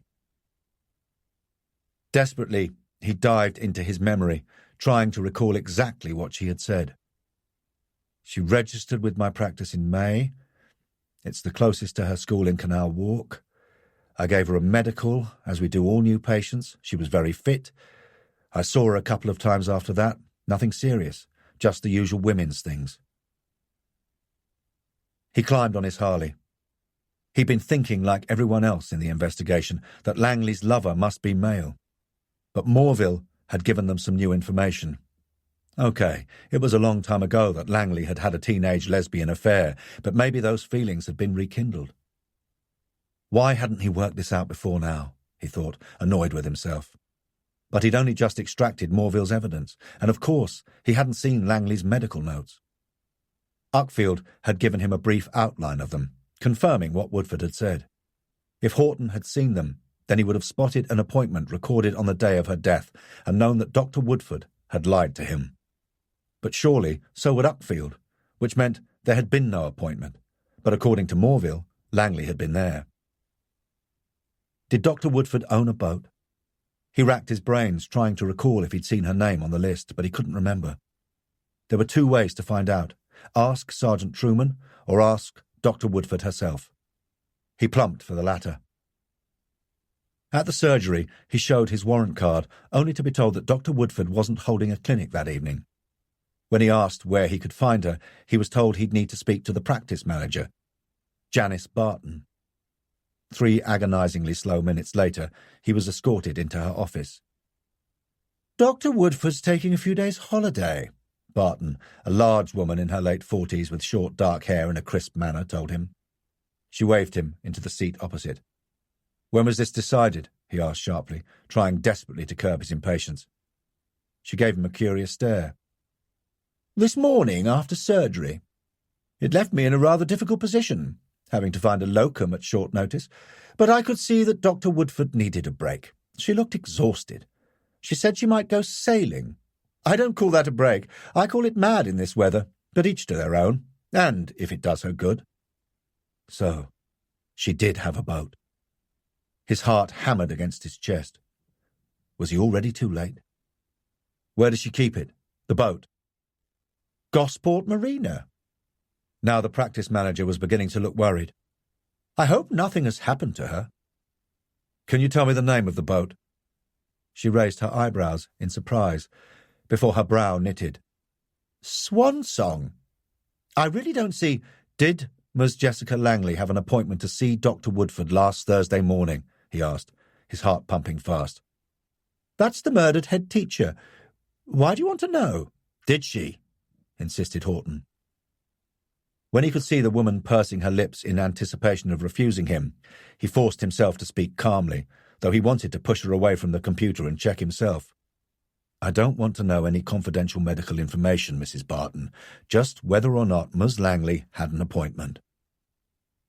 She looked about to protest, then changed her mind and tapped into the computer in front of her. As she did so, Horton glanced impatiently around the office. It was bulging with paperwork, files and books. On the far left-hand wall was a large roster, and beside it some notes about the doctors under their individual names. Dr. Teresa Woodford, M.D., B.Sc. Hons, M.B.B.S., M.R.C.G.P., was one of 6 GPs, all of whom also had a wealth of initials after their names. He waited anxiously for the information. The clock was ticking away. He wondered whether he was already too late. Could Woodford be making her escape across the Solent to France or Spain? The only saving factor was the weather, which was growing wilder by the minute. Maybe that would make her postpone her trip. After all, she couldn't know that he was onto her. At last Mrs. Barton looked up from her computer screen. "Not that I can see." "But she did come here," Horton insisted. Had Morville lied? This time, Horton didn't think so. "I'll ask reception." She picked up her phone. "Can you also ask if Eric Morville had an appointment, what time, and did he keep it?" While she spoke to her receptionists, Horton chewed over what he had learned. One thought kept returning to him. Was Langley still involved with women? Had Dr. Woodford been Langley's second caller and Langley's lover? Mrs. Barton replaced the receiver. "Jessica Langley arrived just before surgery on Thursday morning at 9 a.m. Dr. Woodford had left instructions that she was to be shown through to her consulting rooms. Eric Morville is Dr. Stainton's patient. He had an appointment Thursday morning at 9:30, which he kept." Horton rose. He had the information he needed. Then he paused. "Just one more thing. Can you tell me if Tom Edney was a patient? With a pointed sigh, she fiddled about with her computer, and after a moment she looked up and said, "No." Horton thanked her and left. He had 2 more calls to make, which he did in the shelter of the surgery lobby. It wasn't very private, with a stream of people coming in and out, but no one seemed interested in him. He guessed they were too preoccupied with their medical needs and the nerve-wracking experience of visiting a doctor. Or was it just him who suffered from this phobia? The first call was to the Queen's harbour master. No one in the office could remember if Swansong, Woodford's yacht, had radioed up to cross the small boat channel last Thursday during the day. They didn't keep a record. There would be too many. And Cantelli had already discovered earlier that only a handful of fishing boats and the Isle of Wight ferry had used it at night. Then he called Gay Clayton. "How well do you know Dr. Woodford?" "I've met her a few times at the sailing club." "Can you tell me what the initials MRCGP stand for?" "Member of the Royal College of General Practitioners." "And MBBS?" There was a moment's silence, then, "It stands for Bachelor of Medicine and Bachelor of Surgery, awarded after a 5-year course of study involving 2 years pure science and 3 years clinical experience." So whoever has this degree can carry out surgery. He thought of the expert way Tom Edney's throat had been cut. "It shows a satisfactory understanding of anatomy, biochemistry, physiology, pharmacology, sociology, psychology, medical statistics, pathology, medicine, and yes, surgery. Also obstetrics and gynecology, and psychiatry. A further year of supervised work must be undertaken before a doctor can be fully registered with the General Medical Council." "What is it, Inspector?" "Why do you want to know?" "I'll tell you later. Thanks." It was raining hard now. The wind beat against him as he weaved his way in and out of the heavy home-time traffic on the M27 to the west of Portsmouth. He was on his way to Gosport Marina. Had she already gone out sailing? He hoped not. He would call on Sergeant Elkins when he reached the marina. But the police launch wasn't in its usual place. Blast! He had been counting on Elkins's help. Horton phoned Cantelli. He wasn't in the station and his mobile was switched off. Had he already left for home? Horton left a message on Cantelli's mobile saying where he was, then switched off his own mobile. After showing his warrant card to the man behind the reception counter in the marina office, Horton got the location of Woodford's boat. Horton ran down the pontoon. Driving slashes of rain beat against his face. He thought he was never going to get there, but eventually he caught a sight of its mast. Thank God, he wasn't too late. He turned at right angles onto the pontoon that housed Swansong, a Legend 41. There was a light on below in the cabin. Glancing up at the mast, he could see that the yacht had global positioning satellite, which would easily guide Woodford across the channel in the dark. And although she was an experienced sailor like him, perhaps she didn't like to chance going out in this storm and the likelihood of being run through by a container ship. The boat opposite was uninhabited. The wind was howling through the rigging and the rain drumming on the pontoon. He was wet, but he hardly noticed it. Across the harbour, he could see the lights of Oyster Quays. He climbed quietly and nimbly on board. Yet even then the boat rocked. It must have alerted Woodford, and yet no one appeared on deck. The hatch was open. There were no shadows to tell him if the boat was occupied. He stepped under the deep blue spray hood. Still no one hailed him or showed their head. With a racing heart, he descended into the cabin, climbing down the wooden steps awkwardly frontwards rather than backwards, as was usual. He didn't want to be caught unawares. He'd only gone a couple of steps, though, when he saw that no one was going to catch him off his guard. Dr. Woodford was there all right, but killing him looked to be the last thing on her mind. Chapter 18. She was sitting opposite him, the other side of the galley, on a cushioned bench, which ran in a U-shape around the table. Dressed in navy trousers and a red Musto crew jacket, which was zipped up to her chin as if she was cold, She gazed at him blankly. Horton forced himself to relax, though his heart was going like the clappers, and the adrenaline was pumping fast. It didn't look as though he was in imminent danger of being attacked by her. Quite the opposite, in fact. Woodford looked like a discouraged child, tired and defeated, a woman stricken by grief. The strain of what she had done was etched into every line of her face. She lifted her head. It seemed to take a great effort. In a flat voice she said, "You know, don't you?" "That you killed Jessica Langley?" "Yes." His words seemed to confuse her. She stared at him as if puzzled. Then, as they finally sank in, her eyes widened and she cried, "No, how could I? I was in love with Jessica." So she was going to deny it.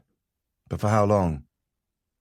He moved further into the luxurious and elegantly designed teak cabin that made his boat look like a shack on the sea. Now he was standing close to her, looking down on her as she sat. The door on his right, to the aft cabin, was slightly ajar. "What happened?" he asked gently, treating her like a frightened child.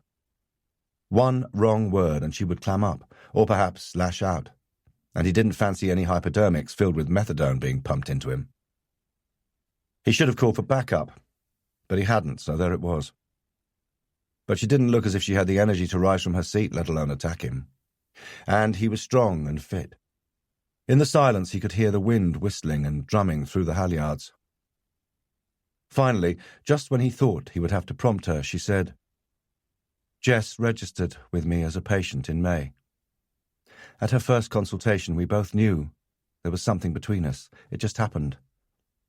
I couldn't help it, and neither could she. I know it was unethical. It's never happened to me before. I'm a married woman, and have been for 19 years, but you can't plan these things. When you fall in love, it's so overpowering you're helpless. Doesn't matter who it's with, even someone of the same gender. I would never have believed it of myself. She was so exhilarating. It was as if I was only living a half-life before I met her." Horton saw the memory of her relationship shining in her eyes. He thought of poor little Michelle Egmont, who had killed herself for Langley, and now Dr. Woodford had killed Tom Edney and Timothy Boston because of Langley. What a woman. "Does your husband know?" he said, keeping his tone conversational and non-accusatory. "He wouldn't understand. He's a true alpha male, and he has a reputation to uphold." Something stirred in Horton's brain. He scrambled to retrieve it, but it remained as elusive as smoke. "What happened the night Jessica died?" he asked. There was no need to bully this broken woman into a confession. She was ready to tell it all. She glanced up at him with a sad and dazed expression. "I telephoned her on Thursday evening, just before 8 o'clock, and told her I was on board my boat. I had taken it that afternoon to the town camber to be closer to her apartment." Her voice faltered. The town camber manager hadn't mentioned Woodford's boat when Walters had asked if any strangers had moored up. Horton said, "They don't usually let you stay in the town camber for very long." "I know, but they're not so strict out of season. Anyway, the manager is a patient of mine." Of course. That explained it. To the manager, Dr. Woodford wasn't a stranger. She continued, "I was excited to see Jess again. We were going away for the weekend on Friday night, a whole weekend together, alone. But I couldn't wait. I had to see her on Thursday night. Why not simply go to her apartment? She didn't like me to. She said it was too dangerous for both of us. Jess is always worried someone will find out, Inspector."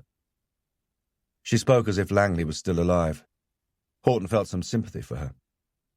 No one would have thought twice about them being seen together, but Langley had sown seeds of doubt in Teresa Woodford's mind. He guessed that the real reason Langley kept Woodford away was because she didn't want her stumbling across her other lover, Leo Ranson. Was there only the one? Horton wouldn't mind betting not.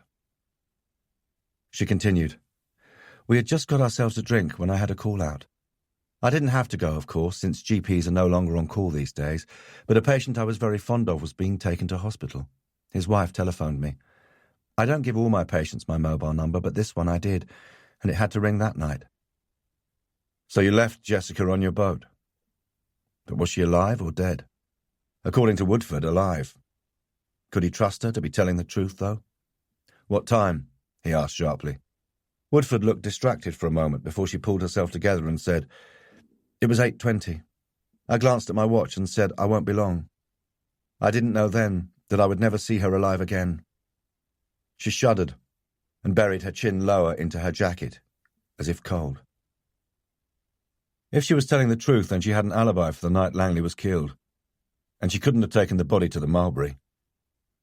She couldn't have killed Jessica Langley before the call-out because Dr. Clayton said that Langley's death had occurred between 9 and 11 p.m. Was Dr. Clayton mistaken? Was yet another of his theories about to go up in smoke? He felt the bitter blow of disappointment. He had been so convinced that Woodford was his murderer. He pulled himself together as Woodford continued. "My patient died in the night. I got home just after 4 a.m. In the morning I heard on the radio about the death of a head teacher. I tried to ring Jess, but there was no answer, and they told me at the school that she hadn't come in and the police were there. I began to get really worried, so I went round to the mortuary." On the pretext of checking things out regarding the patient who died. Horton groaned inwardly. This had the ring of truth about it. She said, "Gay told me who it was. I couldn't believe it. I had to see her." She pushed her hands further into her pockets. She was shivering and near to collapse. He should call for a car, but he didn't want to break the flow of her statement. Besides, he knew that she wasn't going to retract it. Far from it, she seemed relieved to be able to talk to someone. The Marine unit would be here soon anyway. But what the hell was he going to charge her with? He'd try another question. "How did you get her to the Mulberry?" "I didn't. That's what puzzled me at first, before I discovered that her killer had used my boat to take her there."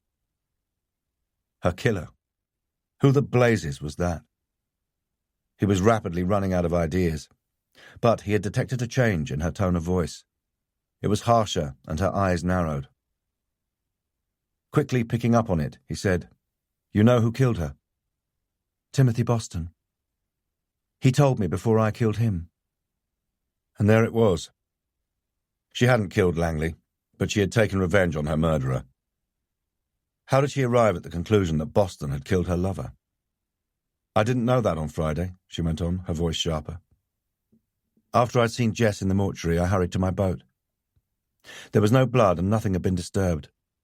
I thought then that Jess must have been attacked while walking back to her apartment. I should have told you that I had been with Jess the night she was killed, but I was worried what you might think. And there was my husband and his career to think of. So I kept silent. I brought my boat back here. Then I heard on the news that her body had been found on the Mulberry, and I guessed that my boat had been used to take her there. I checked the log and the mileage showed I was correct. I couldn't think who had done such a terrible thing and why, until I began to suspect that maybe my husband had found out about our affair. But I really couldn't see him in the role of killer. I didn't know what to do until I received a letter." Her hands came out of the pockets. She wrapped her arms around her body, hugging herself. "Boston wrote to you. He was going to blackmail me. In his letter he told me to meet him on his boat in Gosport Marina and bring £1,000. If I didn't show, then he would go to the police and tell them exactly what happened on the night Jessica died, and that he would ruin my career. I had no choice. Of course, I knew he wouldn't stop there. Blackmailers never do, or so I understand. He was an arrogant man, Inspector, full of his own self-importance, and I was sick of men like him. Boston seemed surprised at first that I'd obeyed his instructions. He was standing in the cockpit, and I was on the pontoon. I made sure to bring a hold-all with me, but it didn't contain any money. No, thought Horton, only the syringe with a lethal dose of methadone. Why had Boston been surprised? Did he think Dr. Woodford would dismiss the letter? "What happened?" he asked, watching her closely. She seemed calm now and in control. Despite his request for me to climb on board, I stayed on the pontoon. That meant he had to climb off the boat, which was exactly what I wanted. He told me that he'd seen Jess and me together that night. We'd foolishly kissed on deck, and from that he must have seen we were in love. It wasn't a little peck on the cheek. I tried to call his bluff by saying that Jess had told me about finding him on a boat last week with a bag full of stolen antiques, and that if he so much as said one word about my affair with Jess, then I would go to the police. Horton had been right then. He felt chuffed about that at least. Boston had been at Town Camber that night to kill Langley and plant her body on the Martin's boat, and that was why he had shopped Johnson and Goodall. But he'd seen Langley and Woodford and had a better idea. Woodford said, Boston just smiled and said, "Where's your evidence?" Of course, I didn't have any, but I said I could make things difficult for him. "Not half as difficult as I can make them for you," I recall him replying. He told me that he'd taken Jess to the Mulberry and dumped her there like rubbish. He put money wrapped in honey in her knickers. Why? He laughed when I asked him, and made some flippant remark about a wise owl falling for not-so-sweet a pussycat. That's when I injected him with a massive and fatal dose of methadone. He stopped laughing then. Horton suppressed a shudder at the blandness of her words. She said, "I pushed him over the pontoon. I didn't know his clothes were going to get caught and he'd be discovered so soon. He deserved to die for what he did to Jess, and I don't mind going to prison for it. I'd do it again." Her head came up defiantly. Her fair cheeks flushed. There was anger and pain in her expression. "And Tom Edney? Why did you kill him?" "I didn't." She looked up surprised. "Why should I?" "Because he also saw you with Langley, and you had to silence him?" But she was vigorously shaking her head. "No." There was a pause. Horton could hear the rain beating against the coach roof and pounding off the decks. If he believed her, who killed Edney? Was it Boston? Had Edney seen Boston kill Jessica Langley on Woodford's boat that night? But somehow Horton couldn't see Boston slitting anyone's throat, whereas a doctor, one skilled in surgery, could have done it. Again he had the vague notion he was missing something.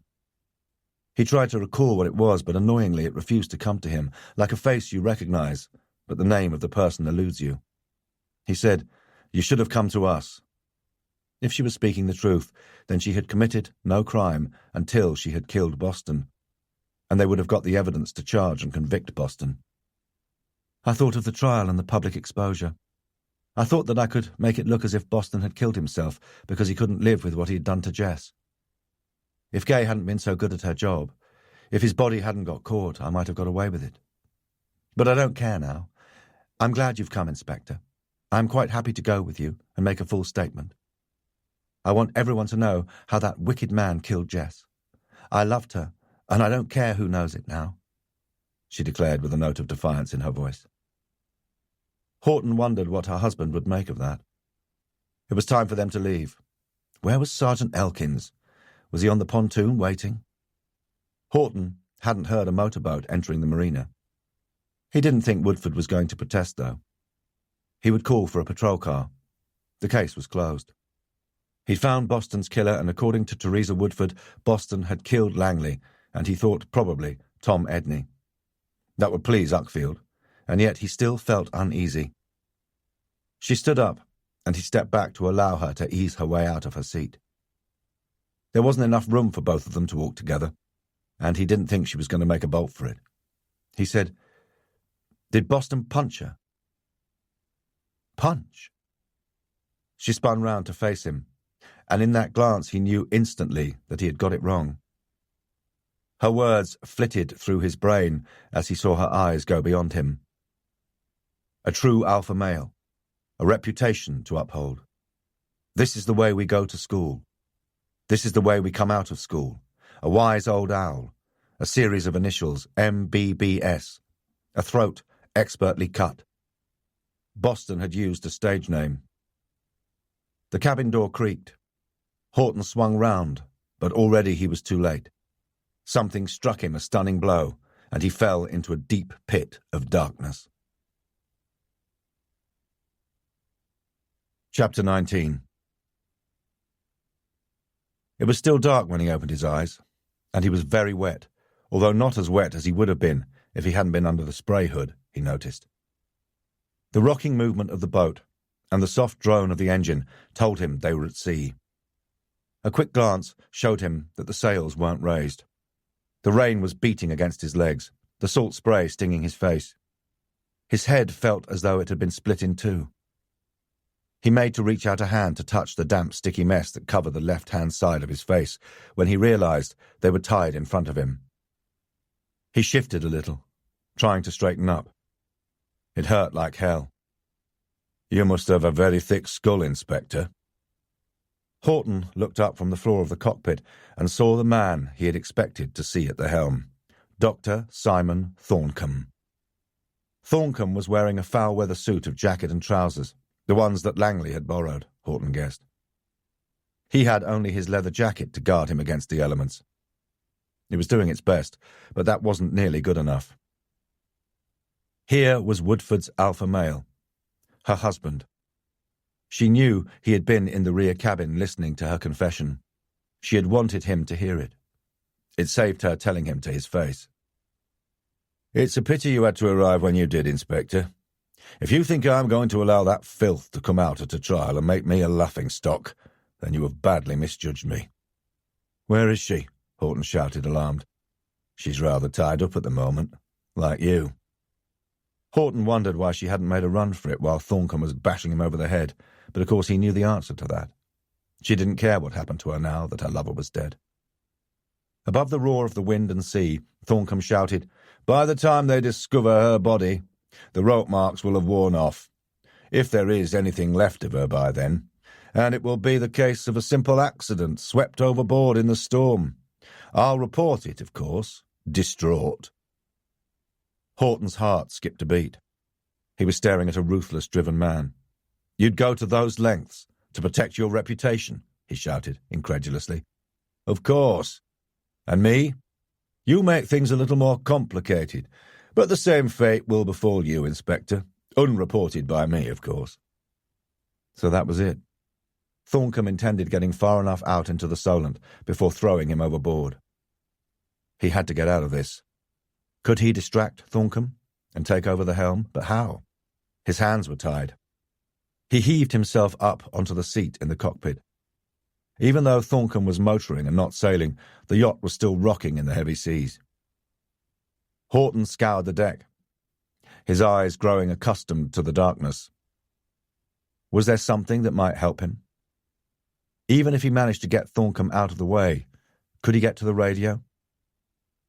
He noted that Thorncombe had closed the hatch down to the cabin. "They'll be out looking for us," he shouted, thinking of the Marine unit. All he had to do was hold out. Would they get to him on time, though? The wind was rising. It must be a 4-6 and building. Thorncombe was wearing a life jacket. He had no such luxury. Thorncombe seemed untroubled by the weather and to be a competent helmsman. He said, "I'll hear and see them coming. It will give me enough time to dispose of you. No one can last long in the sea in October, especially if they're unconscious. All they'll find is me, out sailing on my yacht. Bit eccentric, I grant you, on an October night and with a storm brewing, but then most sailors are a little mad." Thorncombe was pushing it, but it was possible. He might have a struggle to get his wife on deck and into the sea before any kind of rescue reached them, but by then Horton wouldn't be in a fit state to worry. He'd be dead. "Think, man, think," he urged his aching head. "You'll be arrested when you return." "Without any evidence, I don't think so." Despite negotiating the rough seas and appalling weather, Thorncombe still managed to throw him a pitying glance. Horton thought quickly, which was difficult when his head was throbbing and he was soaked to the skin. "My colleagues know I came to see you. I asked the man in the marina office where your boat was berthed." And he thought of that message he'd left on Cantelli's mobile. Had he listened to it yet? Had he reported it to Uckfield? Or driven round to Gosport Marina when he had got no answer to Horton's mobile? He saw Thorncombe frown before his expression cleared. "You mean my wife's boat? I have no connection with it. My wife lured you here and then pushed you overboard. If I am found on board, then I will say that I tried to stop her and she fell. And all this just because your wife has admitted to having a lesbian affair," Horton goaded, while searching the deck for a way out. Then he saw Thorncombe stiffen. Yes, at the word lesbian. But there was more to his reaction. Suddenly everything became clear. Dr. Woodford had denied killing Langley. She had been telling the truth. Boston hadn't killed her either. "You killed Jessica Langley," he shouted above the storm. He saw instantly that he was right. Leo Ranson's words came back to him. She liked adventure and variety. "You were having an affair with Langley, and you discovered she had betrayed you with your wife." Keep him talking. Look for a moment of weakness, a distraction, a sudden gust in the wind, anything that might give him an opportunity. "You saw them together?" "Yes." Thorncombe's knuckles tightened on the helm. The sea was breaking over the boat, flooding the cockpit. Oh, how Thorncombe's vanity must have been wounded when he found out about his lover and his wife. Here was Boston's wise owl, and Langley was the pussycat. Boston had known about their affair. The rain was coming down in sheets. The yacht was dipping and rising alarmingly in the mounting waves. Surely they must be up to a 4-7 gale by now. They should be clipped on. Thorncombe wasn't. They were too far from anywhere to seek shelter. Thorncombe had no choice but to ride out the storm. Would it sweep them overboard before it died down, though? Horton was worried it might, and he'd stand little chance of survival with his hands tied. He had to find a way out of this. Raising his voice against the wind, he shouted, "Langley enjoyed sex, didn't she? No matter who it was with." If he could goad him enough, Thorncombe might make a mistake. "That's probably what excited her. The fact that she was screwing you and your wife." Horton saw him tense. "I have a large sexual appetite, Inspector, and I needed her. I also loved her passionately and desperately. She was the only woman I had ever met who really understood me and knew what I needed. I saw her at lunchtime on that Thursday, as I told you, but she didn't want to make love then. Oh, we'd done it before in my office. That day was different, though. It was strictly business. I knew that as soon as I saw what she was wearing. The black trouser suit." Thorncombe smiled. "It was a code between us. She had different colours for different types of sex. She told me then that she couldn't see me that night, said she was busy. It was the first time she had refused me. I was angry and decided to pay her a visit." Horton wondered if he could ram Thorncombe with his head and wind him. But no, the helm was in the way. He had to get Thorncombe away from there. Horton shuffled forward away from the semi-protection of the spray hood. A wave crashed over them, and he choked as he swallowed a mouth of salt water. Thorncombe seemed oblivious of the weather. "I followed her when she left her flat, and saw her go to my wife's boat in the town camber. Teresa stepped out on deck. It was disgusting. I was stunned. I waited until my wife left a few minutes later, and then I confronted Jessica. She laughed about the affair and tried to make it up to me." "You hit her?" Horton scanned the cockpit. An idea came to him. It was a long shot. Would it work? Thorncombe said, "It aroused her. She wanted to make love. I hit her again and she fell down. She looked up at me then, with such hate. She started threatening to tell everyone about our affair, and worse, about her love triangle with a respected head teacher and his GP wife. I had to stop her. I smothered her with one of the cushions." So there was the truth at last. Pity there was no one but him to hear it, and if he didn't get out of this alive, Thorncombe would get away with murder. Horton had an idea, though. It was risky, and he might be swept overboard, but he could see no other way out. He eased himself forward to the edge of the cockpit seat. "Then you took her to the Mulberry," he shouted. "No, that was Boston." "How'd you know that?" Horton asked sharply. Thorncombe threw him an exasperated glance, as if Horton thought he was one of his dimmest pupils. "Because of the letter.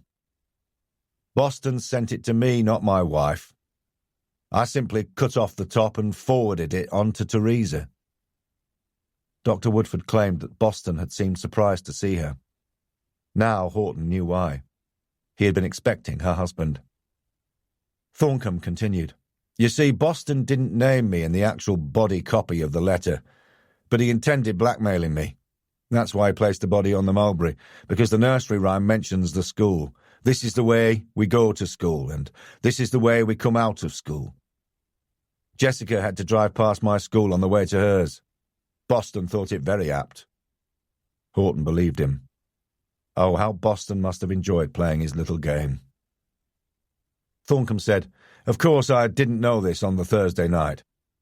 I left her body on the boat. I needed to think through how to dispose of her without implicating my wife and myself.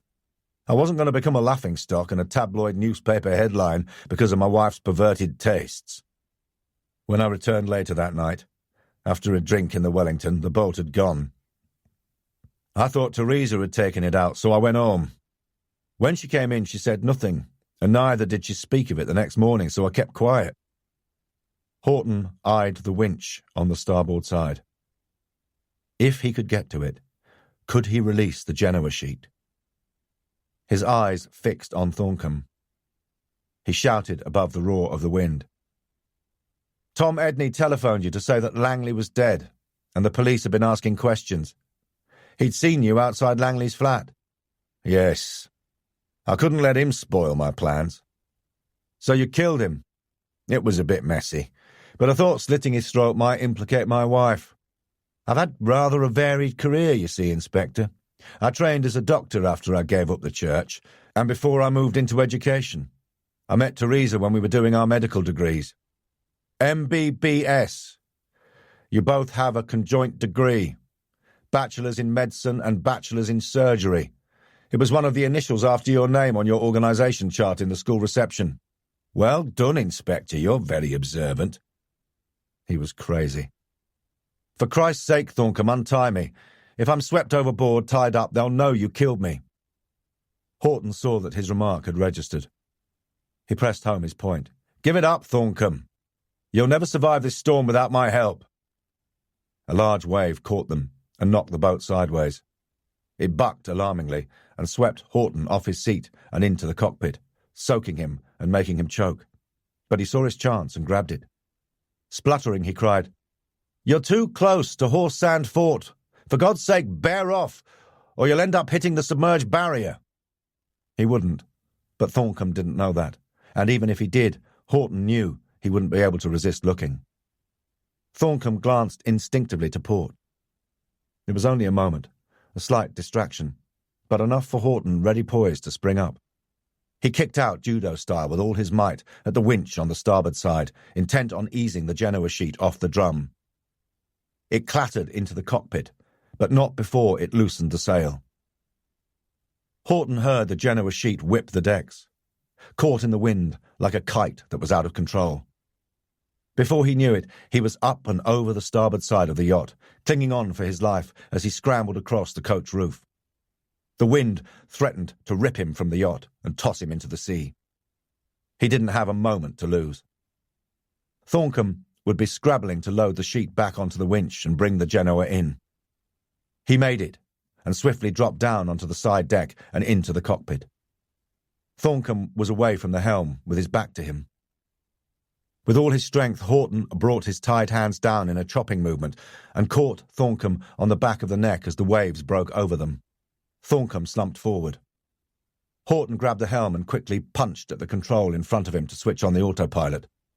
God alone knew if and where it was set, but it would at least give him enough time to winch the Genoa in. With Thorncombe still out cold, Horton found the winch, and with the waves crashing over the boat and the rain lashing against him, he braced himself and, using his full body weight directly above the winch, managed to pull the wayward sail back under control. Survival was his priority. Where were the distress flares? There must be a white flare near the helmsman. He lifted the latches on the transom storage lockers, found a life jacket, and shrugged and eased it over his head. It was difficult with his hands still tied in front of him, whilst desperately trying to keep his balance and praying that a wave wouldn't sweep him overboard. Somehow he managed it. Now for a flare. He leant over, searching for one. Some instinct warned him a second before Thorncombe was on him. Horton ducked to his left, but he wasn't quick enough. His shoulder took a glancing blow. He cried out as red-hot pain shot through his body. There was no time to lose. Thorncombe was poised to strike again, with the winch handle in his upraised hand. Horton rolled over, kicked out his legs, and caught Thorncombe in the ankles. Thorncombe staggered, then stumbled, crashing down, giving Horton only a second to get out of the way. He drew his legs up and hauled himself up. Thorncombe was still on the deck. Horton reached out and kicked him in the side. It was enough to wind the head teacher, and Horton grabbed the lines around the tail of the main sheet and wound it around Thorncombe's hands and feet. "Now get out of that, you bastard!" he roared, desperately trying to keep on his feet as the storm raged around them. But above the roar of the wind and waves, another distinct sound caught his attention and made his blood run cold. Suddenly, a great, dark, looming wall of steel was almost upon him. His heart leapt into his throat. Jesus, it was a tanker. It would run right through them and out the other side without even a break in its rhythm. It couldn't see them, and even if someone were on watch, looking at the radar, and spotted them, the crew of the tanker wouldn't be able to do a thing about it. It took eons to stop or maneuver a gigantic thing like that. His heart was pumping fast as he struggled back to the helm and released it from autopilot. Thorncombe reached out his tied hands and grabbed Horton's ankles, pulling him down and away from the helm. Horton kicked out, shouting in desperation, "A tanker! We'll all be killed!" But he knew that Thorncombe, mad as he was beyond caring. Time was running out for them all. The throb of the great engines was growing closer, and soon it would be too late to maneuver the yacht. His head raced, but even if he managed to jump overboard, he'd be dragged under the tanker and drowned, or cut to pieces by its propellers. And then there was Teresa Woodford down below in the cabin. He couldn't save her. There were only seconds left. He doubted he could save himself. He brought up his bound hands and crashed them with full force into Thorncombe's jaw. Then he headbutted him. Thorncombe screamed and fell like a heavy sack of stones onto the deck. Horton, his shoulder burning with pain, soaked to the skin, blood on his face and lips, reached for the helm and wrenched it away from the looming tanker, praying the Legend's engines would hold and it would not be too late. Come on, he urged. The tanker thundered past them with only inches to spare. The engines throbbed in his head, and as the wash caught the boat, it rocked and bucked alarmingly. He steered into the waves, knowing it was their only chance of survival, together with the sturdy build of the boat. Nutmeg would have gone under long before now. With his heart racing fit to bust and his hands gripping the helm, he hung on with fierce determination, as though willpower could save him. It was all he had left, that and praying to God. Then, just when he thought he could ride the storm no longer and the waves were bashing over the yacht, threatening at any moment to sweep him into oblivion, a tiny pinprick of a bright light was coming towards him out of the dark night, and above the storm he thought he caught the faint throb of other engines. His heart leapt with hope. A flare. There must be one, damn it. But how could he search for it? He couldn't let go of the helm. He reached behind him. Nothing. God, he couldn't lose this chance. Then he saw that the light was getting closer. Hope rose in him. Yes, the engines were getting louder, and then they were slowing. He'd been spotted, thank the Lord. He let out a deep sigh of relief. They must have picked him up on the radar. The police launch and lifeboat were beside him, and a voice he recognized hailed him. "Nice night to go sailing, Inspector. Sorry we're late." He could have wept with joy. Forcing himself to keep his voice steady, though, he said, "Better late than never."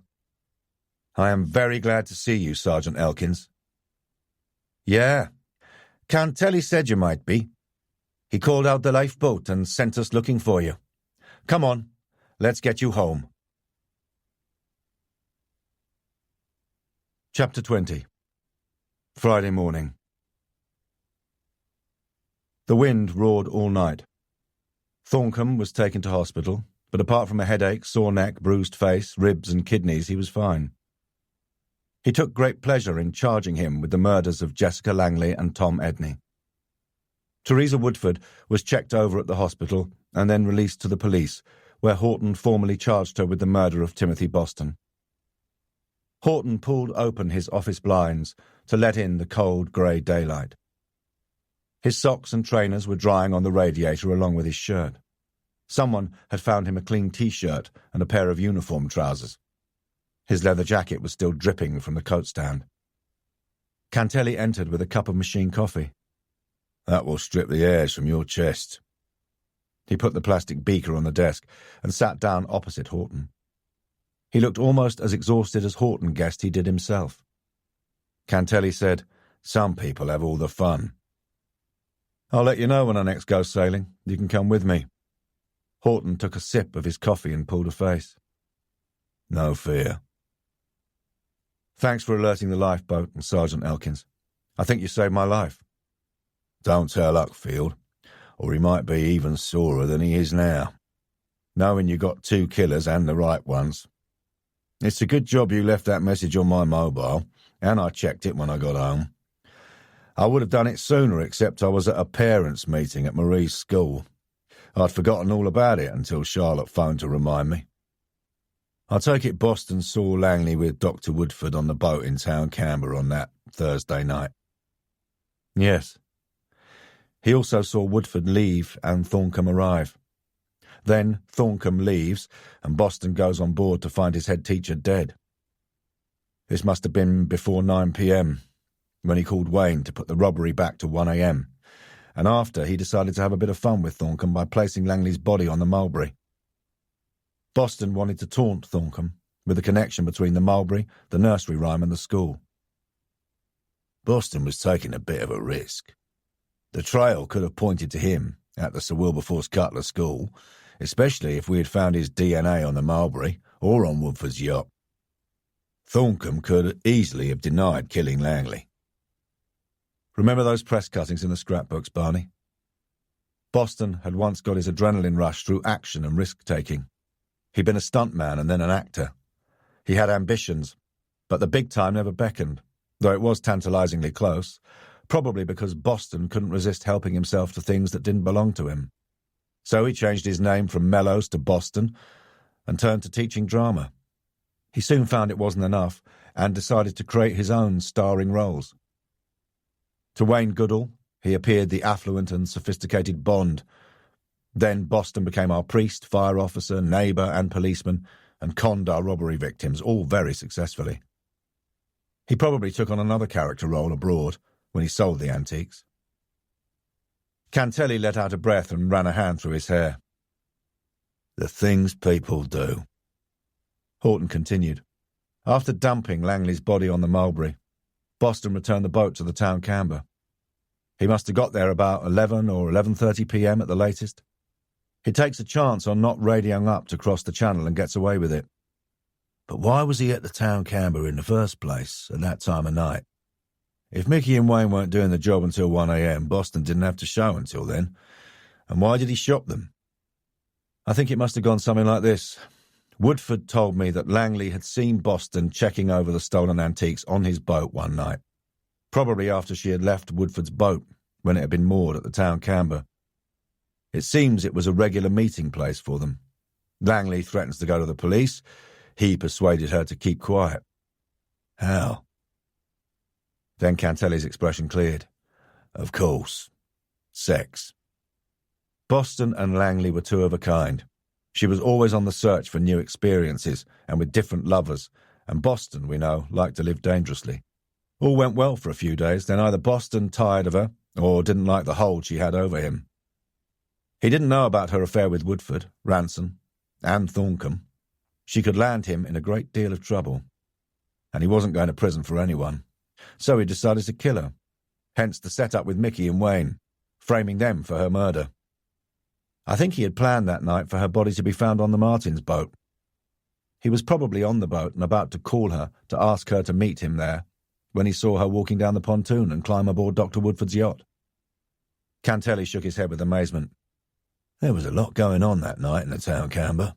Indeed, Horton replied with feeling, stifling a yawn with a sip of coffee, then wishing he hadn't bothered. Boston, after returning Woodford's boat to town Canberra, then drove Langley's car to Sparks Yacht Harbour at Hayling, where his own boat was on the visitors' pontoon.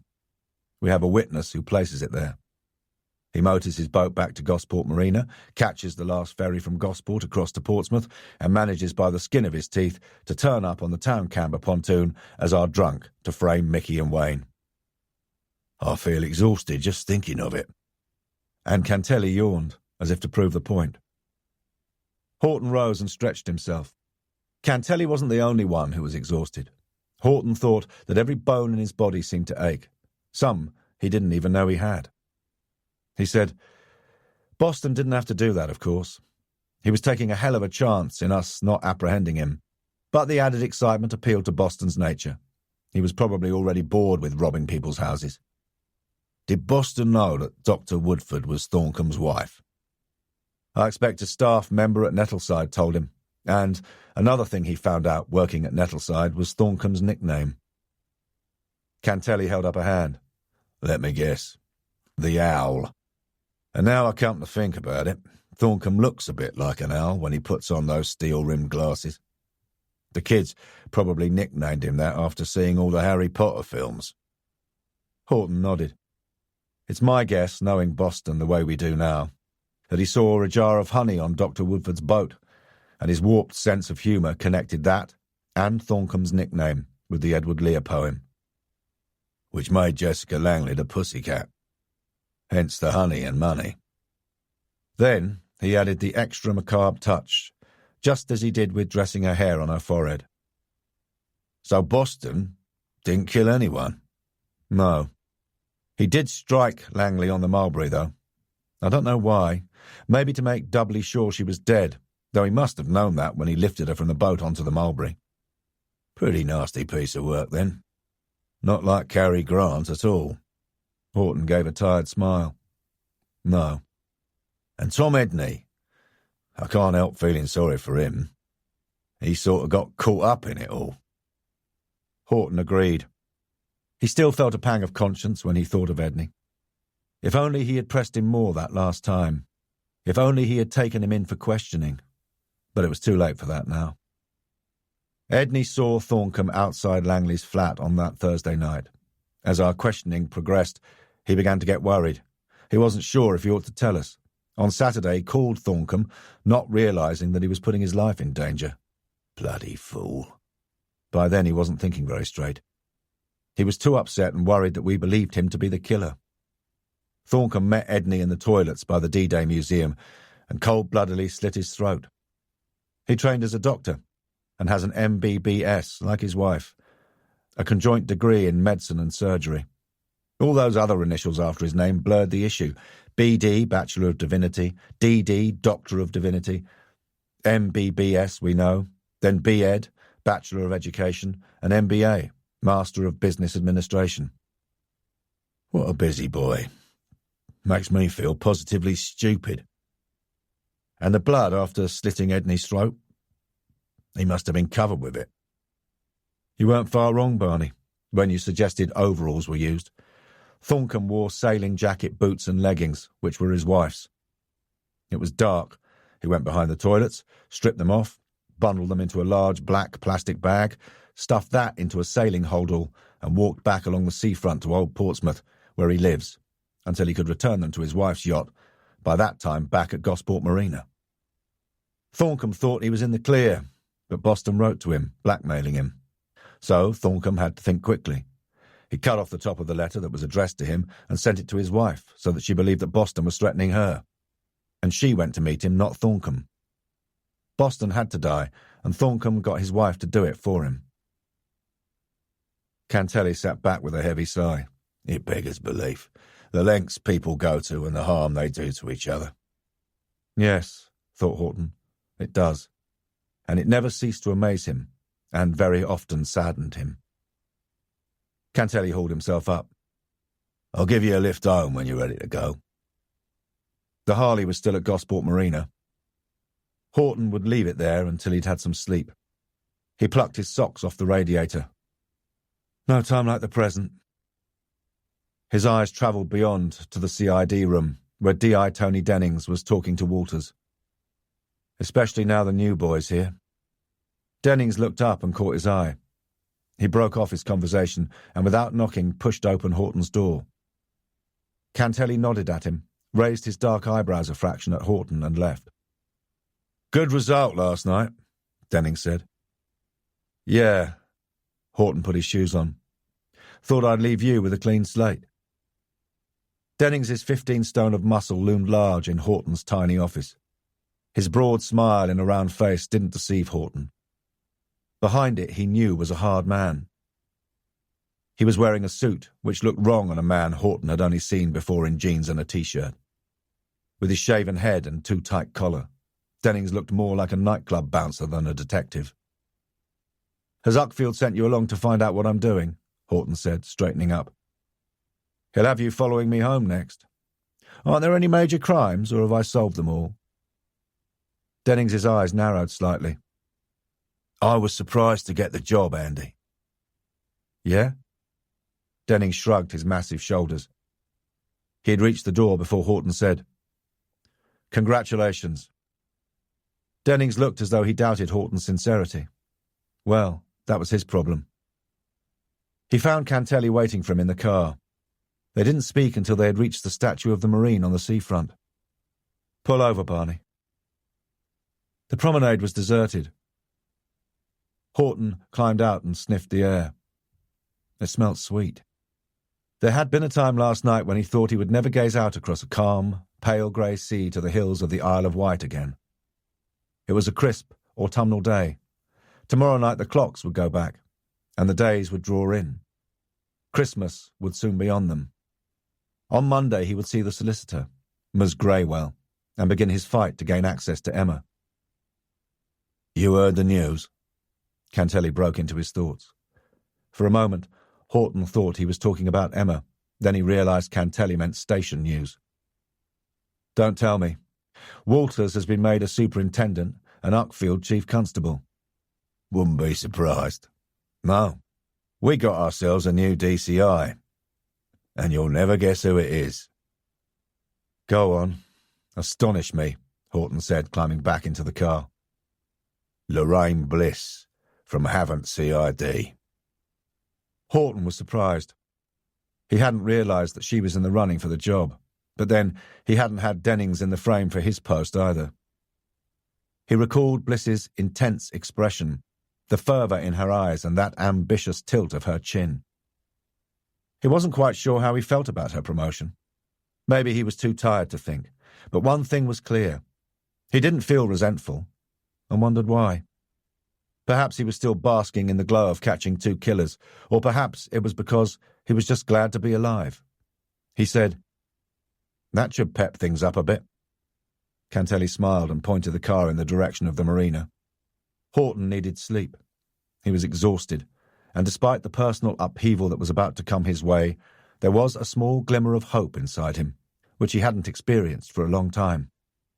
Soon he would get to be with Emma. "I think I'll go sailing tomorrow," he announced. Cantelli groaned. "I would have thought you'd had enough of that to last a lifetime." Horton smiled. That was one thing he could never have enough of. The end. Thank you for listening to the Langstone Harbour Murders.